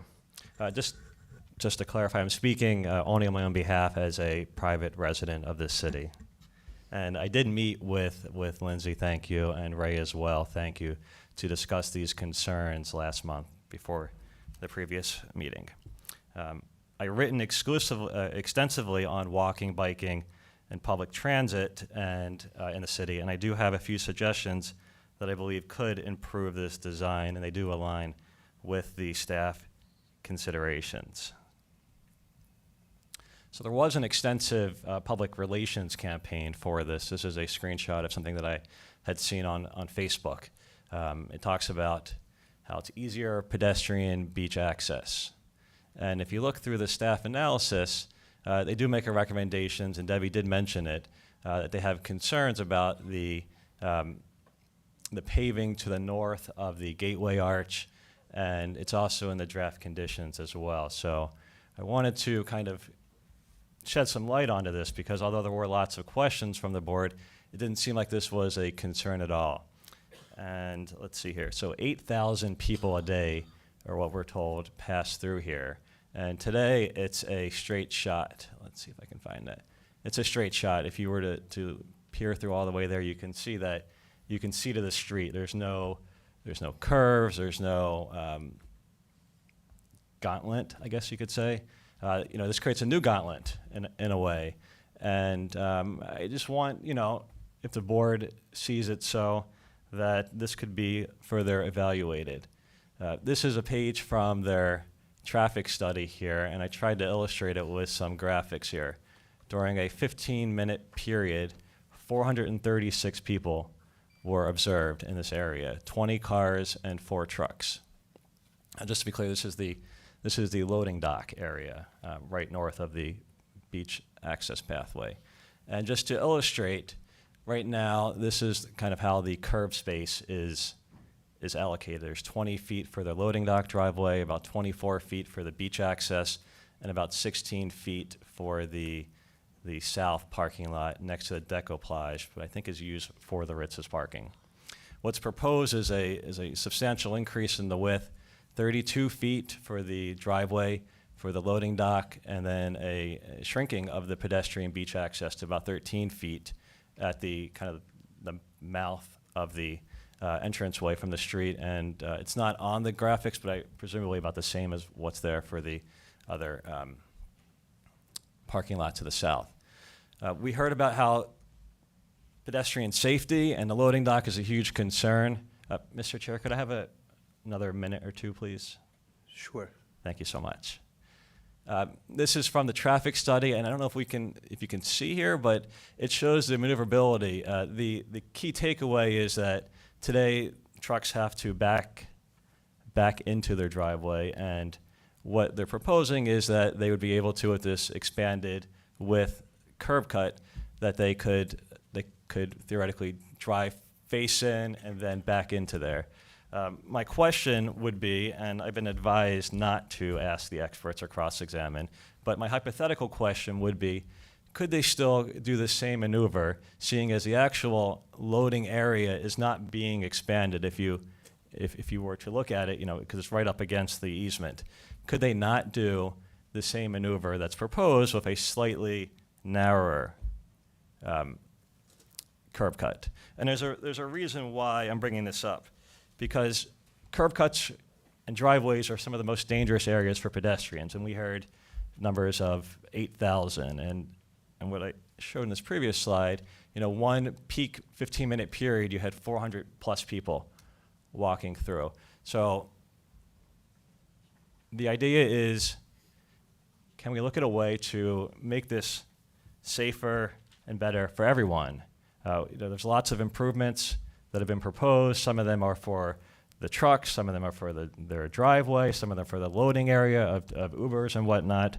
But we're not really hearing too much about it says here 4,000, but apparently it's 8,000 people a day that are walking through here. And the suggestions are decreasing the width of the proposed expanded driveway and also trying to address this new gauntlet that's being introduced by mixing people who are on bicycle, on skateboard, on rollerblades, and pedestrians, the thousands of people a day. I don't think, again, staff kind of raised concerns. This has some potential to making things worse that's there. So I try to do my best here. And it's not as exciting, perhaps, as the tower previously, but there are some definite public concerns here. So thank you. Thank you. Thank you. Anyone else from the public? On Zoom, we have Lázaro Mirabal. Hi, Lázaro. Do you swear that the testimony you'll give in this proceeding is the truth, the whole truth, and nothing but the truth? I swear. Thank you. You have 3 minutes. My name is Lázaro Mirabal. I represent ownership for 300 Lincoln Road, and I just want to say we're in favor of the project, although there has not been any studies done about criminal and homelessness. We feel that it's a broken windows theory. If the area is beautified, we'll have people taking care of the area and treating it differently, and that should help out with the homeless and the criminal activity that's going on, especially on our 300 Lincoln Road block. Thank you. Okay, thank you, Mr. Chair. I see no other members of the public wishing to comment.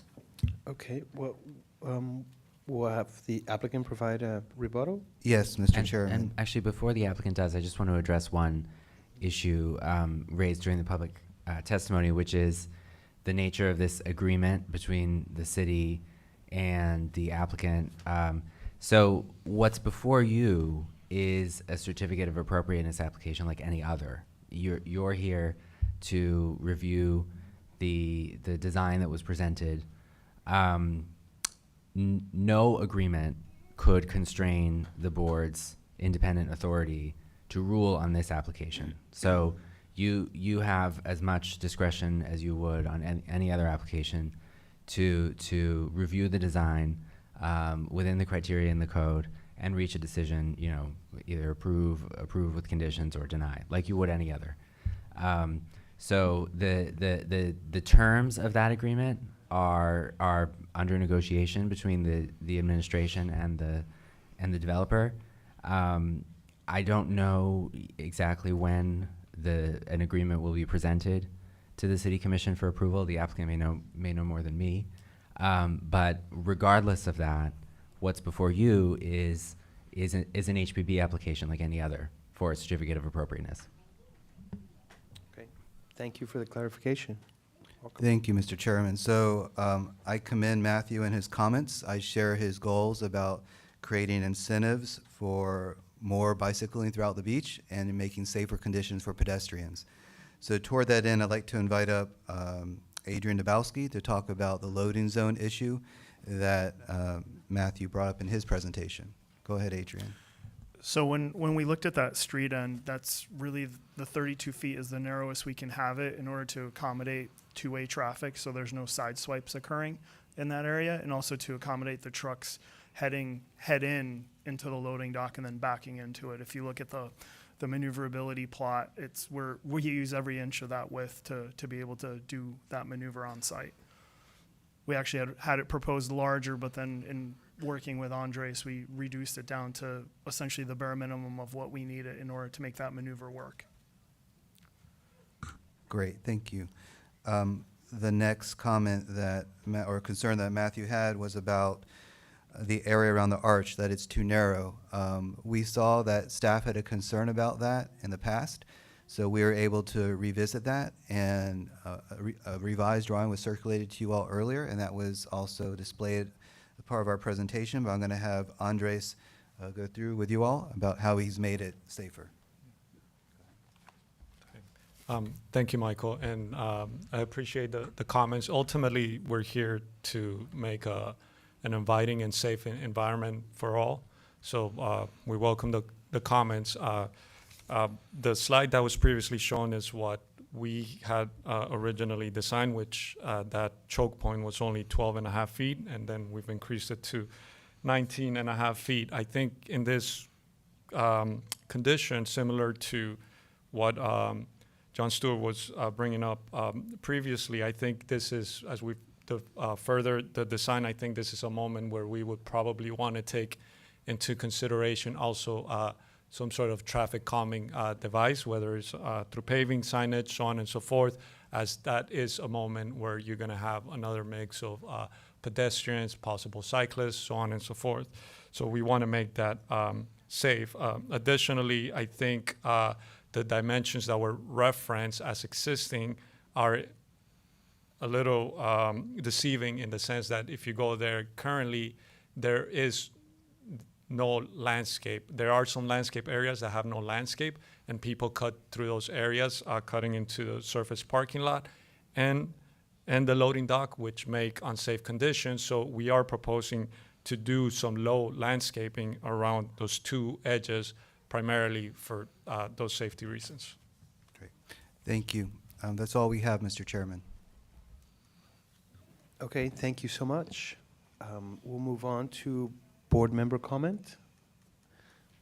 Anybody like to jump in? Stuart? Just to add to the comments about safety, I didn't see the particular plants that they were choosing, but because of the proximity to bicyclists and pedestrians, that there should be nothing with like sharp thorns, like wild lime, for example, is a native plant, but if you look at it, you bleed. It's like barbed wire. I think I'd like to point out we're getting a head nod, a vigorous head nod from the audience, from the landscape architect. So he's on board with that. I was a little confused about the street and the sidewalk, if it's just a demarcation of color, or if there's actually a curb there. Because if it's just a demarcation of color, people are going to cross back and forth over that all the time. When they step off of a curb, they say, oh, I'm in the street, you know, and vice versa.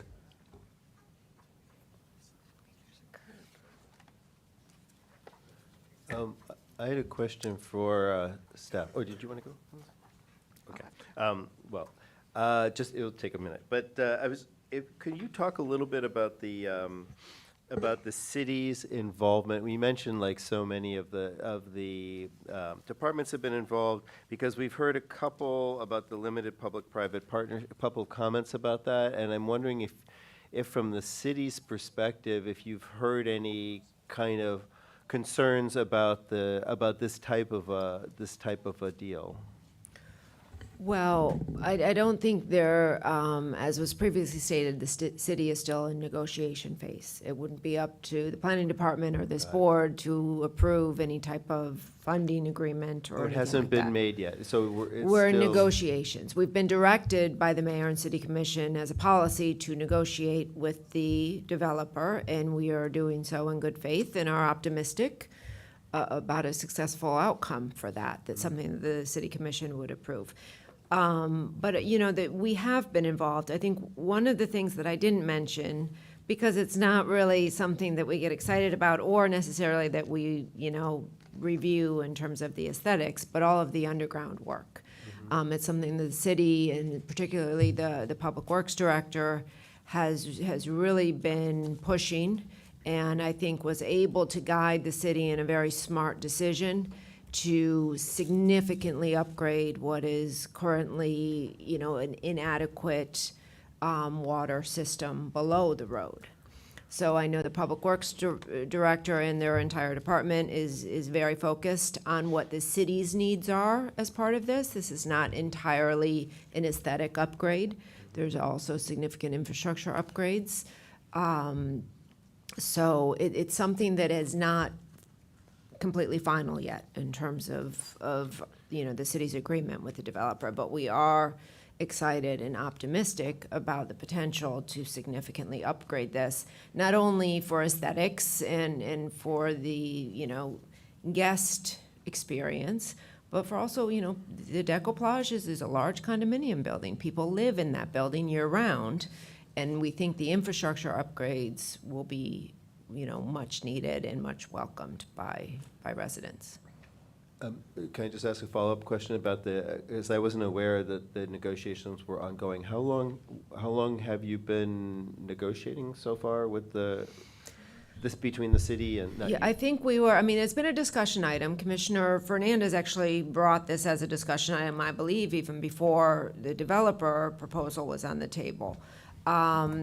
So it was at the June 28th meeting of this year that the administration was directed to actually begin formal negotiations. And with the summer, you know, it's only been a few months. Yeah, so it's going, do you think you're nearing a closure, or what still needs to be, do you know what items still need to be negotiated? That's being handled by the city attorney and the city manager's office. Nick, do you have any timing updates on that? I don't. I'm not specifically involved in that. I don't know if the applicant has an update. I know that the city commission, I think in June was the as Debbie pointed out, in June the city commission authorized the administration to negotiate the terms of the maintenance agreement with the developer. This is not a development agreement, as I think one of the speakers referred to this as a development agreement. Yeah. And this is not a development agreement. The agreement would provide for the funding of these improvements and the construction and maintenance of these improvements, but the agreement would not relate to the private project. Right. So just worst case scenario, say the negotiations don't end in a positive result and they break down. Will this project? What happens to what we're looking at from your perspective? Just assuming that, you know, worst case scenario. I'm not assuming it's going to happen at all. I'm just wondering, maybe will any of this happen if that's the case? Well, are you saying if there is no, if the negotiations are not successful and there is no? Not successful, yeah. Right. I mean, I guess this is public right of way, so in theory, the city could assume responsibility for the total cost. As a possibility. And right. Got it. Okay. Thank you. Okay, so I have several, probably a little bit disjointed comments, just of things that have been discussed and that came up. So one thing we talked about, I can't remember who brought it up, about the interaction between bicyclists on the beach walk and those who are coming through this beach access. I don't know if that was John or Ray or somebody down at that end brought it up. And I think the applicant mentioned that their purview extends only like through the west end of the beach walk, if you will, and then there's a portion that belongs to the city.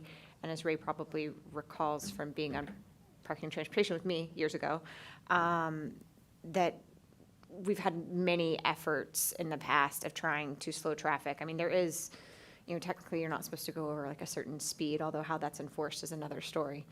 And you are not supposed to have electric bicycles on the beach walk, Mr. Larkin. But I mean, I think that some sort of condition to coordinate with the city to delineate the fact that there's an entrance, that bicyclists or just pedestrians or runners or whatever are approaching that entrance to the extent that we can would be helpful. But I think that's going to require a lot more work on the city side than on the applicant side. I That's guess is my something that point. needs to be looked at every street. Well, that's fair. Second thing, and I know Nick addressed this, but because it came up, it's my second note, is that the funding mechanism is not before us. We are looking at this as certificate of appropriateness. Now, contextually, not in the architectural sense, but contextually, obviously, it does play into it. But I mean, I think we kind of have to look at this as what is presented to us and whether or not it fits the criteria that, we have to look at. So I want to address one of the public comments on Zoom that the members or a resident in Decoplage, perhaps other residents, aren't thrilled with the idea of concessions at that terminus of the beach access, if you will, as you approach the beach walk. Strangely enough, last night, I had an impromptu dinner with my neighbor and met a woman who told me she had been accosted walking down that. So I'm of the opinion, to an extent, that activation of spaces discourages unwanted or unwelcome behavior. Again, it's not a panacea. It's not it's not going to solve every problem. And quite frankly, I've definitely walked up and down the beach walk and said, man, it'd be really nice to buy a cup of coffee or get a water, and you can't until you get all the way down to Ocean Drive, essentially, or you leave the beach walk. So that's kind of my thought process on there. And then I really want to say that I applaud the efforts, both with the city and the applicant, to upgrade the below-ground infrastructure at the same time the project is being done, so that we are not, one, destroying what's existing to upgrade below-ground infrastructure, and then, and causing the tumult associated with that, only to then come back and do the improvements above ground, or vice versa, what we often do in this city, which is we make something really pretty, and then we tear it up to, revise the below ground. So I really applaud, and I hope that, and I say this not only to the applicant, but really to the city, that we stick with that we focus on improving that infrastructure at the same time, so that we're not spending money twice, so that we're not disturbing our residents twice, so we're not disturbing our visitors to this, special city that we live in twice. And then, what else? Lindsay, could you just define what concessions are, just so that we really know? Because Lindsay brought it up, and it was never really discussed other than the word concession. I think the caller said coffee and snacks or something. I don't know. So coffee, to me, that's what I took. And then maybe just even I just had a bit of a concern on affordability of what you guys would be selling there, just to make sure. Like sometimes you get into situations where you buy a bottle of water and it's like $12 or $15 or something. So I was just curious if maybe there's some sort of thought about Miami Beach residents or that kind of a thing with those, with things that you would be selling on that public land. The concessions is all still under negotiations. So I don't believe the applicant will be able to tell you what they will be authorized by the city to have in terms of concessions. Again, that component of the proposal is still under negotiations with the city commission. So that would require a separate permit? Correct. Okay. And would arguably not be before us. It is not before Right. you today. Just It is because it was brought actually, up. and I will just point out one thing. The historic district actually stops at the erosion control line. So where the concessions is, where the beach walk is proposed, that connection is actually not in the jurisdiction of this board, just because it's not in a historic district. But I think your comments are all very well taken by city staff, as well as by the applicant. And, you know, we do still have work to do in terms of negotiations with the applicant. And then I just, sorry, and this isn't on my notes, but I wanted to comment. Interestingly enough, as little time as I've spent in this area, not even including the meeting that I had with the applicant about the other project, I've been to the hotel or that area 3 times in the last 6 to 8 months for various different reasons, people visiting, whatnot. And I happen to go, I've been via both Uber, so rideshare, and I've also been a couple times via rideshare, and then I drove. And I've not walked it, not recently at least. But I did, funnily enough, run into the issue, the interplay between the pedestrians, the traffic. I didn't see any bicycles while I was there, but certainly the delivery trucks and whatnot, trying to maneuver that space. And oftentimes they can't maneuver the space, so they just park on the side and then they block traffic. And it's, you know, it's just a compounding issue. So to that extent, and the fact that this is going to address a lot of the other things that you run into there, I'm generally in support of this. So I appreciate that, and that concludes my comments, finally. Great. I guess that leaves me. I appreciate the the effort to widen the path and with this, you know, added drawing here. But I thought that actually Matthew brought up a great point, which is the curb cut, which is huge, 32-foot curb cut. You know, it's really not appropriate for a place with so many pedestrians to have such a big curb cut. Even the width of the alleys in Miami Beach are not that wide. You know, it's hard to justify, I think, anything wider than an alley. And you're talking about 32 feet, where our alleys are 20 or 25. And if you did reduce that, you know, and take not just the loading and unloading of the trucks into consideration, because I understand that's important, it's hugely important, but it's not happening in isolation. I mean, this is, you know, first and foremost, I think, a pedestrian place, that you have a very large property and you've conglomerated and multiple buildings together, and now they have this need. That's kind of a private issue, not a public issue. I think that the public issue is to maintain a safe environment for walking, and I think it's an excellent point. As urban designers, you know, we always look to minimize curb cuts to a single vehicle, you know, 10 feet. This, you know, say 20. You're talking about 30. I'm not done. Okay? If you did that, if you were able to reduce it to, say, 24 feet, then I think your gateway can shift to the north and align with the beach access walkway. Instead of having that kink in it, which limits your view and creates a potential for undesirable situations there, the natural thing is to want to be able to see straight through it.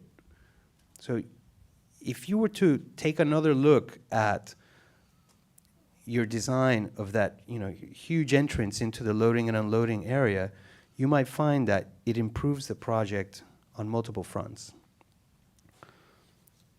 Furthermore, I'd say that the canopy, or rather the gateway itself, I understand that it's inspired by a sketch. It's not a great sketch, by the way. And probably not everything that Mr. Lapidus did was so great, right? I know that might be sacrilegious in this room to say, but being objective. But you know, in your package, you also referenced other architectural follies that I think were interesting and probably contributed to the conception of the design. I would encourage you to think about this, architecturally, and not just as a kind of gesture that checks a number of boxes. The building that we just saw presented a little while ago used glass fiber reinforced concrete, which is great because it's not going to spall, it's not going to deteriorate, it's not going to corrode like this conventionally reinforced concrete that we use up and down Miami Beach. And it's great to see, in a private building, but this might be an interesting opportunity to give the public a kind of up-close sense of what that's like.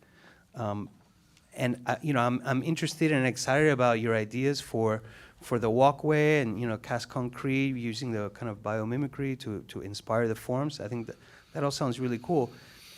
But the gateway should be the kind of great architectural gesture, or it's an opportunity to be a great architectural gesture for the people, for the public. And for the termination of Lincoln Road, I mean, you could sum it up with that one architectural piece. So, I think when Mr. Jungles was here last, I suggested the value of having an architect on the team. And it's, nothing to take away from the value of landscape architecture, but I think that there's a kind of architectural resolution that would enrich this. Maybe if it were, stone or if you saw joints, it had another layer of refinement to it. And then, there was the comment about the font, which I understand is in process. But, the way that it's designed now, you're going to see that font, from the front and from the back. And, is that so great? I don't know. And then the one last thought is, having been, like I'm sure all of us at some point have been caught in the rain, and to have this gateway here not offer any bit of canopy seems like a missed opportunity. So I wonder if you're avoiding providing any kind of canopy for a particular reason, if this thing does in fact shift a little bit to the north, you're going to end up with some more space to the south that maybe helps enrich this a little bit. And I would, as a pedestrian, love to have a little canopy just in case. Rick, I'd just like to disagree with you on one point that maybe we could discuss, and that's the Mario Andretti straight raceway going that Matthew suggests. I agree. Having a slight curve is traffic calming. And if you go down the beach walk, it's that way all the way along. There's nothing straight, there's not a straight runaway. And by widening that to 19 feet, I think accomplishes what needs to be done. And there's plenty enough room, but it forces somebody to slow down, particularly on a bike, to slow down to make that turn. And I think you're making a terrible mistake to try and say, let's just make it a straight runaway. Those are just my comments. I'm You just have saying. yours, I've got mine. Well, yeah, but I'm just saying, if you're telling we them to go back. straighten it, I mean, I think that's something that we need to discuss here, whether what we're in agreement on. The point I was trying to make, first of all, was that the curb cut at 32 feet is much too wide. Yeah, I'm not, And if that gets reduced, as I think it really should, it opens up the opportunity to, but be more flexible with that design, because I think that right now it's a sum of circumstances that arrived at that design rather than being kind of led by an idea. And I completely agree with you. I had actually drawn that on this. I had my mic open to make that point, because it's possible for the art wall to continue right straight across there. And I thought Matthew, but I'm not sure the way the plan is drawn right now with that wall. There's like a thin wall coming across. It says yield to pedestrian, and then vehicle crossing sidewalk. I don't know if that's a curb or whether it's a, it's just, it kind of comes out to the curb, Probably but ramps down. it's not clear. Maybe it's a curb cut. Maybe it's a curb. But anyway, yeah, I completely agree with actually all of your points. I was going to jump in. No, you're great. No, that was awesome. I have some further comments. So it's right here, I swear. I just didn't bring it up because we hadn't talked about it. When we talk about vehicle traffic, which bicycles are, we talk about interplay between pedestrians, choke points that slow traffic, this, that, and the other. And one of the things that was already brought up was, from a different angle, talking about, the speed with which bicycles or runners might be traveling down the beach walk and interplay with the pedestrians who don't realize they're about to come into through traffic, essentially. But the same thing applies, and I agree, that's why I put it in here, talking about the fact that jog creates a little bit of a choke point, which forces someone on a faster moving mode of transportation to slow down and pay attention to their surroundings and potentially the people that are moving slower than them. So I understand from a view perspective and from an architecture, I can understand or appreciate from an architecture perspective why you want the straight shot, but from a transition perspective and having those people coming off of, bicyclists coming off of a street and onto this, well, they're not supposed to be there, but we know Michael Larkin takes his electric bike down the street, so we got to watch out for him. But Lindsay, the What I opposite admit can to. also be the case with the curve. In other words, if somebody who is not seeing, a bicyclist who's only marginally slowing down will not see somebody coming around the corner. And so the visibility, it kind of plays both ways. And I think like the more visibility you can provide everybody, the better off you are. Because I still don't see actually in the curviness of the beach walk as I walk on it today, I don't see it slowing that many people down. It is making some people surprised that it's happening. And this happens a lot up at 63rd Street and, up in that area. But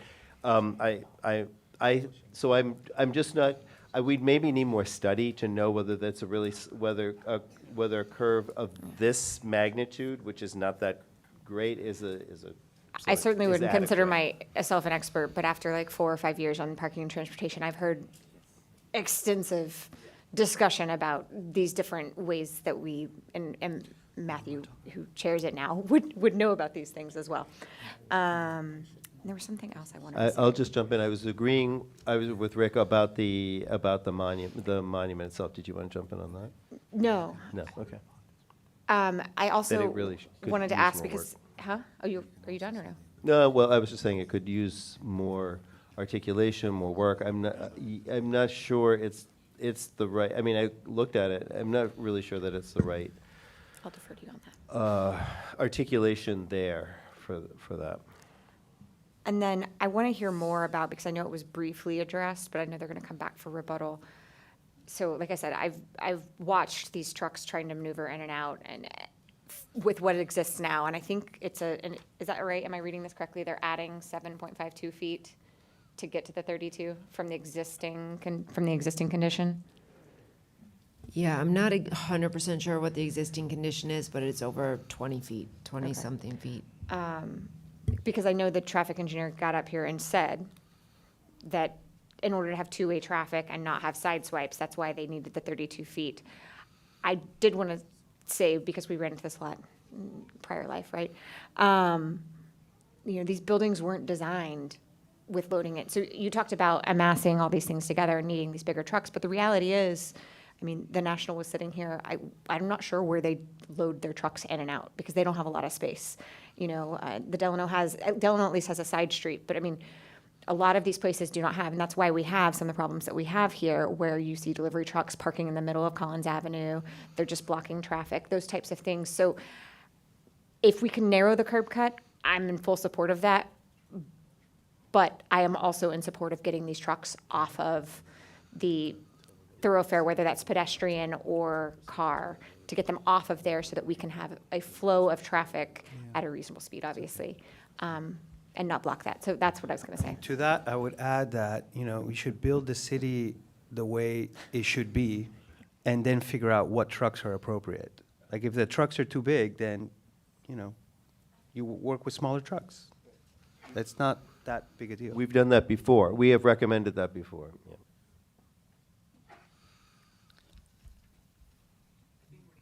I think we're done. Okay. Didn't want to interrupt board member discussion. So, Can I make a request that before we do rebuttal and everything, can we take a bathroom break? Everyone? Do you mean like right now? Well, soon we've had our comments, and then we're about to move into rebuttal. So, Rebuttal's and then we're done. gonna maybe vote. So, Yeah. Would it be okay if we finish the item and then we'll take a break, like a full lunch break?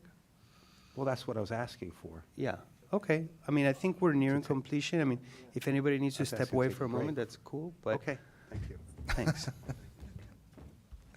Yes, Mr. Chairman. Andres wanted to address the ideas you all had about the gateway, and I think they're appropriate, and Andres can address them in terms of location and letting you know, giving you comfort that it's the beginning of the design process. And so, but go ahead, Andres.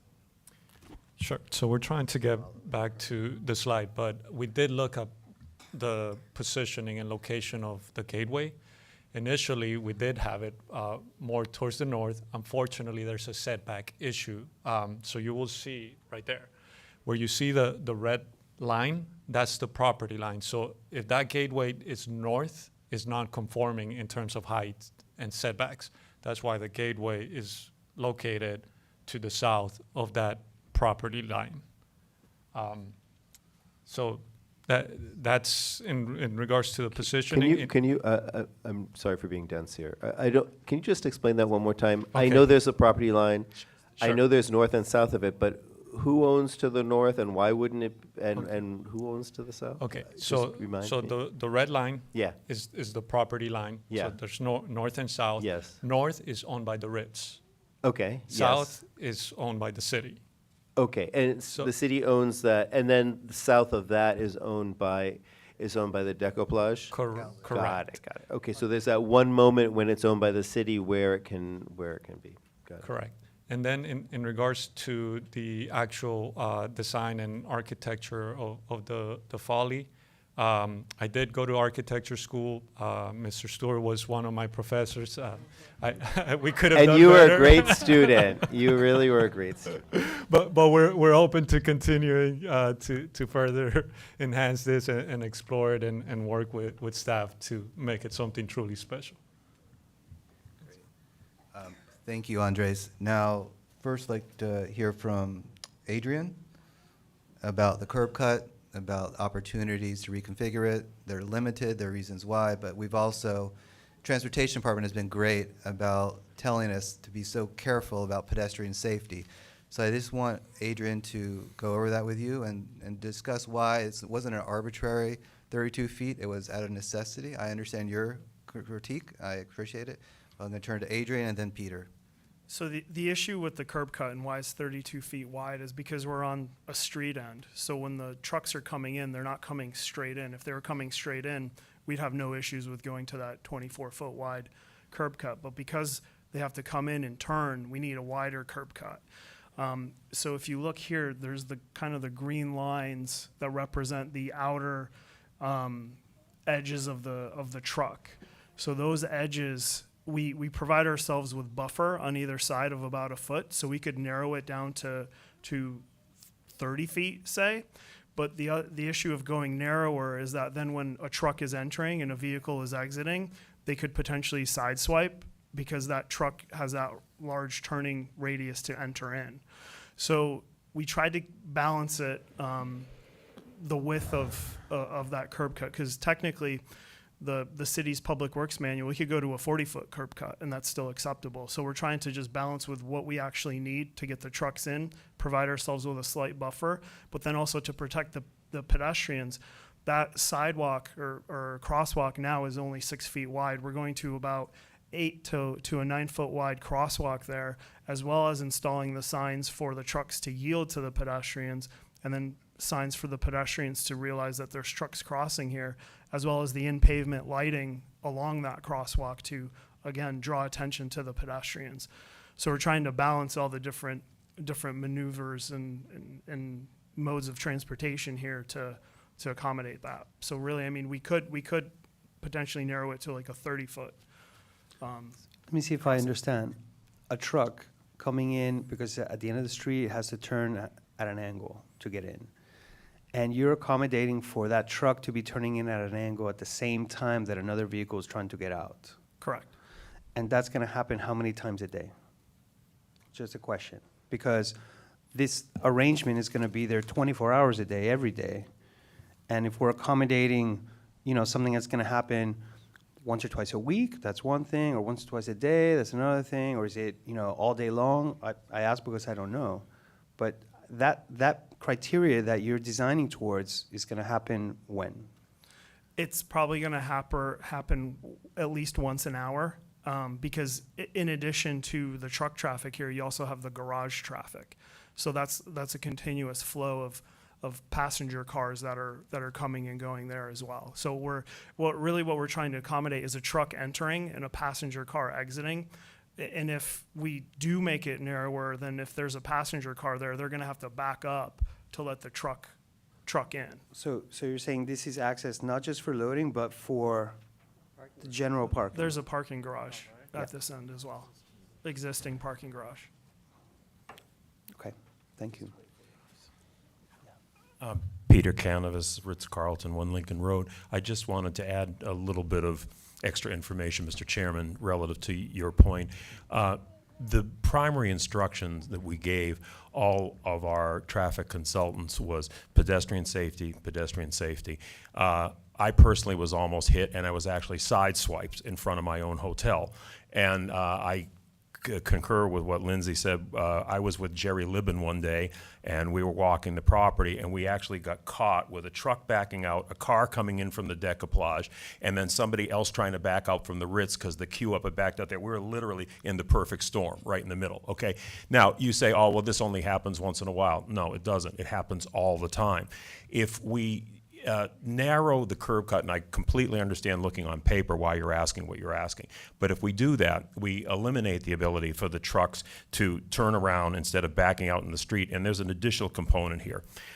We had long discussions with our neighbors at the decoupage about the whole traffic situation. Now, even the folks who were here in T-shirts before, the one point they would probably agree with me on is that we can't stand those trucks backing out with the beep, beep, beep.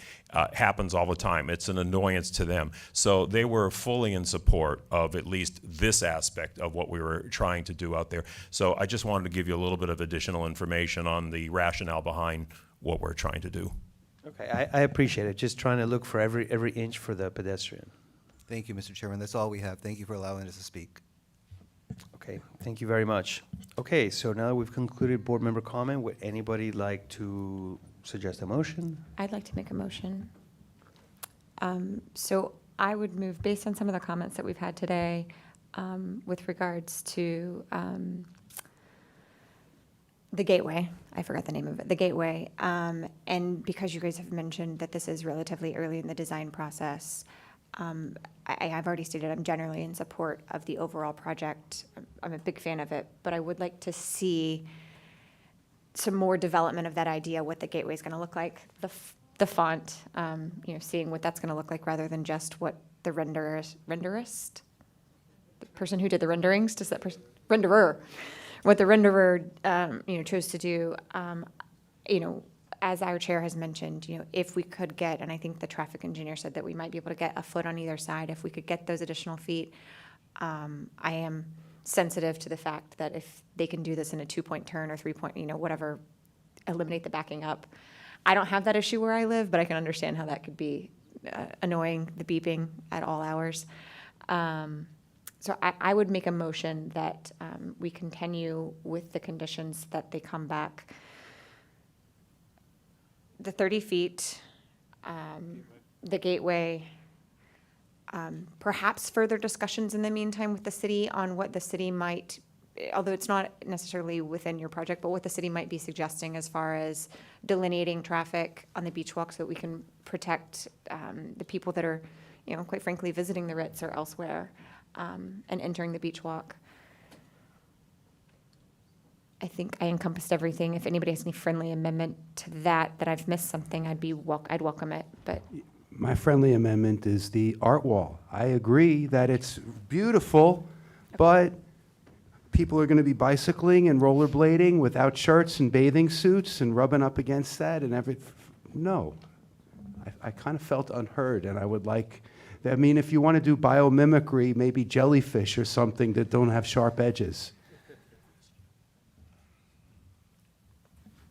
It's in the order. The draft order does require that they come back to staff to this, and we can mark that in.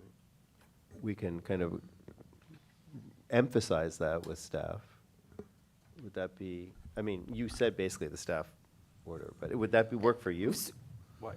If it's in the draft order that they come back with details about that wall, and can it be? No, that's the motion, that they come back to us, not just Oh, staff, okay, not for that's staff in the review, motion, but for it's staff, HPD okay, review. got it. Yeah, so my motion would be for them to come back with some more detail on the things that we've brought up today to us, correct? So that would be the art wall that Stuart just mentioned,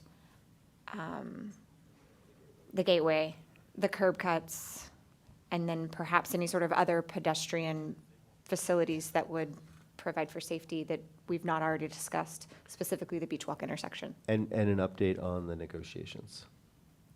If there's an If there update to is an bring you, update, we yeah. will do that. Yeah, that would be. Absolutely. Okay, so that's a motion to continue. That's, Mr. Larkin, I think I understand, but that's asking for some additional detail and some modifications.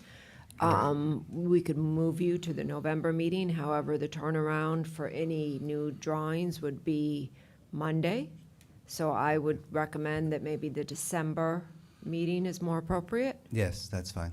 Okay, what is the date of the December meeting? The Don't we have to 10th? vote on the continuance? The 12th, yes, but it has to be continued to a date certain. So December 12th would be the motion to continue. Yes, so to December 12th. That's fine. Is there a second to I Ms. second Levels? it. Okay. Okay, all those in favor? Yes.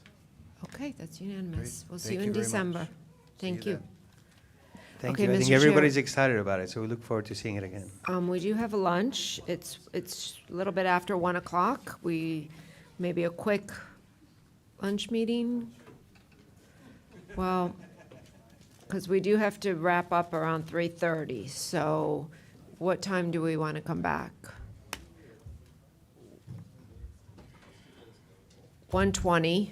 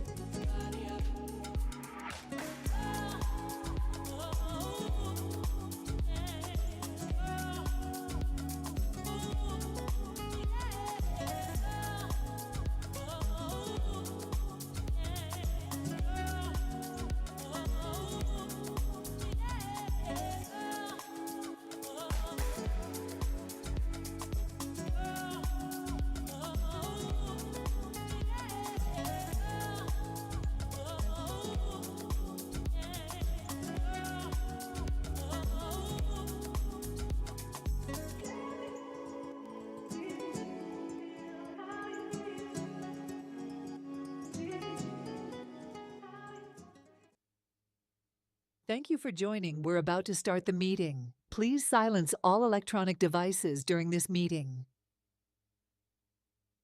Please stand by. We're going on air in 5, 4, 3, 2. Welcome back. Thank you for giving us a little break here.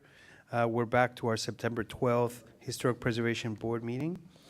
And Debbie will be introducing the next application. The next file is HPB 23-0577, 119 Washington Avenue.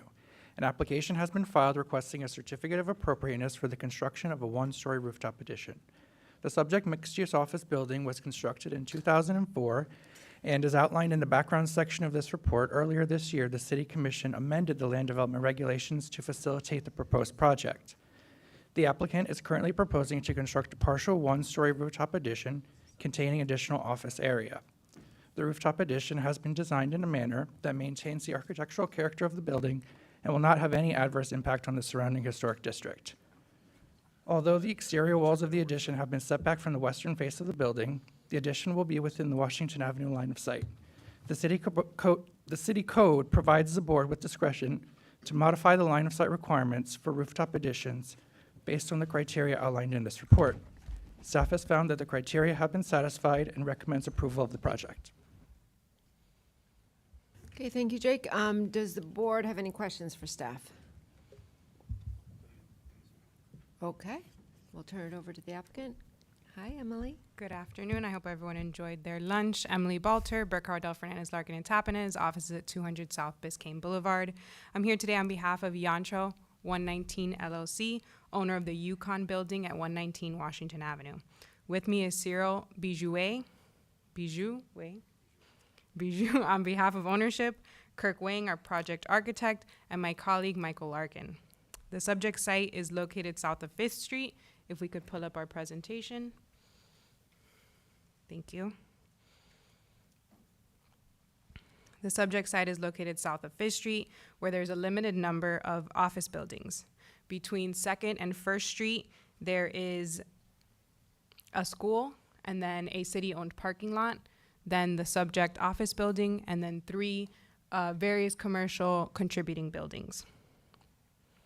Post-pandemic, there are many professionals that appreciate a separate office space from their home office, but they don't necessarily want to drive far distances to get there.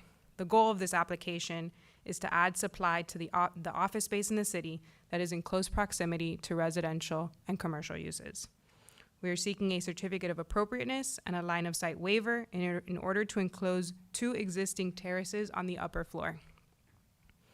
This does not exceed the existing height of the structure, and it is compatible with the original design by Architectonica. The upper terraces right now are non-leasable spaces. To obtain this additional floor area, the applicant went through an extremely tedious but well-vetted process. First, the additional FAR was approved through a voter referendum in November. This is the official ballot question. Then, the City Commission approved a CDMP amendment and an amendment to the land development regulations to implement the approved referendum. This occurred in May. The building is fully leased and needs the additional rental space. I will now pass the presentation to Kirk, who interestingly enough was an architect with Architectonica around the time this building was constructed. After Kirk, I will briefly conclude. Thank you. Good afternoon. My name is Kirk Wen with Kirk Wen Architect. Office at 7901 Southwest 69th Avenue, 3201. So the building at 119 Washington Avenue, also known as Yukon Building, was originally designed by Architectonica back to 1997 and was complete at year 2002. The main frontage of the building is on Washington Avenue, and currently the building has 6 stories, with first floor is lobby entry, tenant space, and parking garage entry. On the second floor and third floor is parking garage. On the current 4th, 5, and 6 is the office tenant space. Level 7 is a non-occupied space with rooftop equipment. Next thing. So with the increased FAR, the project would like to incorporate with the 6,000 300 square feet of office space on level 7 rooftop. As we see on the plan left and right, the left one represent the current condition with the enclosed space non-condition, and on the right side with our proposed enclosed space for the rooftop office area. And can we go to the next slide? Okay, this is the current elevation of the building with the overall height at 102 to top of the elevator overrun, and the level 7, which is the proposed location of the project, is at 74 feet 6 inches. On the next slide, we can see our proposed area as orange right now, and the height of the building will remain as the same, 102 feet. The level 7 slab, top of slab will be also keep as current, 74 feet and 6 inches. So with this rendering, we're going to see in the next couple slides, we can see the building has been, the proposed building addition has been followed the current building facade modulation. That's including the column grid, material, and the color. On the top floor, which on level 7, we are intentional to have more glazing versus to solid compared to the current facade in order to have a less heavy look and also have a more transparent in the design for the rooftop addition. Furthermore, on this level 7, the facade for the new addition has been pushed back with additional roof terrace. So which means the current original facade will be preserved as is without any alter. I'll pass my presentation. Thank you, Kirk. This addition has been approved not only by the City Commission, but citywide. The request is consistent with the city code for rooftop additions. We're respectfully requesting the certificate of appropriateness and line of sight waiver. Our team is here to answer any questions, and we reserve time for rebuttal. Thank you. Thank you. Thank you very much. Does the board have any questions for the applicant? No? Yes, no? Okay, seeing none, thank you. I guess we can go on to disclosures. Any disclosures to be made? No? Okay, seeing none, so we'll go and open to the public. Okay, any members on Zoom, please raise your hand. Any members in the audience, please come forward. Hi, Cyril Bijoui. I'm here on behalf of ownership of 119 Washington Avenue, Miami Beach 33139. Just to add a little bit more color, just to help. In the South of Fifth area, we're essentially the only office building servicing, and we're at full capacity. We've been for a long time, and we're not complaining. But there is a need for more space. We have unused terrace space, and we went through a long process with the referendum to get the public to basically support it. What we gave up in order to be able to do that, which is important to point out, is we gave up the ability to ever be a short-term transient use and or hotel. So no matter what happens down the road, it will be a restrictive covenant that someone would have to deal with. It could never be converted to that. We're basically trying to add a bit more office space in an area that could use it. Operationally, we have a 106 space parking garage. Adding this space will not at all, is more than capacity. Our parking garage is half full all the time, if not less. A lot of the nearby residents are generally the business owners that are our tenants, but a lot of their employees do drive to work, so we're very sensitive to our tenants' needs, so we do take parking very seriously. And the final point, and I know we had it, but we didn't have it before and after picture, we're really not adding any height. I don't think anyone would notice. I think if you look around the room, not only is there not a lot of opposition, I don't think there's a lot of interest in our project, which is totally okay.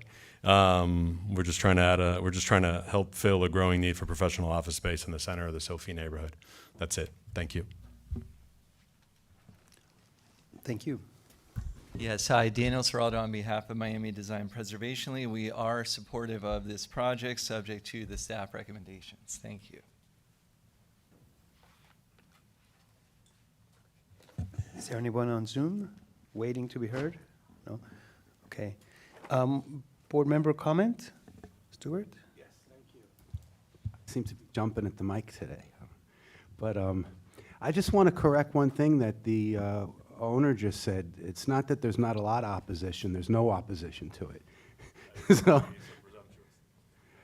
and I agree that you can't even really notice. It doesn't add height, it doesn't add massing. It seems like a no-brainer to me.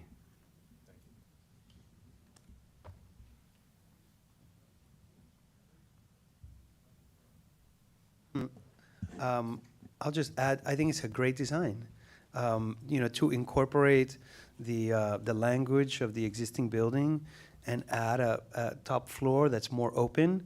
It's really in keeping with the traditions of designing tall buildings. If you go to Manhattan or Chicago, you see that top floor looks somehow more open, and it kind of gives the building a top, a head, a cap. And I think it's quite elegant, actually. So, congratulations. Okay, do we have a motion? I'll move to approve as per staff recommendation. I'll second. Okay, let me call the roll. Mr. Breslin?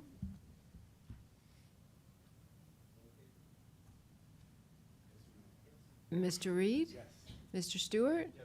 Yes. Mr. Ehrlich? Yes. Ms. Lovell? Yes. Mr. Lopez? Yes. Thank you. Congratulations.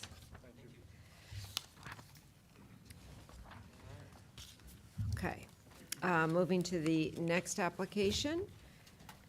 HPB 230587, this is 2740 North Bay Road. An application has been filed requesting a modification to a previously issued certificate of appropriateness for the total demolition of the previously existing structure and the construction of a new single-family home. Specifically, the applicant is requesting approval for a redesigned new home, including variances from the required setbacks. The background history is outlined in your report. So this is one of the very few unique properties that was individually designated as a historic single-family home at the request of the previous owner. So in 2010, believe it or not, I can't believe it's been that long, the previous owner came before the board and requested that her home become historically designated. She also presented a plan for large additions to the home and submitted an application to the city for the ad valorem tax exemption program for single-family homes. All of that was approved. None of that was constructed. Shortly after the project was approved, while a building permit was issued for that particular project, again, construction never occurred. In 2018, the previous owner returned back to the board and requested modifications. Those modifications included the total demolition of the home and the design of a home that was extremely similar to the original project the board approved in 2010. The board approved that application and also approved that there was a small portion that was proposed to be reconstructed, for lack of a better term. It wasn't a pure reconstruction, but it was reconstructing some of the elements of the original 1929 home at a higher level, at above the base flood elevation. Subsequent to that meeting in 2021, a full building permit was issued for the revised project and a demolition permit was issued. The work that has been done is the demolition. So currently we have a vacant lot. Again, that goes back to 2021. In 2022, the property was sold to a new owner. So currently, and we've met with the team quite extensively over the past year.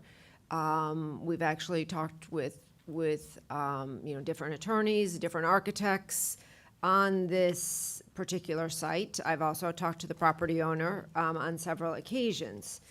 And, it is a historically designated site. So any construction for the property does require Historic Preservation Board approval. The previous team also had submitted that companion application, which has since been withdrawn, to remove the designation. If the designation was removed, then no replacement structure would be required to come before this board. But this current team took a different strategy. They've looked at the historical development pattern of this site in thorough detail. And I think what has been proposed, while it's a contemporary home, is very much in the spirit of how this property had developed over time. The site plan is very much inspired by the original August Geiger home, as well as the additions, some significant additions that had occurred early on in its history. Staff is supportive. If you recall the previously approved project, it was designed in what it would be kind of a contemporary Mediterranean revival style, which would be somewhat consistent with the original August Geiger building. However, it was highly decorative, and the construction, in my opinion, while approved by the board and supported by staff, may have not been as honest as what is currently being proposed in terms of the fact that the building is gone. It's been gone. This board approved the total demolition of it. The previously approved project was not a reconstruction. It was kind of an assemblage of elements that harkened back to a certain style of architecture. I think the massing in the currently proposed house, even though the architecture is contemporary, the massing in the scale of it is actually more consistent with the historic development pattern of this site than the previously approved design. So we really want to commend this architect for the thoughtful research that was done in terms of the development of this current design.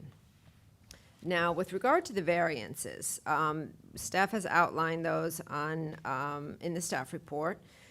The requested variances are related to setbacks of small portions of the home along the northwest property line. It's very important. There's a couple things at play here, which is why staff believes there are practical difficulties that justify the granting of this variance. One is that the lot is in a very irregular shape, and it's a very strange shape in terms of the side property lines are not parallel, and the front property line, and this is what really constrains the setbacks, is nearly twice as wide as the rear property line. Because the radius of the front is more than, I think it's 230 feet, the required setbacks taken at the lot width are going to be taken at the required front setback, which is 20 feet from the front property line. Whereas if the radius had been smaller, you would average the front and the back. If you're averaging the front and back property lines to get your width, they would be fine with the setbacks. Secondly, the applicant has tried to respond in a thoughtful manner to the certificate of appropriateness criteria by their site plan. And they have recalled on that north side what was the setback of a portion of the previously existing home. And again, it's not the entirety of that northwest side. It's just small portions of it that pop out because the side property lines are not parallel, but they angle toward the bay. So with that, I'm here for any questions that you may have.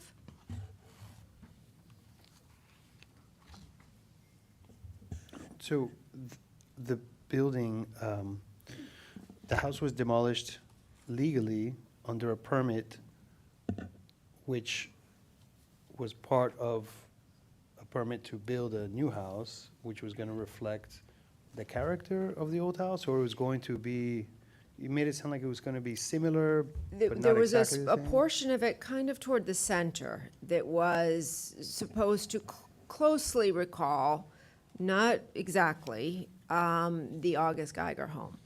But the vast majority of the project approved by the board were lack of a better term, new additions that were in the Mediterranean revival style. as a contemporary new home. And the previous owner who had it designated and then undesignated? Or No, it is still designated. It's still designated, okay. The applicant has withdrawn the request to remove the designation. She just did not move forward with the project. She never obtained any benefit from the designation. She had gotten the ad valorem tax exemption approved. That is not moving forward. That has expired, and because the home is gone, cannot be, an incentive to this current property owner. And so, when the new property owner approached this property with a building permit already in place, they must have gone in knowing that there might be an obligation to follow through with that? Yes. Okay. Yes. I had discussions with the current property owner, I believe, prior to his purchase of the home. At that point, he has every right, he had an active building permit to build the project that was approved by this board, to continue with that, or to bring modifications to that back to the board. Got it. Okay. All right. Thank you. So with that, we'll welcome the applicant. Good afternoon, Mr. Chair, members of the board. Mickey Marrero from the law firm of Burke Caverdale, Fernandez, Larkin, and Tapinas. With me today, Wesley Keene from Coda Architecture and his team member, Costanza Loprietti. We're here on behalf of Ilya Karpov, who is the current owner of this property. This is obviously a very unique situation, and I think you all hopefully recognize that. I think Debbie did a fantastic job of going through this history and how we got to where we are. But again, I wanted to just point out what happened, and again, we weren't involved. None of us here, our client, none of us on this team were involved with the prior owner's attempts. But what she did was she designated the home because she wanted to receive a historic tax abatement, which is available through a county program. Unfortunately, for a whole host of reasons that I think Debbie outlined very well, that never came about. Ultimately, she requested a modification, which is board approved, that led to the complete demolition of the structure. That structure that was proposed was fully maximizing the FAR available on the lot. It was a 13,000 plus square foot home. And she went ahead and got a permit. Everything was on the up and up, demolished it, and then chose on her own to abandon the project. Our client did speak to Debbie, did speak to design professionals about his options, and he felt that he could do something unique here and, with some level of risk, obviously, move forward with the purchase and try to design a home that would do right by this property. Going back, the way I see it, we are left with, again, the building permit is now expired. The COA that was approved is now expired. So where we are today and where we were presented with this problem, with this sort of dilemma of what to do with this property, I think we have three options. We would have had three options. Option one would have been to try and come back to this board and either reinstate that approved plan, which you all may or may not have wanted, or some modification of that modern but Mediterranean revival home. Option two would have been what the prior team had proposed, which is de-designate the home, take away all the historic entitlements of the home, and then you just go for a building permit. You don't have to come to this board or any board. You can go get a building permit for a 13,000 square foot house, any style you want. If there were variances, you'd need to get the approval for those, but you could conceivably build a home without any recollection of the prior architect or the prior home. And that was not the path that we chose. The third option is the path that this team chose and the owner chose. And that is, what can we do with this property to build and design a resilient, modern home that speaks to today's needs, to today's environment, to today's demands, which are very different from what was around 1929, but still respect that home that was there, respect the architect's vision, and really take a thoughtful approach to get us there. And part of the reason why I personally got involved with this project is I think Wes has done a fantastic job of that, and I think staff recognizes that. With that, I know you've had a long day, and frankly, I'm thrilled that we're able to present, because we thought we would be seeing you guys in November. But we know you have more items on the agenda. So with that, I'd like to have Wes go through his presentation. And Mr. Chair, if you could give us a little extra time, because it is a somewhat complex process that we went through. And I'd like to reserve just a little time at the end to address the variances. But I'd like to do that after Wes has gone through his design. Thank you so much. My name is Wesley Keene, principal at CODA. We're located at 7500 Northeast 4th Court in Miami. Thank you for your time, Mr. Chair, members of the board, staff. It's been a pleasure working with our city staff so thoroughly on this from the beginning of the project. If I could call up the presentation, and can you hear me okay, or should I? Okay. We started the project, we were hired to design a home on an empty lot. As we learned more about the project, it became very clear to us very quickly that it was much more than just an empty lot, partially because of the reasons that Mickey had gone into so thoroughly.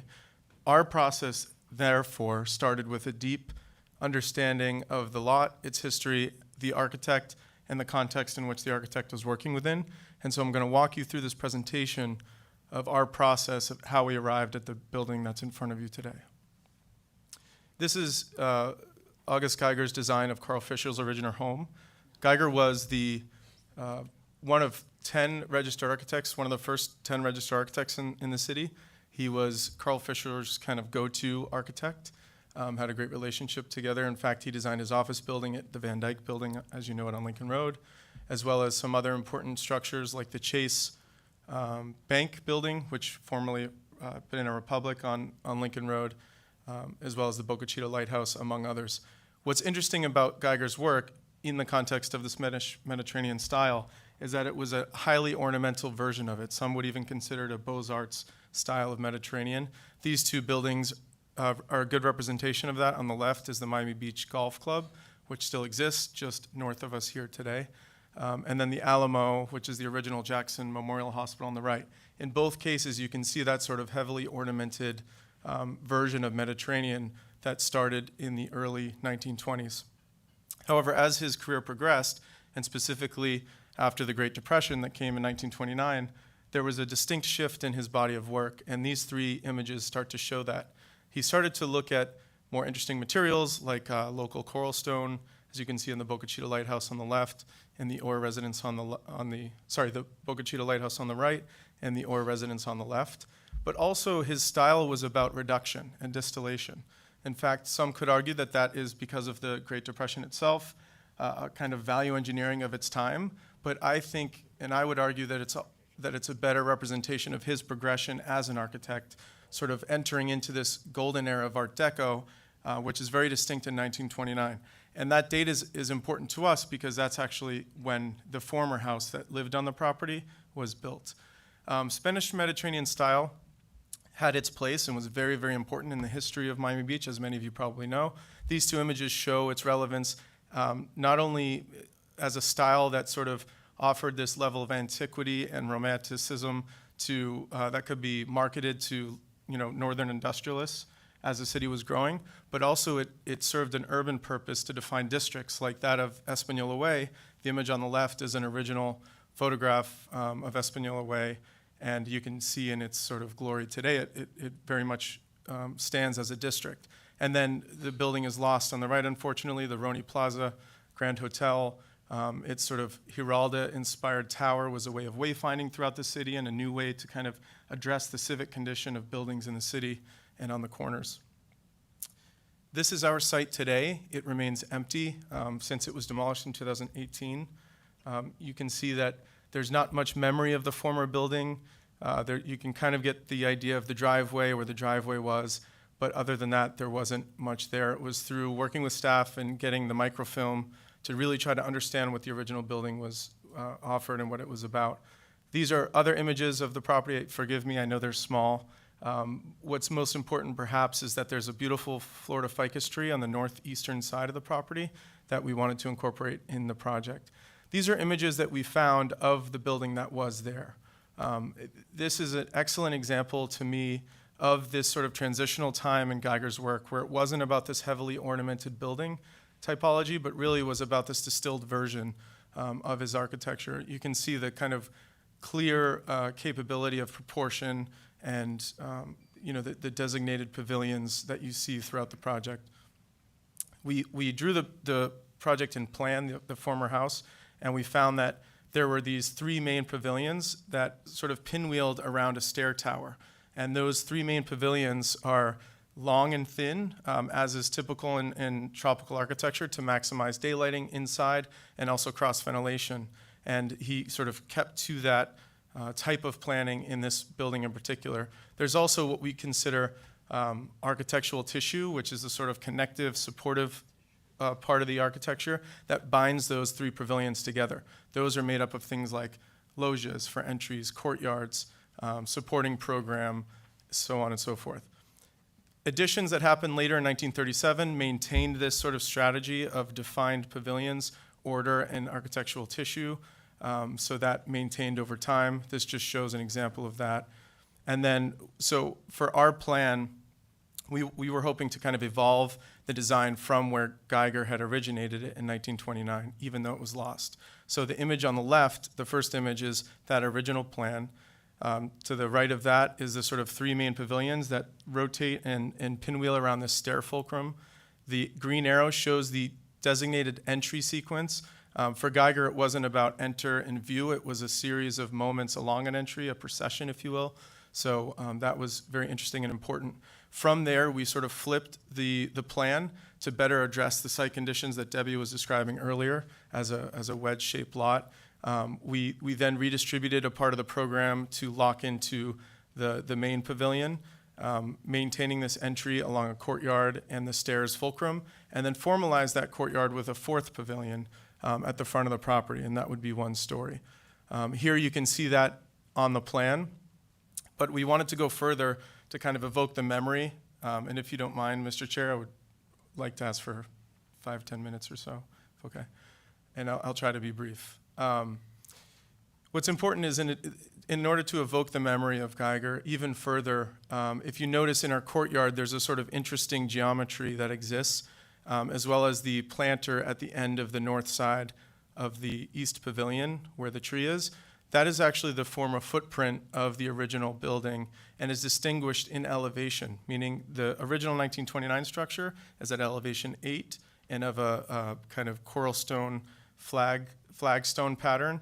The 1937 additions are at elevation 9, which represent that layer. And then, of course, our new proposal is at elevation 10, which meet the resilient needs of today, but also add to this layer of legacy quite formally in the form of layers. Just to continue, this is a diagram showing the original building on the left with its addition, our new proposal on the right, and then the sort of collapsing or combining of these plans to evoke this footprint, if you will, of the former home that was on the site. I won't, given time limitations, I won't walk you through the plan in its entirety, but I would like to show and highlight how we still have those distinct pavilions in form. There is a kind of informal kitchen, dining, living pavilion, a kind of more formal living pavilion, a service pavilion, and then what we call a wellness pavilion. And then as you continue to the second level, it reduces in scale to just 3 pavilions: the primary bedroom suite, the guest bedroom suite on the waterfront side, and then another guest room suite on the street front side. And as you can see, that the building that fronts the street is actually kept one story to deal with massing. And we did bring a model for you guys to see. I think it helps articulate it a little bit better, and we're happy to kind of pass that down if needed. The rooftop is activated with usable space as well as solar panels to kind of address the needs of how we live today in terms of energy conservation. As Mickey pointed out, we are well below our max unit size at just under 10,000, where we're permitted to build to 13. That was important to us and our client. In terms of the Mediterranean style, we sort of took the distinct elements of Mediterranean style and extrapolated a design toolkit, if you will. So some of the common features of Mediterranean architecture are the barrel tile roofs, distinct courtyards, loggias, defined entryways, stair towers, etc. We built this toolkit, and then to meet the needs of today, we are reinterpreting those elements in certain ways. So because we're not doing the sloped roof, we're using that barrel tile terracotta to create brise-soleil screens that help with solar shading on the facades. And then in the case of the courtyard, formalizing the courtyard around a garden with a loggia. These are specific examples within the architecture. On the left is an image of our brise-soleil made out of terracotta to kind of play off of the terracotta roofs. You'll notice the medallion on the right-hand side. That was a very signature component of Geiger's work, and we're interested in using that as an abstract geometry to the individual elements of this Brise Soleil as a way to pay homage and build on that legacy. The courtyard on the left and the use of this coral stone throughout the architecture, building materials, but also the floor pattern to highlight this idea of footprint of the former Geiger structure. And then, of course, the entry loges and how they are covered or clad with wood underneath as a way to kind of connect to the past as well. These are just some of the images that I know you've seen after reviewing the package. This is from the street front. You can see that the building increases in massing as you go away from the street. That was intentional, and you can see it here as well. This is a little bit closer up. This is the image of the courtyard. You can see that footprint of the original 29 structure with the 37 footprint in the distance. This is an image of the interior on the second floor.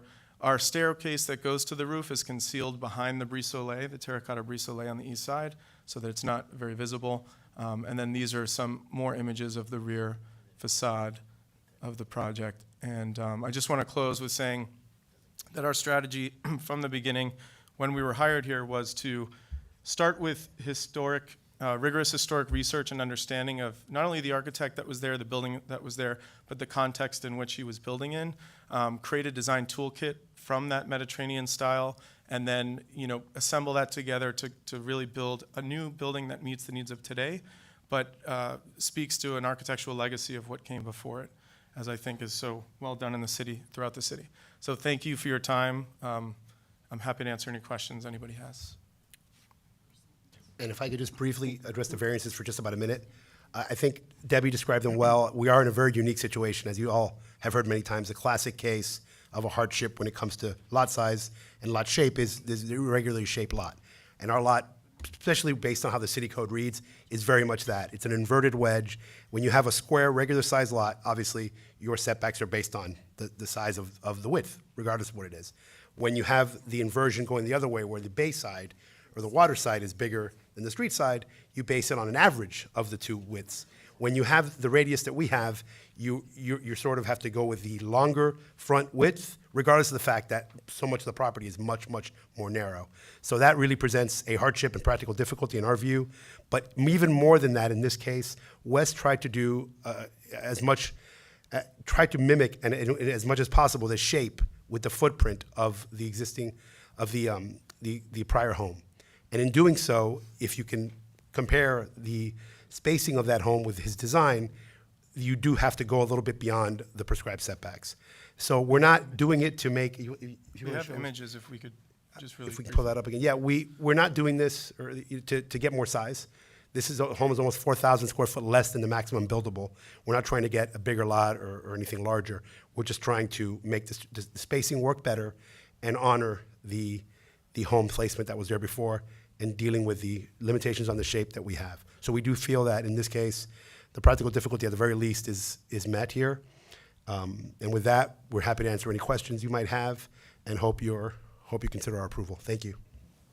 If you'd like for me to explain any of these diagrams, I'm happy to do it, but if not, we can move to Wesley, I questions. think it'd be a good idea, since you have them up on the screen Okay. now. It might be Sure. easier for folks to understand what that hardship is. Sure, thank you. So each one of these lots on the screen represents the same square footage, 26,000 square feet, as our lot.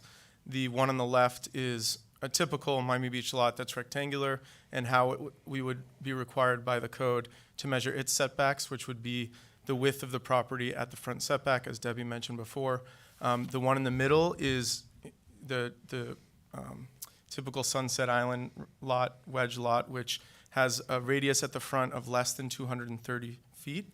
And therefore, the code allows you to measure an average of your front setback and the rear setback, and particularly because the front would be so little that it would require your side setbacks to be little. But because ours is the inverse of that, which is the one on the right, and it's not less than that 230, you can see where we're measuring our setback from. Setbacks are a percentage of your lot width. So because of the nature of our inversed wedge, where our waterfront is shorter and we have less than 230 feet, our setbacks are much greater, and you can sort of visually see that in these diagrams. In fact, if we were to take our same lot and simply flip it around, we would automatically get lesser side setbacks than what we gain because of the nature of what it is today. And the final point is that sort of connection of the planning that was so, I think, distinct to this building in Geiger's collection of work, which is the courtyard, the kind of distinct pavilion elements. It forces us to project a little bit into that required north setback, but still that is the same side that offers the most relief, because we sort of load the building on the south side and we meet that setback, but at those corners we enter into that side setback. So yeah, I think that's, thank you. Thank you.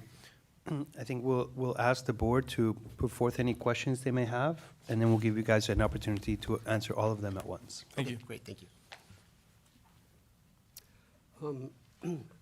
I thought it was interesting in looking at your you call them guest bedrooms instead of just bedroom 1, 2, 3, 4, 5. I thought that was interesting. I also thought it was interesting that the master bedroom is smaller than both the master bedroom, bathroom, and the master closet. It's a smaller bedroom.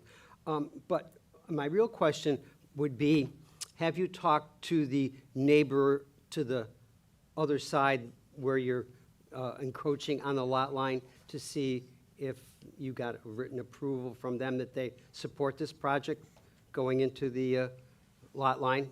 That you don't answer it now, you answer it later. And that's really all I have. Thank you. Yeah, my question as I'm looking through the application materials is that part of it was a letter from a different law firm. Was there a change in representation? And I'm wondering, is there a change in the arguments? Is this something that we should no longer consider? Or do you adopt what they, previous council? We received an updated letter just recently, after Oh. there was a change in council. You should I have. hadn't seen it. If anybody has a copy, I'd like to take a look.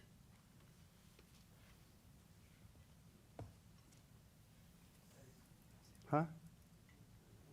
Was that all for your questions, or was there something else? I want to know if it applies or not, and if it doesn't apply, then I'd like to see what the new arguments are. It's still part of the record, but there was a revised letter that it's posted online, and it was emailed to all the board members. I could probably email that to you, or we could have Gabby, if you're here, print a copy, potentially. We can have a copy printed. Or maybe I'll just find it quick like this.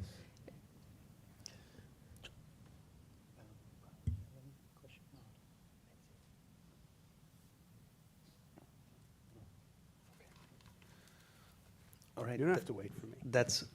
That's all we have for questions for the applicant. So while we get you an answer, Stuart,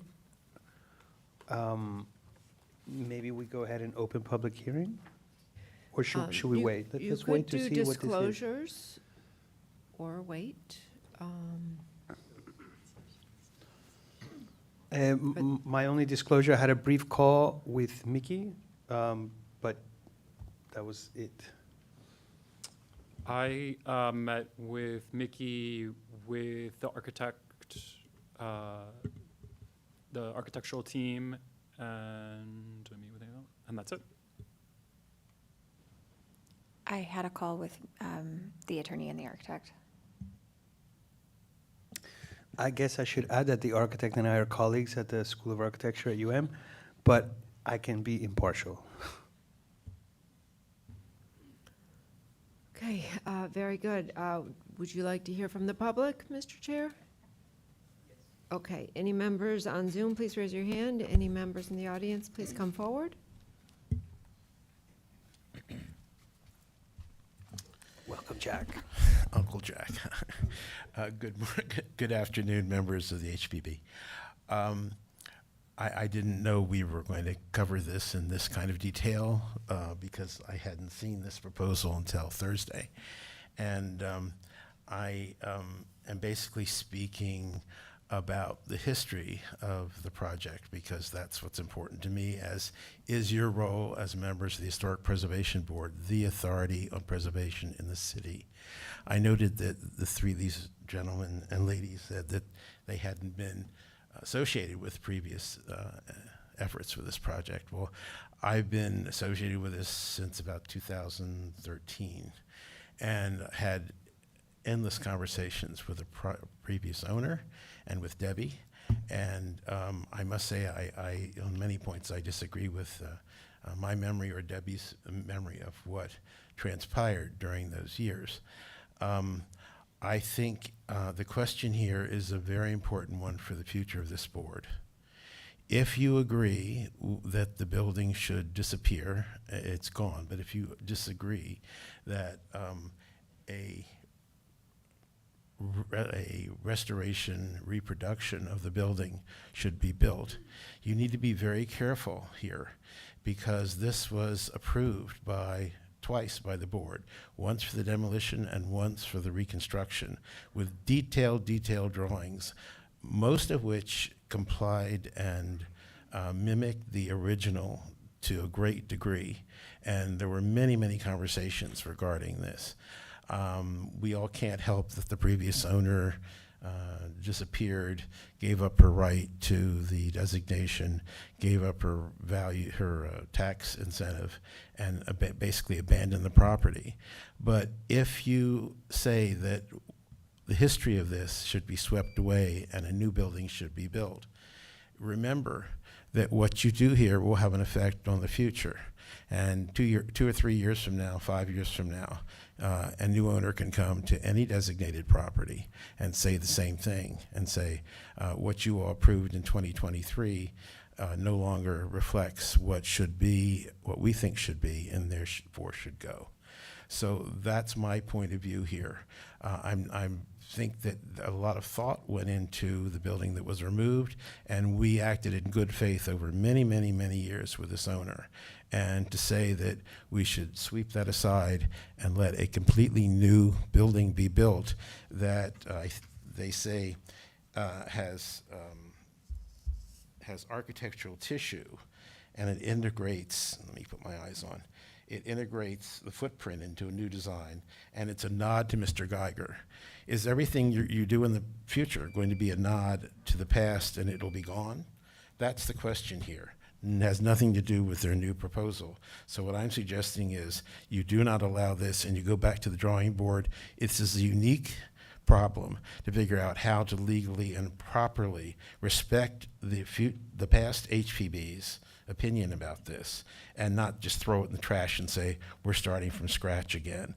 I don't think that's appropriate, especially when you have an approved design. Thank you. Yes, hi, members. Daniel Serraldo with Miami Design Preservation League. So, we are unfortunately now it feels like the pendulum has swung for those watching on TV as far as development and preservation in our city. We're seeing now even not a lot of mentions of historic preservation or compatibility or context at these hearings. We're just hearing, what does the owner want right now? And as someone that lives in and owns historical properties, I do worry about the slippery slope. That zoning is sort of voluntary, like they do in Arkansas and Alabama, but that in Florida we do have strong planning and zoning laws, and we do try to honor that, especially in this board, which has been given the power by the public for historic preservation. So we'll have a little game on the TV. Every time someone says the word preservation, we're going to celebrate, because we want to hear that more in this board. So we acknowledge that there's an attempt to pay homage to the house, but anyone that would look at that presentation without the very nice narrative by Wesley would really, I think, find it hard to see how this home is a historic structure. And August Geiger's legacy should be protected. It's really also our fault and the board's fault that there haven't been more historic designations of single-family homes. This board actually did take initiative in initiating the designation of the Al Capone House in spite of the city's constant pushback against designating our single-family homes, which has ramifications for affordability of housing, for development, et cetera. And it's just very problematic. So we understand the needs of this new owner, but we do not think it should be at expense of our history. And so we cannot support the modification of what was previously approved by the HPB, since the new proposal is not in keeping with the historic designation of this property. I myself personally had met with the prior owners, and there were a couple of versions of the project that were designed to be resilient and to also mimic the structure. I also wanted to mention there was a interim design by a company out of Ukraine called Yodazine Architects. Anyone check it out on Instagram. Their July 1st post. They actually designed the August Geiger house in a very modernistic way, following essentially the floor plans. Personally, we all thought that was what was going to be proposed, but I guess that idea was abandoned. As Wesley mentioned, when he was hired, there wasn't even mention of a historic designation. It was just told, this is a vacant lot. I think this house looks like a vacant lot design house, but we are against the variance hardship. We do have standing to appeal that, so I want to make sure that's on the record. We do not see a hardship for this variance. Thank you.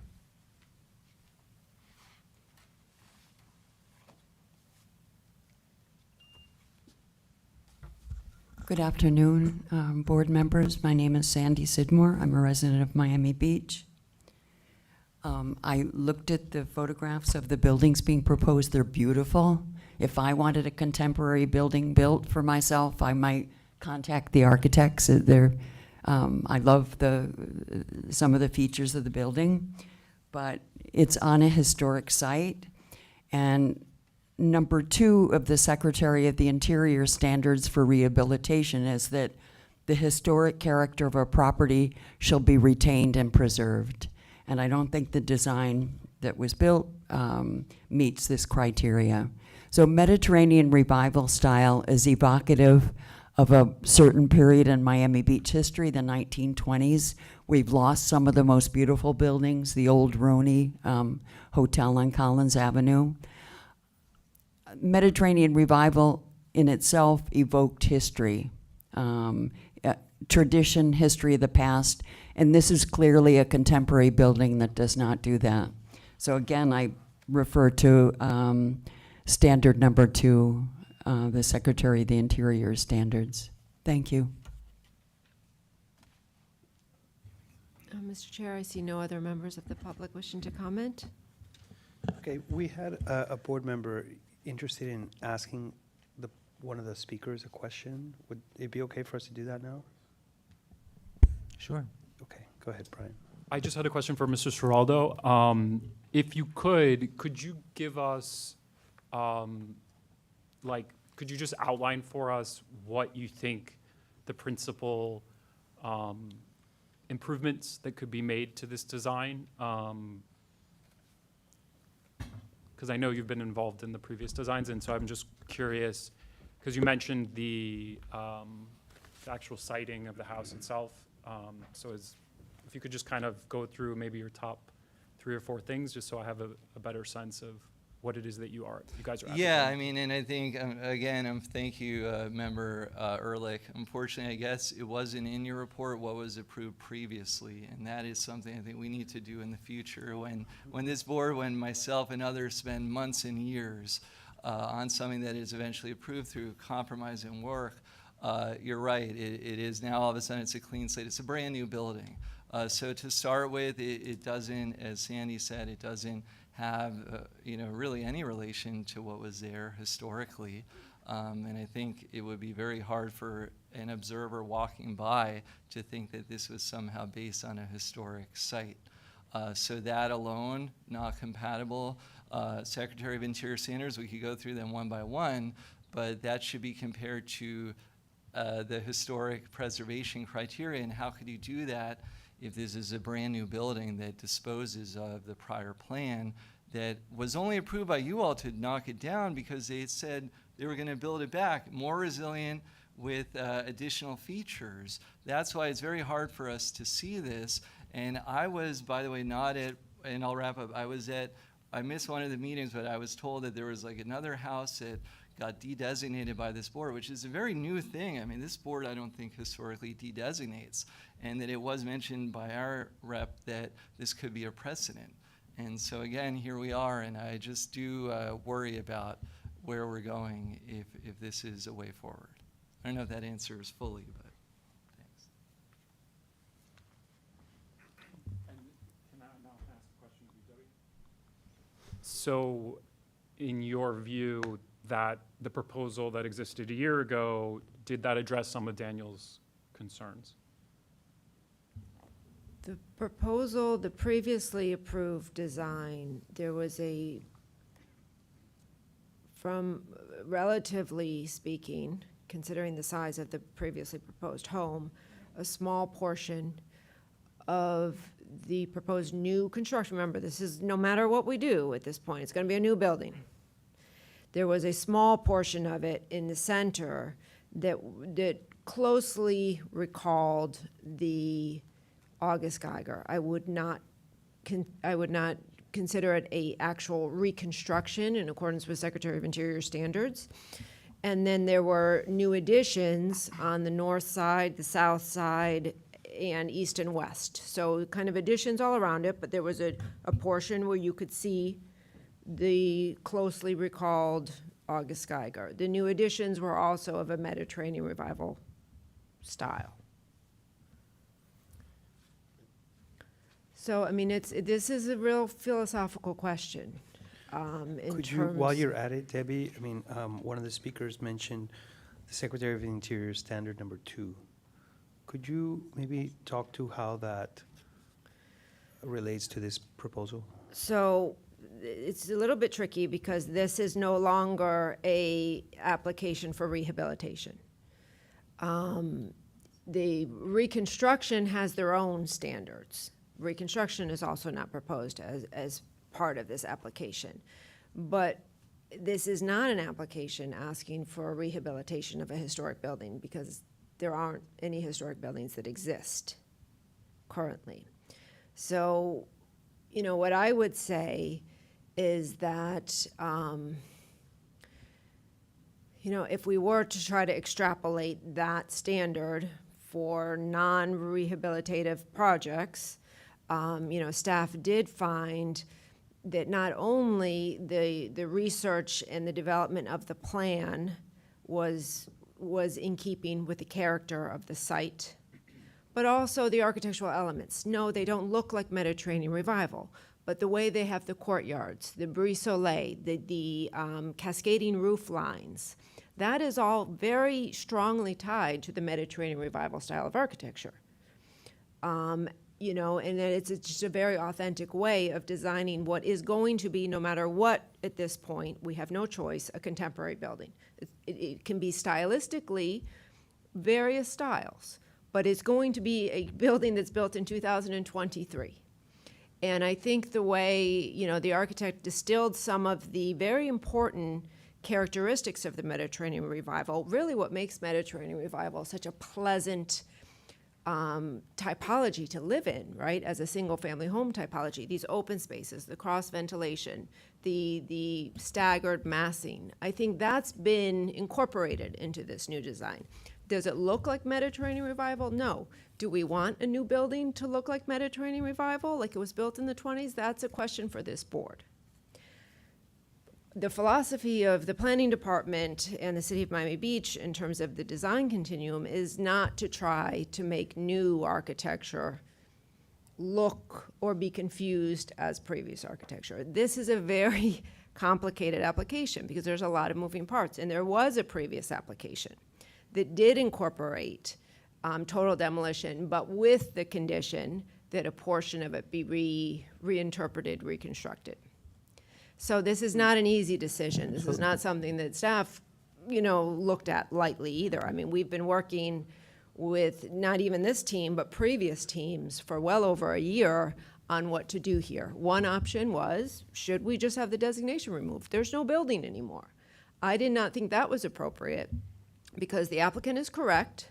If that were to happen, they don't need any oversight. They don't need any design review. Not that that would happen, because this board would have to approve that, but I thought to honor the site, the better option was to ask for a new home that was a very sensitively designed home in the spirit of what has happened on that lot. I thought that was the most honest application to bring forward. And so to clarify, one more thing that was mentioned in the public, the previously approved project was setting out to reconstruct a small portion of the house, the majority of the house? Was it going to rebuild the whole thing? A small portion of the original 1920, what was it, 29, the Geiger. Remember, the Geiger house had been added on to. So a portion of the original home. The permit was 1930. Was it 1930? Yeah, that's when it was permitted. And it was surrounded by new contemporary additions designed to look like Mediterranean Revival.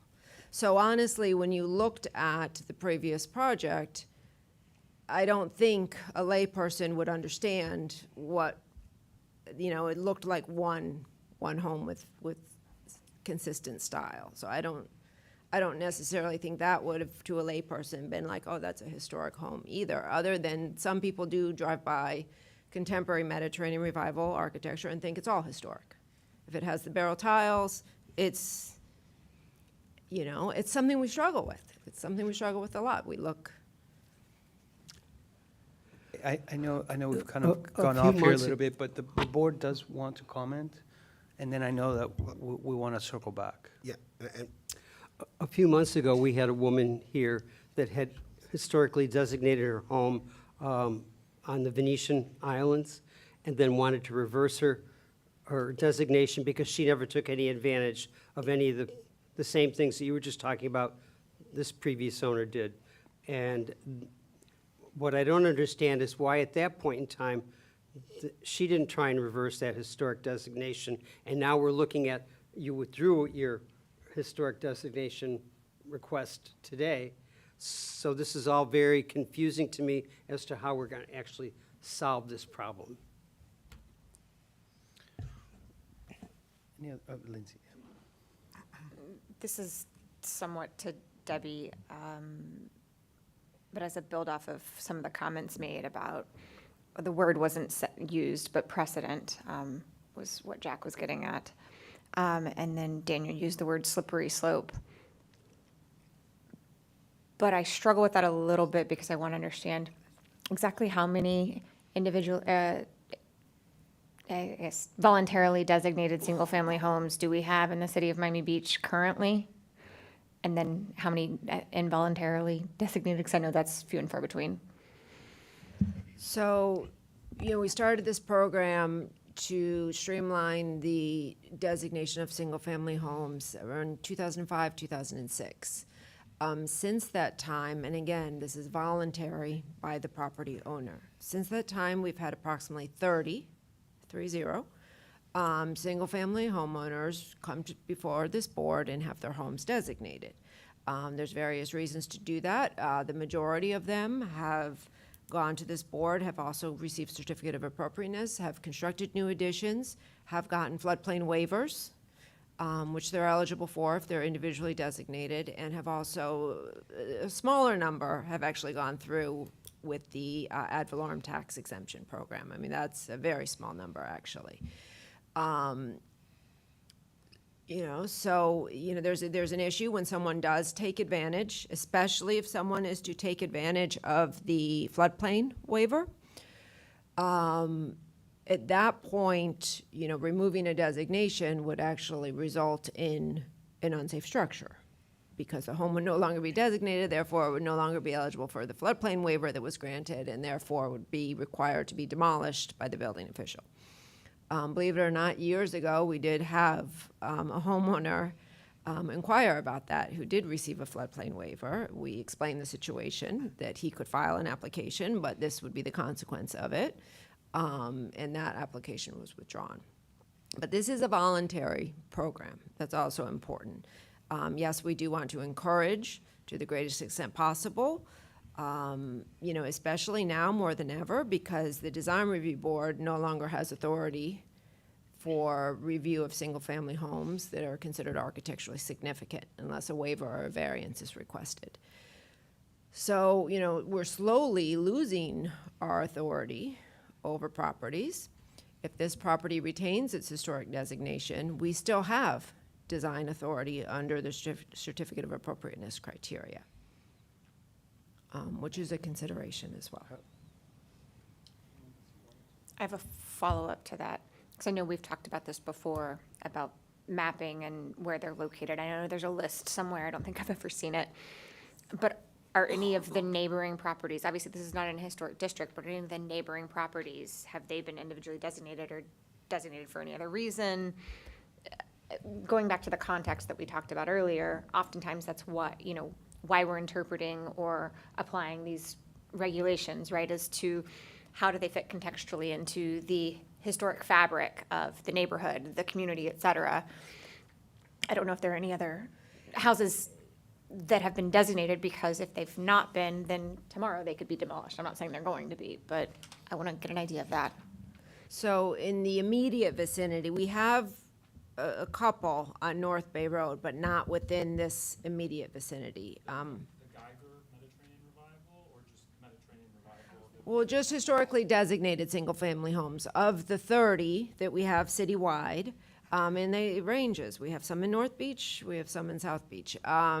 They're scattered generally. There's more of a concentration, believe it or not, like around Royal Palm. That's probably the biggest concentration. Not that it's a large concentration, because we only have 30 citywide. We do have, I think, 2 or 3 others on. At least, no, 3 others, because we have one in the 50s on North Bay Road. And But Brandon, not adjacent I to don't know if this we're in property. comment, but Brian, to my point, what I wrote, I was saying, the reason I was asking, are there any in the area, is because even if there was, you know, an architecturally significant house next door, if it's not designated, then it could be demolished tomorrow. So I just want to, for purposes of analyzing the context, I wanted to know what we're looking at.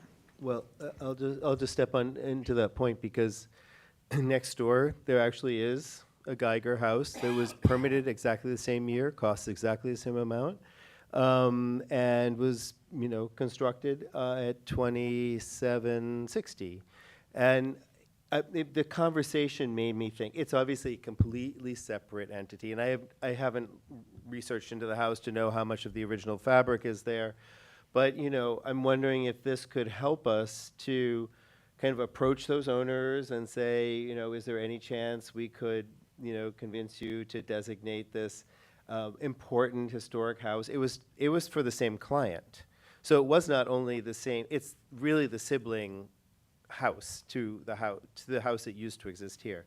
Also, I remember 2017 vividly, this house, because they were raising the floors, they were going to, I mean, it was a very exciting moment that we went into with a real sense of optimism for what could happen there.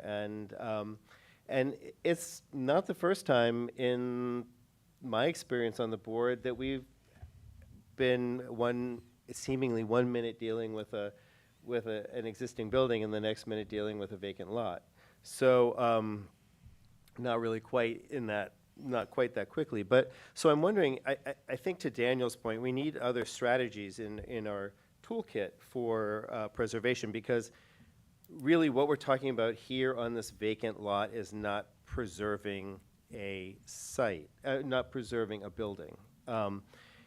But maybe it could lead us to a kind of a strategy that would help us. Like, we wouldn't even have been looking at this building next door if we hadn't kind of come across the fact that it was, you know, it was a kind of sibling building to this one. Maybe there are aspects of it that are Geiger, that maybe it could be on a house tour. Maybe it could be, you know, part of, I don't know, like a historic single-family house, obviously designation, but maybe other things are available as well. But to this point, I mean, Wes, I really think you've done a very good job of kind of looking into this property. I realize these abstractions are part of like abstracting the plan and the layers, and will be difficult for people to understand. But to Debbie's point, any new building that goes up that looks like a Mediterranean building is also going to be a kind of abstraction of a historic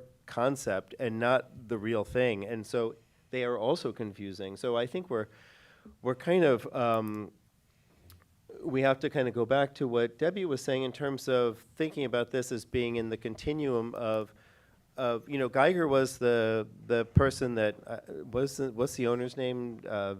Van Dorpen, Val Dorfin, yes. Val somebody. Yes. He was a big owned huge shoe stores in Cincinnati, and he. But I just think that the possibility. I mean, he was looking for the best possible architecture that he could have on the site, and the way the city kind of philosophically approaches these is that if we don't have anything to preserve, if there is nothing there, that we encourage the best possible architecture that we can have on the site. And I think you've given us a very good model of what that could be. It doesn't look anything like Geiger, but you know, perhaps, I don't know, perhaps it might have been something that Geiger, had he lived to be, you know, 150 or whatever, would have appreciated. But thank you. That's a big compliment.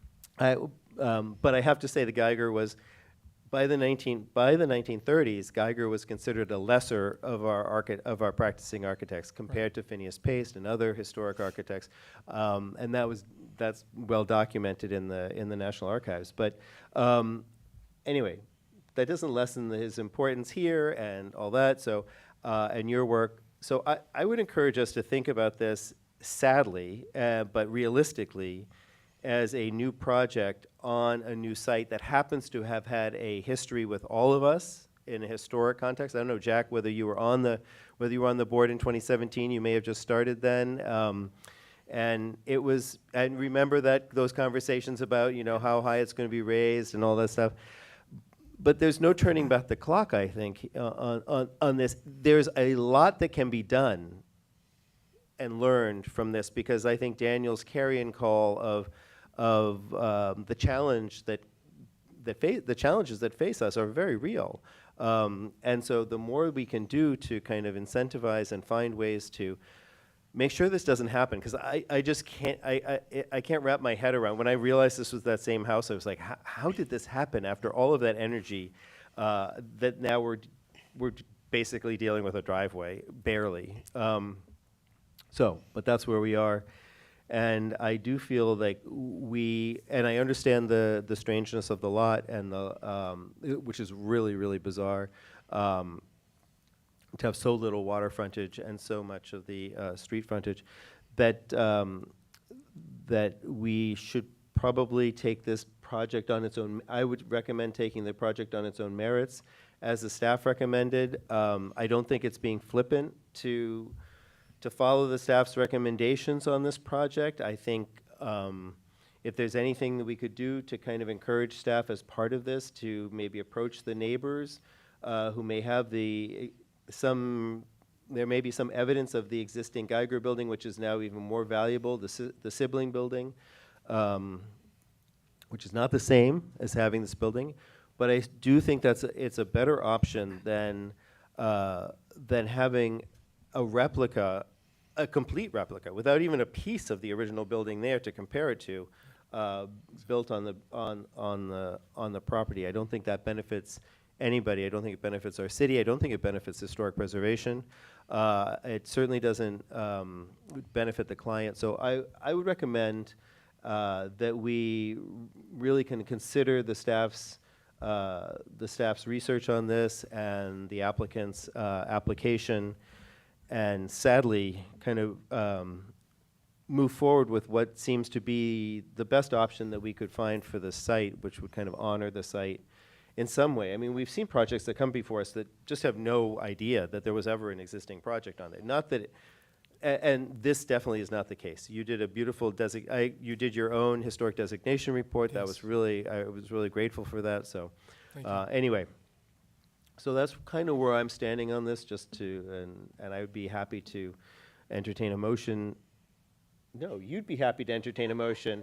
I'd be happy to make a motion if anybody wanted to, that we approve this project as per staff recommendation. If we were finished with, if we're finished with. There's still questions they haven't answered. Questions. Okay, then go for it. Has everybody had a chance to make a comment who wanted to? This is board comment time, not Yeah, question board and comment, answer. Okay, thanks. Or maybe I do have a question, though, because I think we did hear about, and I would like to know more about, it was an approved demolition, right? And it was what was the agreement again when the building was demolished? Part of the agreement was what was going to replace it, isn't that correct? There was nothing actually specific in the order as a condition, but part of the proposed new project that was approved had a portion of the new home that recalled the Geiger home.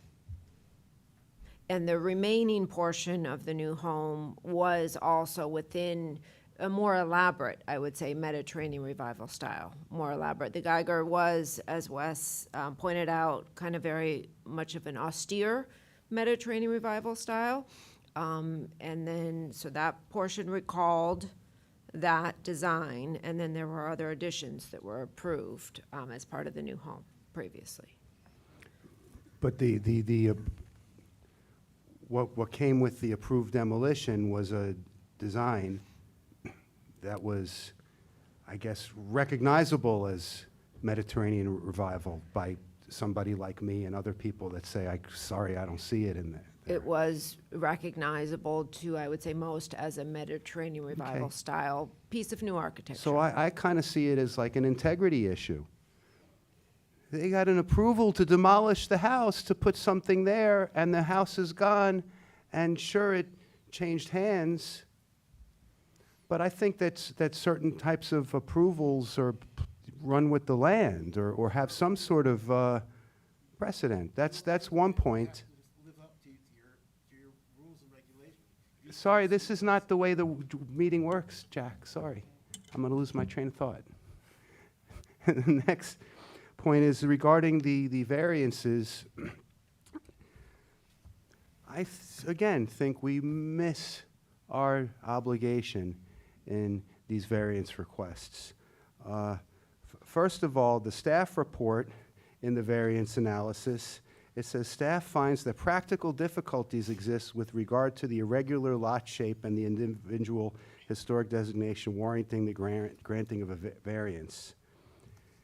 Every time we have variances come before us, I point out section 118-353, variance applications. It says for the HPB, in order to authorize any variance, the board shall find, the applicable board shall find that, and it lists 8 different conditions. And I think that the staff reports ought to go into that, how those are satisfied.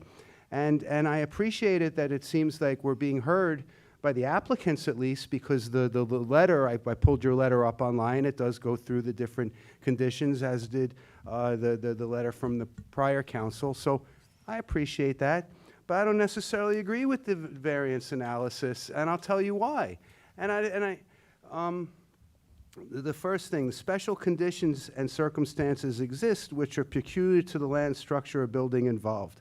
And again, just echoing what the city staff said about an irregularly shaped lot. What's a regular shaped lot, by the way? I mean, if we look at an aerial map of all the property,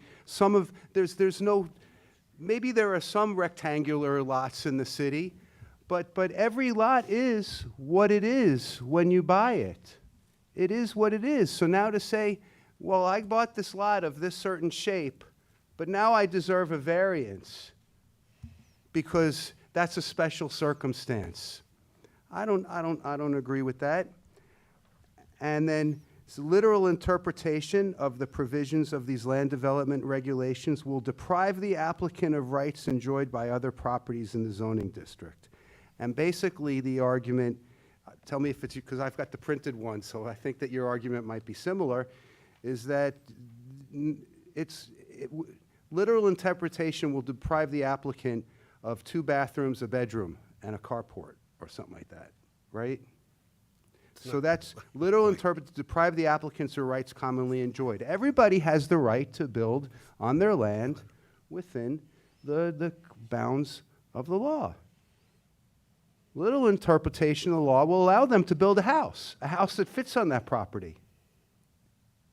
Doesn't deny them the rights that anybody else would have to build a house. So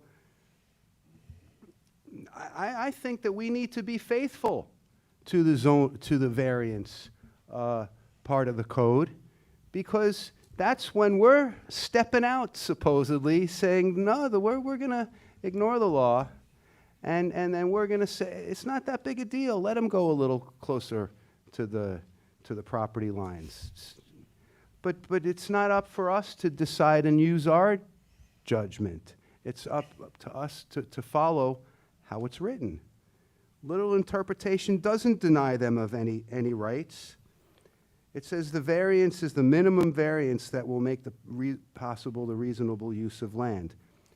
Did we see any comparison that if they did something that didn't have the variance on the setbacks, that they would not have a reasonable use of the land? Come on, do you really buy that? They couldn't reasonably build a house and use this property? I don't think so. So I'm happy to approve variances when they satisfy what the conditions are. But this is a condition where I don't think a variance is warranted. I think a house that fits within the law is warranted here. And as far as the integrity of the design, I have some concerns about that. I'm not an architect, but just moving the boxes around doesn't preserve a Mediterranean revival feel to me.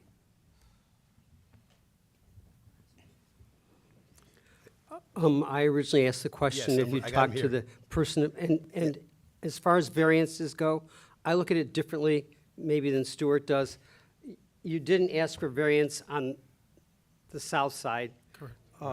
Only on the north side, and then you have a variance on the street side and the water side.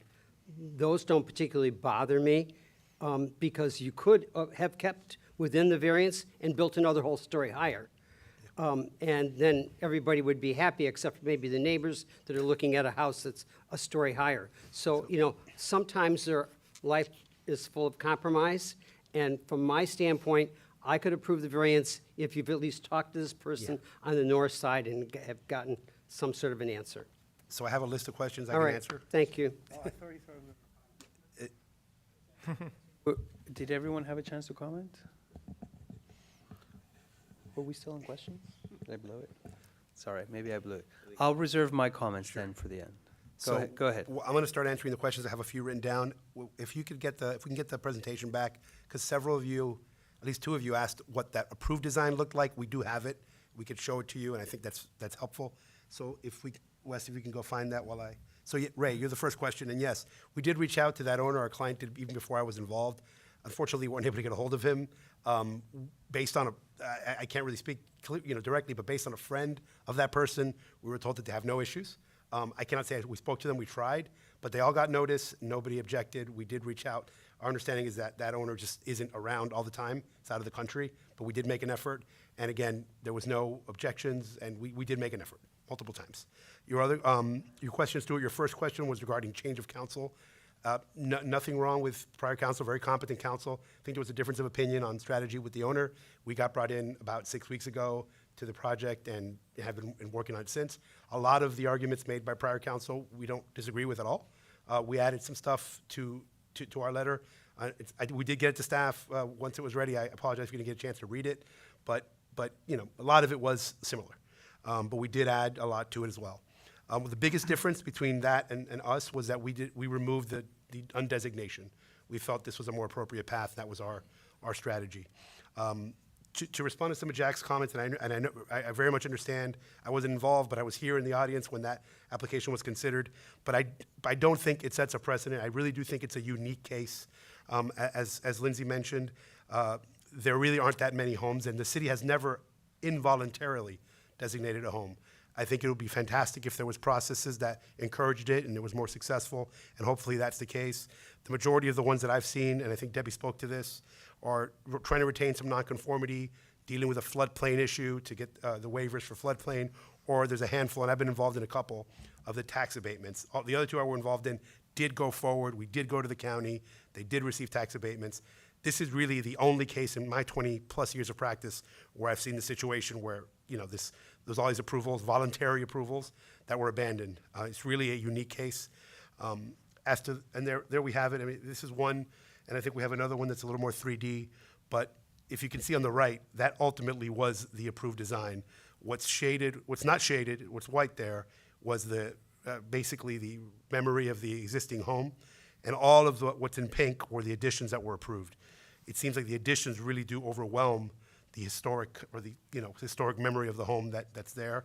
And I will point out, as to the variances, that approval did receive essentially the same variances that we're requesting, and the reason is we're trying to keep the distribution that was similar to Geiger's design. What was the middle design on the slide? That was the 1937 edition in the middle.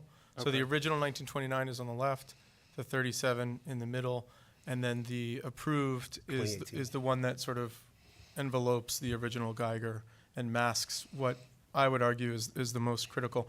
And just to add, not only did the previous application get awarded the variances, it was actually also on the south side. So it was on both sides that this building got awarded. And so just to make a point, when I first started working in Miami Beach and doing historic preservation in this process, person that I learned from, and where Debbie sits today, was William Carey. And one of the things that William would always say, and I hold him in the highest regard, was you don't really want to mimic something. You want the person looking at this building to say, here's something new and here's something historic. And part of the reason that this team felt that this path was the appropriate one, because it does make that distinction. And that's sort of my personal belief. I know that there's just differences of opinion in historic preservation philosophy, but that's where I came from, and that's where I think this Wes is getting to with his design. Finally, as to the variances, look, yes, many lots are not perfectly rectangularly shaped. There's irregular, and then there's irregular. And we have irregular. It really is the shape results in dramatic setback requirements that really, really limit what you can do. And again, even with the variances, we're still 4,000 square feet less than the maximum allowable to be built here. So we're not doing it to get a bigger house, to get more square footage, to get more bedrooms. We're doing it for the better design, and a design that honors the distribution that was there before. So with that, I think we can conclude. If there's any questions that remain, we're happy to answer them, but I think we've covered quite a bit here. Thank you. Thank you. Thank you. Okay, I think many of us got our comments out. Sorry, I think I got out of order there. I also have a question. Okay, all right, let's just do your questions. This might be a quick one, but I know that in the meeting that you and I had, you guys had discussed some sort of commemoration, like the historic commemoration perhaps of the Geiger House, whether that be through, some sort of gesture. I was wondering if maybe you could, for everybody, talk about what you're planning there. So it is a condition of approval, even though we expected it to be a condition of approval. After we met, the staff report did come out, and it is there. We certainly are in favor of that condition. It does say either a plaque or other historical display. So we're going to, obviously, if the approval is obtained today, we'll work with Debbie to make something really special. Wes is excited to get involved in that, too. I don't know if you have ideas of what it would be now, but... I do. But, one of the things that's interesting that John brought up is this idea of other important Geiger homes in particular. And, there's the plaque that I think will speak to this sort of legacy building that we're creating. But there's also new technologies, whether it be through QR scan codes and things that through technology might be able to be updated over time. And I imagine some way to maybe, instigate that tour where you kind of walking by, you scan, and it gives you a sort of map that illustrates where these other historic homes are. Maybe it's something, it takes you to kind of historic imagery of the former, not only the former building, but the bigger body of work that he has. So I think leveraging technology in interesting ways could be something that could go even further beyond just the plaque. But we're happy to work with staff on those specifics.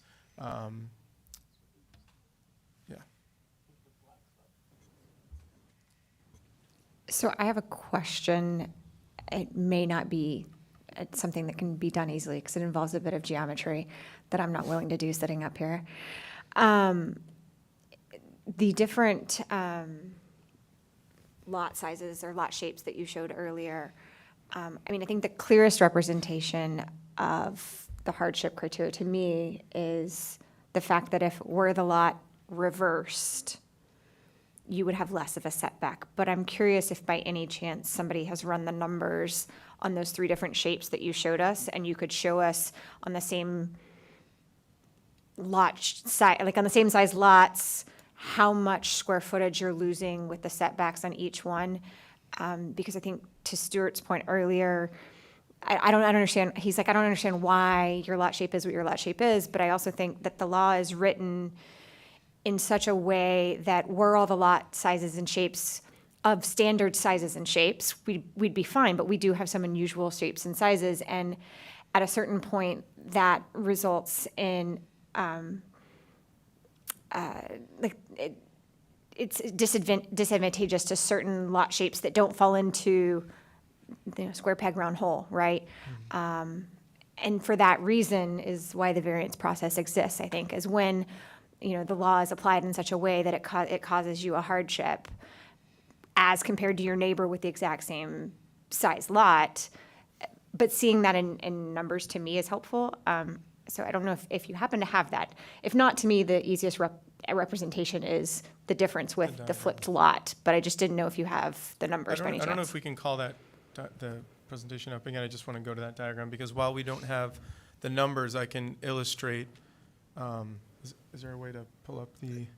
Yeah, there is, but we don't. Someone has else has to do it. Can we pull the presentation back up? So there we go. just to jump to this, for instance, every time you see the pink, I'm just going to point to it with the mouse here. So in this instance, you can clearly see that 26,000 square feet, kind of rectangular lot. This would be your lot width. The code requires that 25% of that lot width to be your setbacks. Clearly, 25% of this is less than 25% of this. And then, of course, 25% of this here is a lot more than either of those two. So strictly by this sort of really wedge-shaped lot and not having the benefit of what this one in the middle has, which is the radius of less than 230 feet, we're added significant amount of setback. Again, I don't have the numbers because it's also, it's sort of a, we would need to know the exact lot width of, let's say, the one in the middle, for instance, to get to 26,000. But to your point, in this image, this is the same exact lot, and the setbacks that are shown here would be applied if we were to be measuring at the front of our same lot, with this being the street frontage, versus what we're forced to measure our lot width from as a percentage because it's a bigger length. And you can see visually, graphically, how much more restrictive that is on this lot versus one like this. And the other thing that I'll add, because it's true that it's an irregular lot, but it also has this designation with it that we're trying to honor and work with. And because of that, that's how we arrived at this plan. And this type of plan, being a courtyard style plan, sort of, and addressing the massing of not having the massing be central and two-story all at once, it sort of pushes itself out a little bit. And so we've done the minimum amount that we feel is absolutely necessary. Frankly, if we didn't have to ask for this, we wouldn't. So I can tell you that we really needed to come to you all with this. And also the previous approval, as Mickey mentioned, did ask for not only this variance, but a variance on the south side as well. So, and I would argue, in fact, it is a more massive home. Our intention is not to take advantage of the same massing that home was, the same square footage even. We're significantly less, 3,000 square feet less of what that was. So I hope that answers your questions, and thank you so much. Just one thing again, because people constantly talking about practical difficulties and hardships. And oh, my lot is shaped a little different than my neighbor's, so what a hardship that is. But the law, if you look at subpart D5, the variance granted is the minimum variance that will make possible the reasonable use of the land.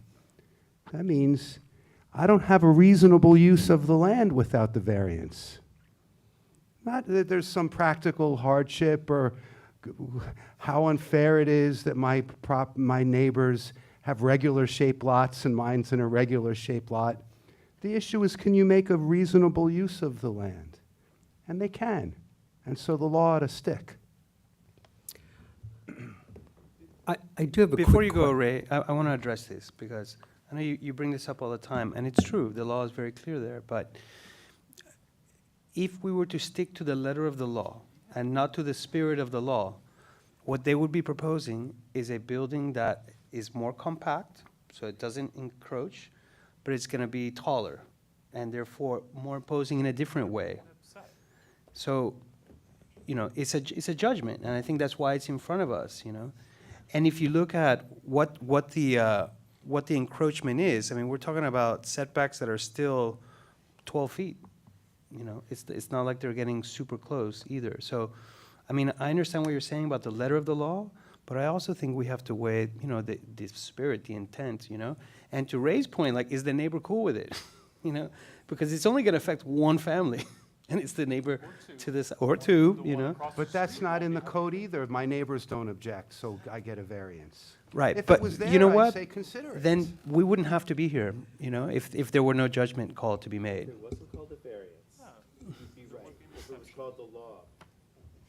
If it was called the law, you'd be right. But it's called a variance for a reason. And there are conditions when you can apply a variance. There are. Very and- special and narrow. I But just they're wanna- not the only conditions. I just want to make two points. I wasn't going to wade into this discussion, but two things. One is that our charter provides for two alternative standards for the granting of a variance, either practical difficulties or unnecessary hardships.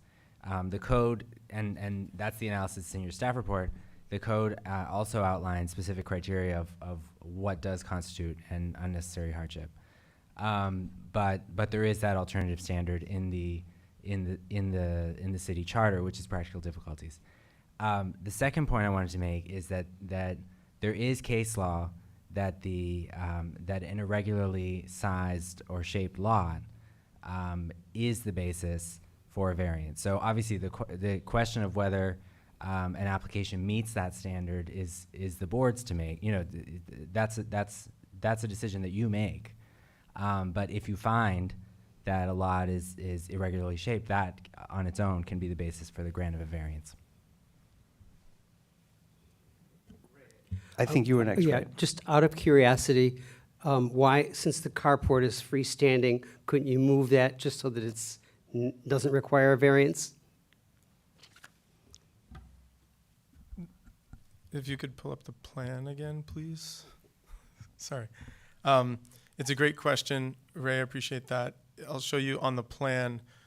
You can kind of see it in this image, the way that this frontage works and where we want to control drive entry access. There's one on the left of the screen, which would be to the garage, and one on the right. But on the right, which would be for guest arrival parking, it's on the portion of the lot that's pinched and squeezed. You can see it in that top right corner. We view this as a carport. I think under the language of the code, it's not technically a carport. It's an accessory structure. So based on that, there's certain setbacks that a carport would benefit from, but since ours is considered accessory structure, it does not. And so we've designed it in a way to be minimal, light. It doesn't have any walls. It's just sort of a roof. And even the roof of it is planted. But in particular, you can see where the drive access is on the north. And in order to get the maneuverability in that area, it had to be located there. And so I hope that answers your question. If you'd like to see it in the So 3D. you're saying that if it had actually been a true carport by the definition, then you wouldn't have had that, that wouldn't be the circumstance that you would have been designed for Maybe it? staff could or clarify, you- but I- staff basically advised you that that was not? No, it had to be an the accessory structure. carports are defined. Carports do have reduced setbacks, but they have to be the canvas, kind of the traditional Pipe and suburban canvas, yeah. pipe and canvas carports, which, you know, I don't think would be appropriate to have that in this design. But certainly they could, you know. redesign the project. And Thank you.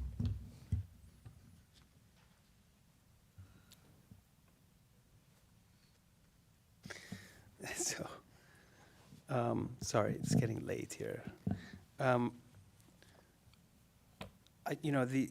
presentation was great, and I think that the proposal is very nice too. I do think that the way that you described the series of pavilions, the composition of pavilions, and kind of abstracted them into something else. Yeah, and not only is like the layperson not going to follow along that, I think many architects probably wouldn't either. For me, the hard part is, I mean, I also remember when we approved this previous house, it was going to be elevated. I was new on the board, and I remember it was kind of an exciting thing, like, wow, someone's actually going to do that. It was pretty amazing. And so it's a shame that didn't pan out. And, it's a shame to, I think, go through all of the effort in understanding Geiger's work, and then kind of leave us with nothing, of it. In some way, I wonder, would there be some way to integrate some architectural element, something characteristic of Geiger that you could still say, yeah, that's that new house, but it had that Geiger element? I mean, in your research, I wonder, is there not some low-hanging fruit that you might offer? When you mentioned it comes to mind, I think Wes will say the same thing. After the submittal, he realized these medallions were distinctive of his style. And although it's not in the submission because it came through the process after, I think it's something that Wes intends, and I'll have him speak to it, but I think you say low-hanging fruit, but it's something we're already intending to do, and I think it's significant. Yeah, there's two things I would say, Mr. Chair. As to the signature component, I think as Geiger's work evolved over time, and it sort of distilled and reduced in terms of ornament, the medallion remained. And so to us, that was a very signature and key element.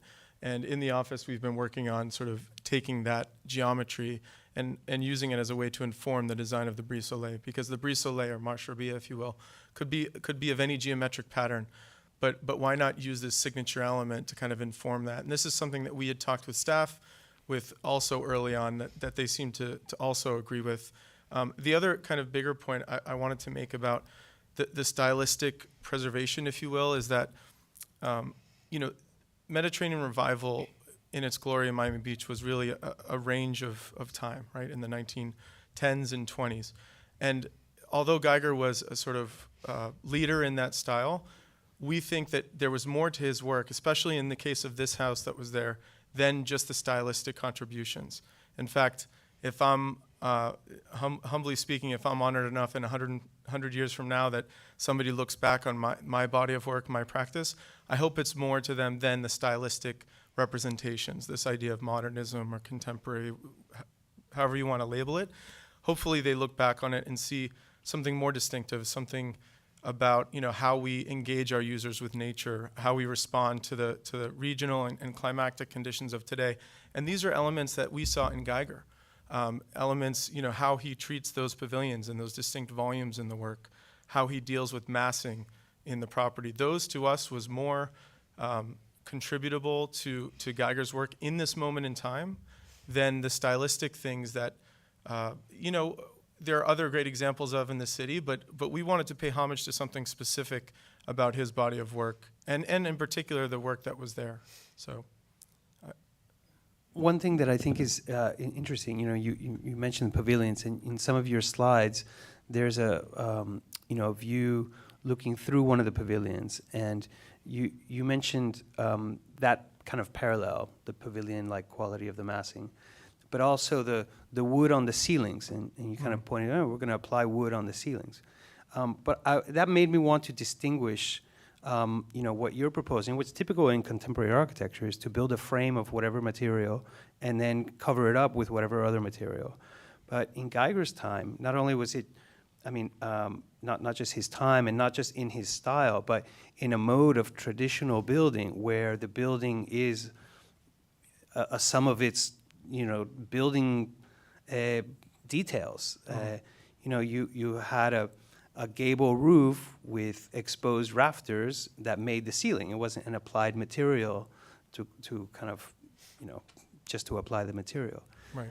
And I think that that's something that is not necessarily just Mediterranean or this kind of architecture, that kind of, you see that all over the world, and people building pitched roofs because you're shedding water. I know that, this is not ready to build, and you're going to have a lot of details to work through.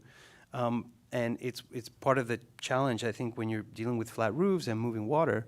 But I don't. For example, that that kind of entry pavilion that you have, if that thing was like framed like Geiger would frame it, and maybe your eaves came down a little lower because if consideration of the environment and the horizontal driving rains we get here, maybe it's kind of nice to have the eave a little bit lower so that you're not getting wet as you walk through. I don't know. I mean, I think that if there were some nod to Geiger as a kind of continuity of building traditions, for me, it would make it easier, and maybe for someone like Jack too. Because right now, it really has, as much as your research indicates that there's a kind of connection, there's nothing tangible. And I think it would be a stronger case, if it had something tangible. And so, I don't know, I wanted to just put that in your court and see if there might be something. And, you mentioned that that round precast piece. The medallion, yeah. The medallion. The medallion works as a kind of a precast breeze block, right? Vent, in a way. It's a vent. And the vent goes in the wall.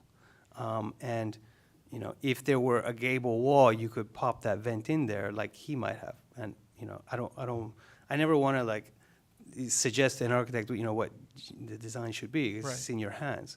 But I'm just saying that if there were something there, I think it might ease the pain a little bit. Yeah, one of the reasons we brought the physical model, is that sometimes the illustrations and the two-dimensional representation of the drawings don't do a good enough job of really allowing you to appreciate how, the scale of these individual volumes and pavilions in the home do connect to the past. And I think what's unique about this property is that, unfortunately, that home doesn't exist there today. And had it existed, we would have approached the project differently. Of course, doing a contemporary and completely departed stylistic addition would not make sense.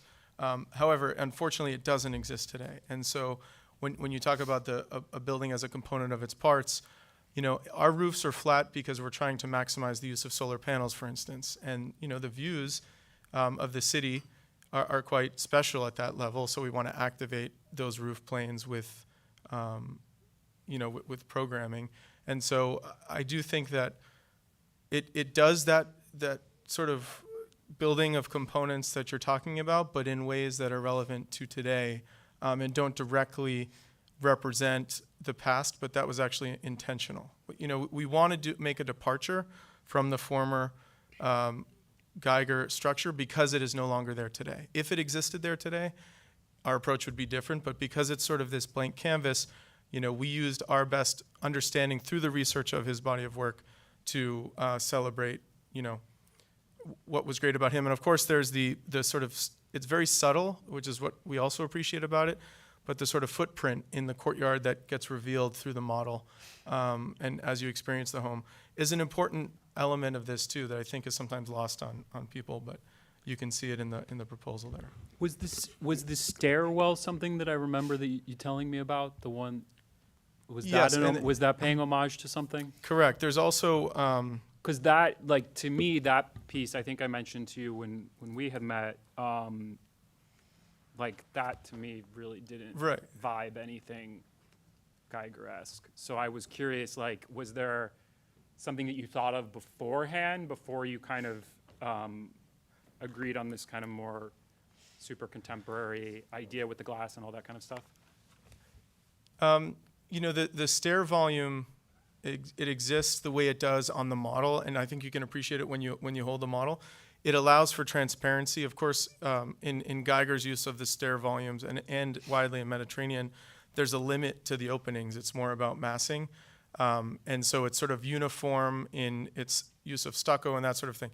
In our stair tower, we get that same monumentality, but without having to limit the amount of light and view that's coming through there.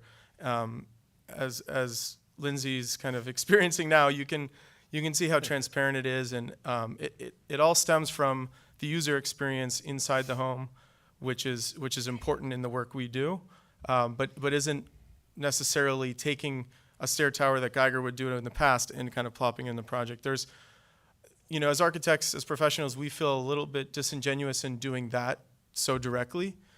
So it's really about this reinterpretation and layering, building on the legacy of what's come before it. I mean, you could imagine if there were no Art Deco, what would the city look like? And so this idea of accepting the fact that we're building with conditions of today and sort of moving forward, but still respecting the past. And I think this is a wide-ranging view in architecture. Some of it's debated, but this is sort of where we stand on it.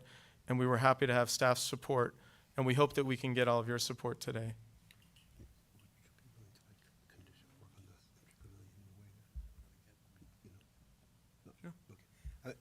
Mr. Chair, I see the time, and I know we have a very short time left, so I'm trying to get us to a point that makes you comfortable. Would you be open to a condition that would require Wes to work with staff on enhancing the framing of the entry pavilion in a way that was consistent with the original architect? Something like that, so we would have an opportunity to work with staff to get there. No, I think that has to come from the architect, not from the board. No, I'm saying, but he would do it, but in a way that we could obtain our approval today, and he would work with staff through the building permit process to find his way to make that work. Just since you had mentioned it, he's something he'd be willing to consider. Mr. Chair, are we done with our comments? Yeah, we are. So I would be willing, obviously in the interest of time, and I think generally speaking, I'm sensing a feeling of support. Perhaps I'd like to make a motion that we approve with the conditions as just stated by council, that they'll work with staff to incorporate some of the specific things that have been brought up. And I would welcome any sort of friendly amendment that would elucidate those specific things that we want to see or that we would like to see them discuss with staff. But that we can draw this to a close. I think, ultimately, the motion's on the table. How's that? I'll stop.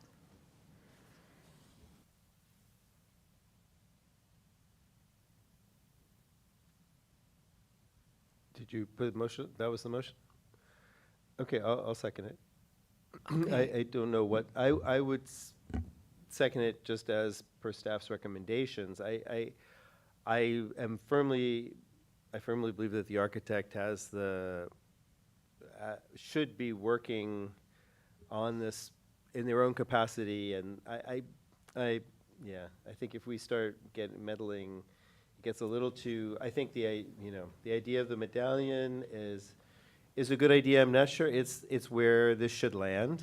I mean, it's a starting point maybe to think about Geiger possibilities, but I made my statement that I think we're really dealing with a new building on a new site, and that we should be looking for the best building we can, and not, and if there is a way, maybe, the only thing I was thinking of, maybe we could do ask them to make a three-dimensional model of the Geiger original buildings and have it accessible on the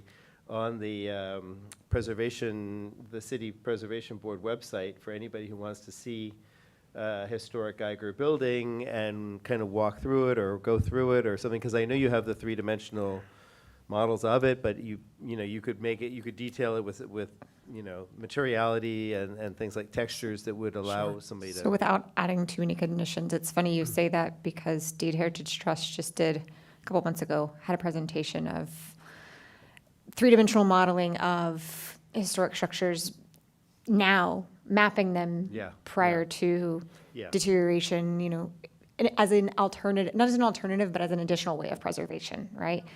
It was very cool. Yeah. Anyways. Maybe this could be an attempt towards that, especially with a building that has had the documentation which exists of the interiors, what they look like. When we saw them, they were not really great, but. So is that something we would include as a condition or as a favor? condition? I mean, we're happy to do it, so. Okay. Yeah, I mean, Okay. yeah. Well, then, thank And you. I think, just to chime in, I don't know if I can sit here and guarantee that it's gonna be featured on the website. We have to deal with our Size. IT department and everything else. But I think we can definitely obtain from the applicant, and we can also offer it to Dade Heritage Trust and MDPL, for them to also have. QR Yeah, codes I work. mean, Okay, so And the Collins Park Neighborhood Association can have a If- copy. and- And since they're printed, we can do multiple. So once we have one, you know, everybody can get one. so to clarify, I guess with the somewhat friendly amendment is approve with staff's, approve the certificate of appropriateness with staff's recommendations and the condition that they provide A virtual a virtual 3D model. three-dimensional model of the house and ground, the original Original. house and grounds Okay, for. moved and seconded. Okay. And this is for the certificate of appropriateness? Okay, let me call the roll. Mr. Ehrlich? Yes. Mr. Breslin? Yes. Mr. Reed? Mr. Stewart? Ms. Lovell? Yes. Mr. Lopez? Yes. Okay, motion passes, thank you. Oh, wait, we Variance. have the variances now. You're not done. We have the setback variance in the sum of the side yards, which is related to the north side setback variance. So 2 variances, we need 1 motion. So I will make a motion to approve both variances.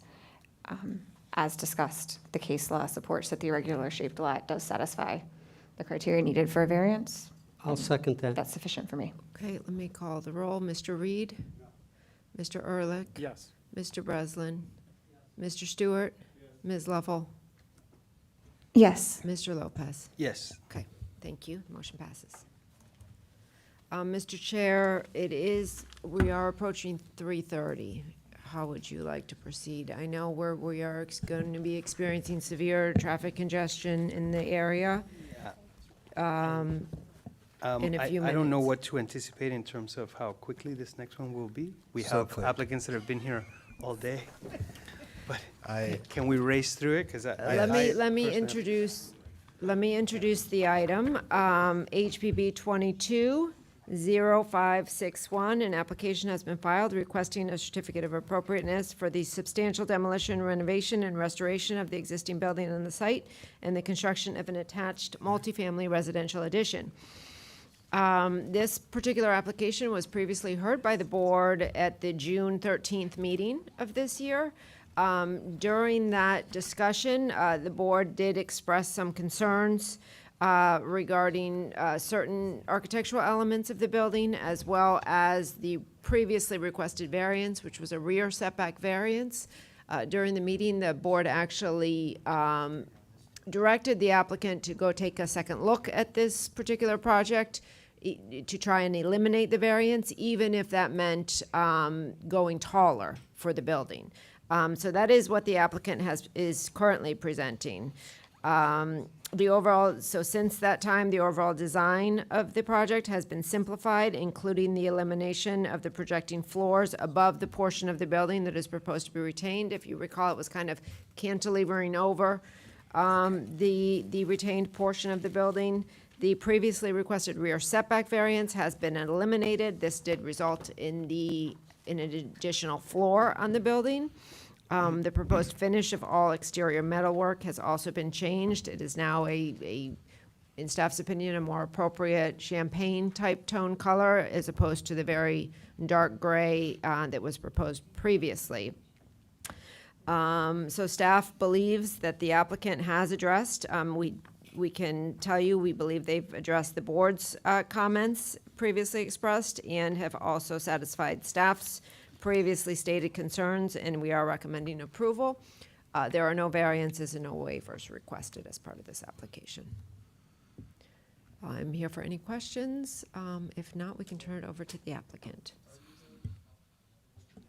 Any questions? Seeing none? Okay, Welcome, thank you. Michael. Thank you, Mr. Chairman, board members. Michael Larkin, 200 South Biscayne Boulevard, here representing the applicant. Most of our team is in Italy right now. These are Italian owners, and they are listening intently. Elizabeth De Antoni and Diego Sogobi they're in Italy. Our architectural consultant, Gaia, is right here, and our Italian architect, Annalisa Marziotto, is also listening via Zoom. So we're here today seeking a COA for demolition and design. Staff is recommending approval of the project. Next slide. What Debbie said is accurate. We listened to you all at the April HPB hearing. We made several different... Mr. Larkin, there we go. Now we have the slides. One more back. No, go. Just one.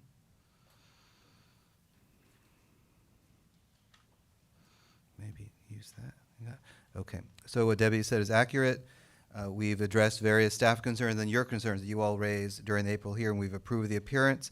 The color is different. The style of facade is different. We repositioned the building and no longer cantilevers over the front portion of the property, and we eliminated the variance request. Next slide. Additionally, we have now an additional story, but we're no longer requesting the variance. It's a 5,000 square foot property.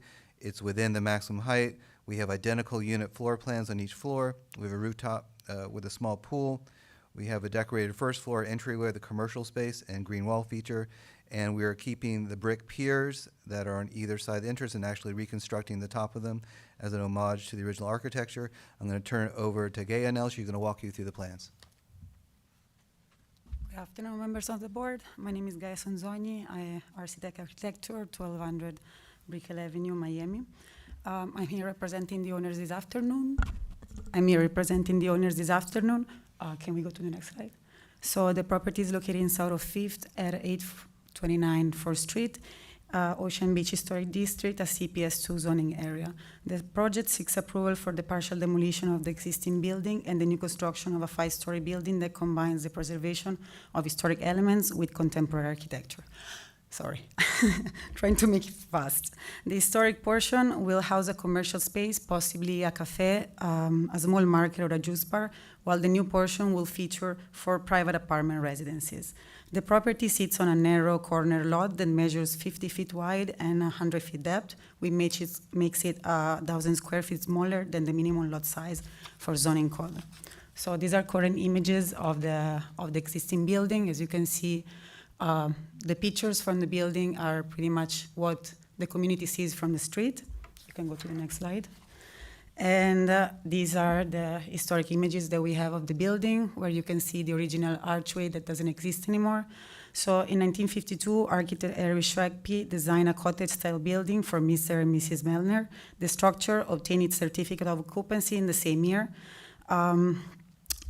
So a modification over the years replaced the original brick wall with a stucco CMU wall. You can go to the next slide. Okay. So the only portion of the building currently visible from any direction is the front of the building facing 4th Street. Today we approach you with a proposal that balances the historical acknowledgement of the existing building with a need for progress. We welcome the suggestion of the staff, and we are committed to preserving the most significant part of the building, which is the front portion, and we are also rebuilding the original arch entryway based on the pictures that we have, as similar as possible to the historic one. So this is the portion that the community sees and what we're trying to maintain. So the proposed new structure takes inspiration from the contemporary architecture of Southern 5th and Miami Beach. And it's characterized by simple line, floor-to-ceiling windows, lush landscape, decorative louvers, and smooth white stucco facades. These characteristics are equally distributed and displayed in every facade of the building, ensuring that the building is appealing from every direction, as it was suggested by staff. So the transition between the old building and the new building happens with space and then with green walls. So the new building is actually set back 29 feet from the front of the property line, and there's also a filter space that you will see on the site plan. You can go to the site plan. So we are not seeking any variance or waiver. This is the proposed site plan. As you can see, the historic portion of the building facing 4th Street is the only enclosed space actually at the ground floor. The terrace on the back of the historic space works as a filter between the two spaces, And we located the lobby in the center of the new building that is accessible through ADA ramps from 4th Street and from Meridian Court, which is the alley to the east of the lot. So just to give you a little bit of context, to the north of the property, there's a Citibank and a parking lot of Citibank, actually. The east of the property is Meridian Court and a couple of 2 stories residential building. To the west of the property, we have a 2-story building and a 5-story building, residential and mixed use. And right in front of the frontage, it's on 4th Street, on a building of 6 stories residential, 1-story residential, and 2-story residential. So you can go to the next slide.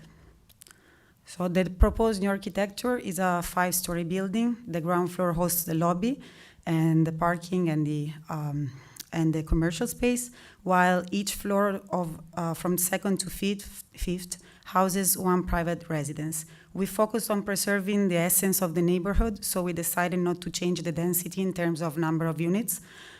In the previous proposal, there were 8 units. Now we are approaching you with 4 units. This approach ensures that we are not adding more cars or increasing traffic and preserving the current sense of tranquility of the South of 5th area. The proposed rooftop will be at the use of residents and for maintenance purposes, and the only enclosed space on the rooftop are the elevator and stairs overheads. You can go to next. Yeah. These are the proposed finishes. The top part is regarding the existing historic structure. So we are keeping warm white stucco for the facades. We selected these vintage bricks for reconstructing the entry archway, and those white and blue porcelain are for the floorings of the terrace of the commercial space. While for the new portion of the building, we are using a neutral color palette. So the under slab will be oak wood, the rooftop will be oak wood, and we selected this champagne color for the louvers and for the window frames. So the proposed new building is 50 feet high, measured from base flood elevation plus freeboard as required by zoning. And that is the maximum height allowed. We follow city recommendation and use all the height that we had. Each unit will have 360 views of the neighborhood and an interior ceiling height variable between 9 to 10 feet. You can go to the next one. This is a model plan for the typical unit. It is essential to note that our proposed project is focused on building high-end private residences rather than short-term rentals. This choice aligns with the owner's dedication to the long-term stability and character of the neighborhood. The owners might be in Italy right now, but they're planning on becoming residents here, and they live in the South of 5th neighborhood. So you can go to the next one. We have started working on detailed planning for the elements that characterize the facades, focusing on the practicality of them. Here are the details for the attachment of the louvers and also the detail for the planters, decorative, that are pretty much one of the most important elements on the facade. So we included in our landscape plans an irrigation plans for the louver, and also the owners are committed to include a maintenance plan for the greenery on facades in the condo docks, so that these elements will be maintained over the years. Thank you so much for your attention and your time. That's all we have, Mr. Chairman. We're done. Thank you so much. Anybody have questions for the applicant? I just have one. Lindsay? Just one question, and it may just be a printing or rendering issue. In some of them, the screens, or I think you might have called them louvers, the architectural screens, some of them, they look green, but then in the really pretty comparison photo, they looked gold. Yeah, the front of the page, it looks a they're little champagne green. gold. I think that's A mistake with the rendering. I think that's a printing mistake. Is it? That's fine. Some of them look green, some of them look gold, but they're No, a they are champagne champagne gold, yes, and the frames of the windows as well. That's. yes. I just wanted to confirm. Thank you. Okay. Am I correct in, this is a condominium project? Correct. You said something about condominium documents? Yes, that's correct. I mean, it's 4 units. What's the use for the remaining portion of the existing structure? It could be a juice bar. It's going to be not an intense use at all. It's it's CPS2, so it's commercial zone. Could be anything, but you know, it won't be any of the obnoxious uses. Commercial. Yeah, it'll be a juice bar probably. That's about the width for a juice bar.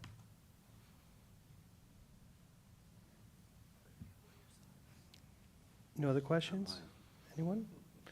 Okay, well, with that, I think we will open it to the public comment. Any disclosures before we start public comment? Nope. Nope, don't see any. Anyone on Zoom, raise your hand. Anyone in the audience, please come forward. Mr. Chair, seeing none. Okay, then we'll move on to board comment. Would anybody like to comment on the latest iteration of this project? Just, I think it looks very attractive. It does set back from the original building. They're nice-sized units, so you should have no problem selling those condominiums. And I think it blends in well with the neighborhood, and we always like to see live plants. Stuart? I'd like to hear other people's comments. Okay. Anybody else ready? Brian? I echo Ray's point. I think that the design is much improved. I'm really, really happy to see the screening and the landscaping and the setback and just even more of the detail that you guys included on the first floor commercial. So I think it looks like a top-notch project for that area. At the risk of sounding like a broken record, I agree. The changes that were made to this project, I think you guys really took into consideration the comments that we made last time. And I really appreciate the work that you've done to bring us back a project that I think we can all be proud of.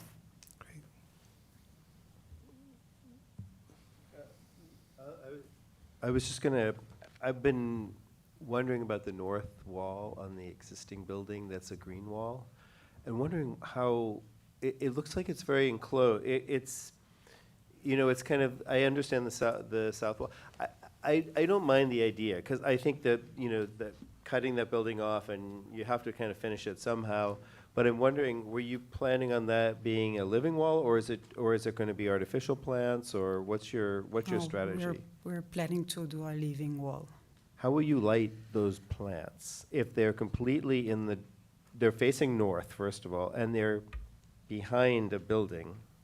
Yeah, you're totally right, but the plan is to select kind of You think plants you can that do that? can live on north. Like there are some kind of plants like the very dark leaves, for example, Okay. and kind of, yeah.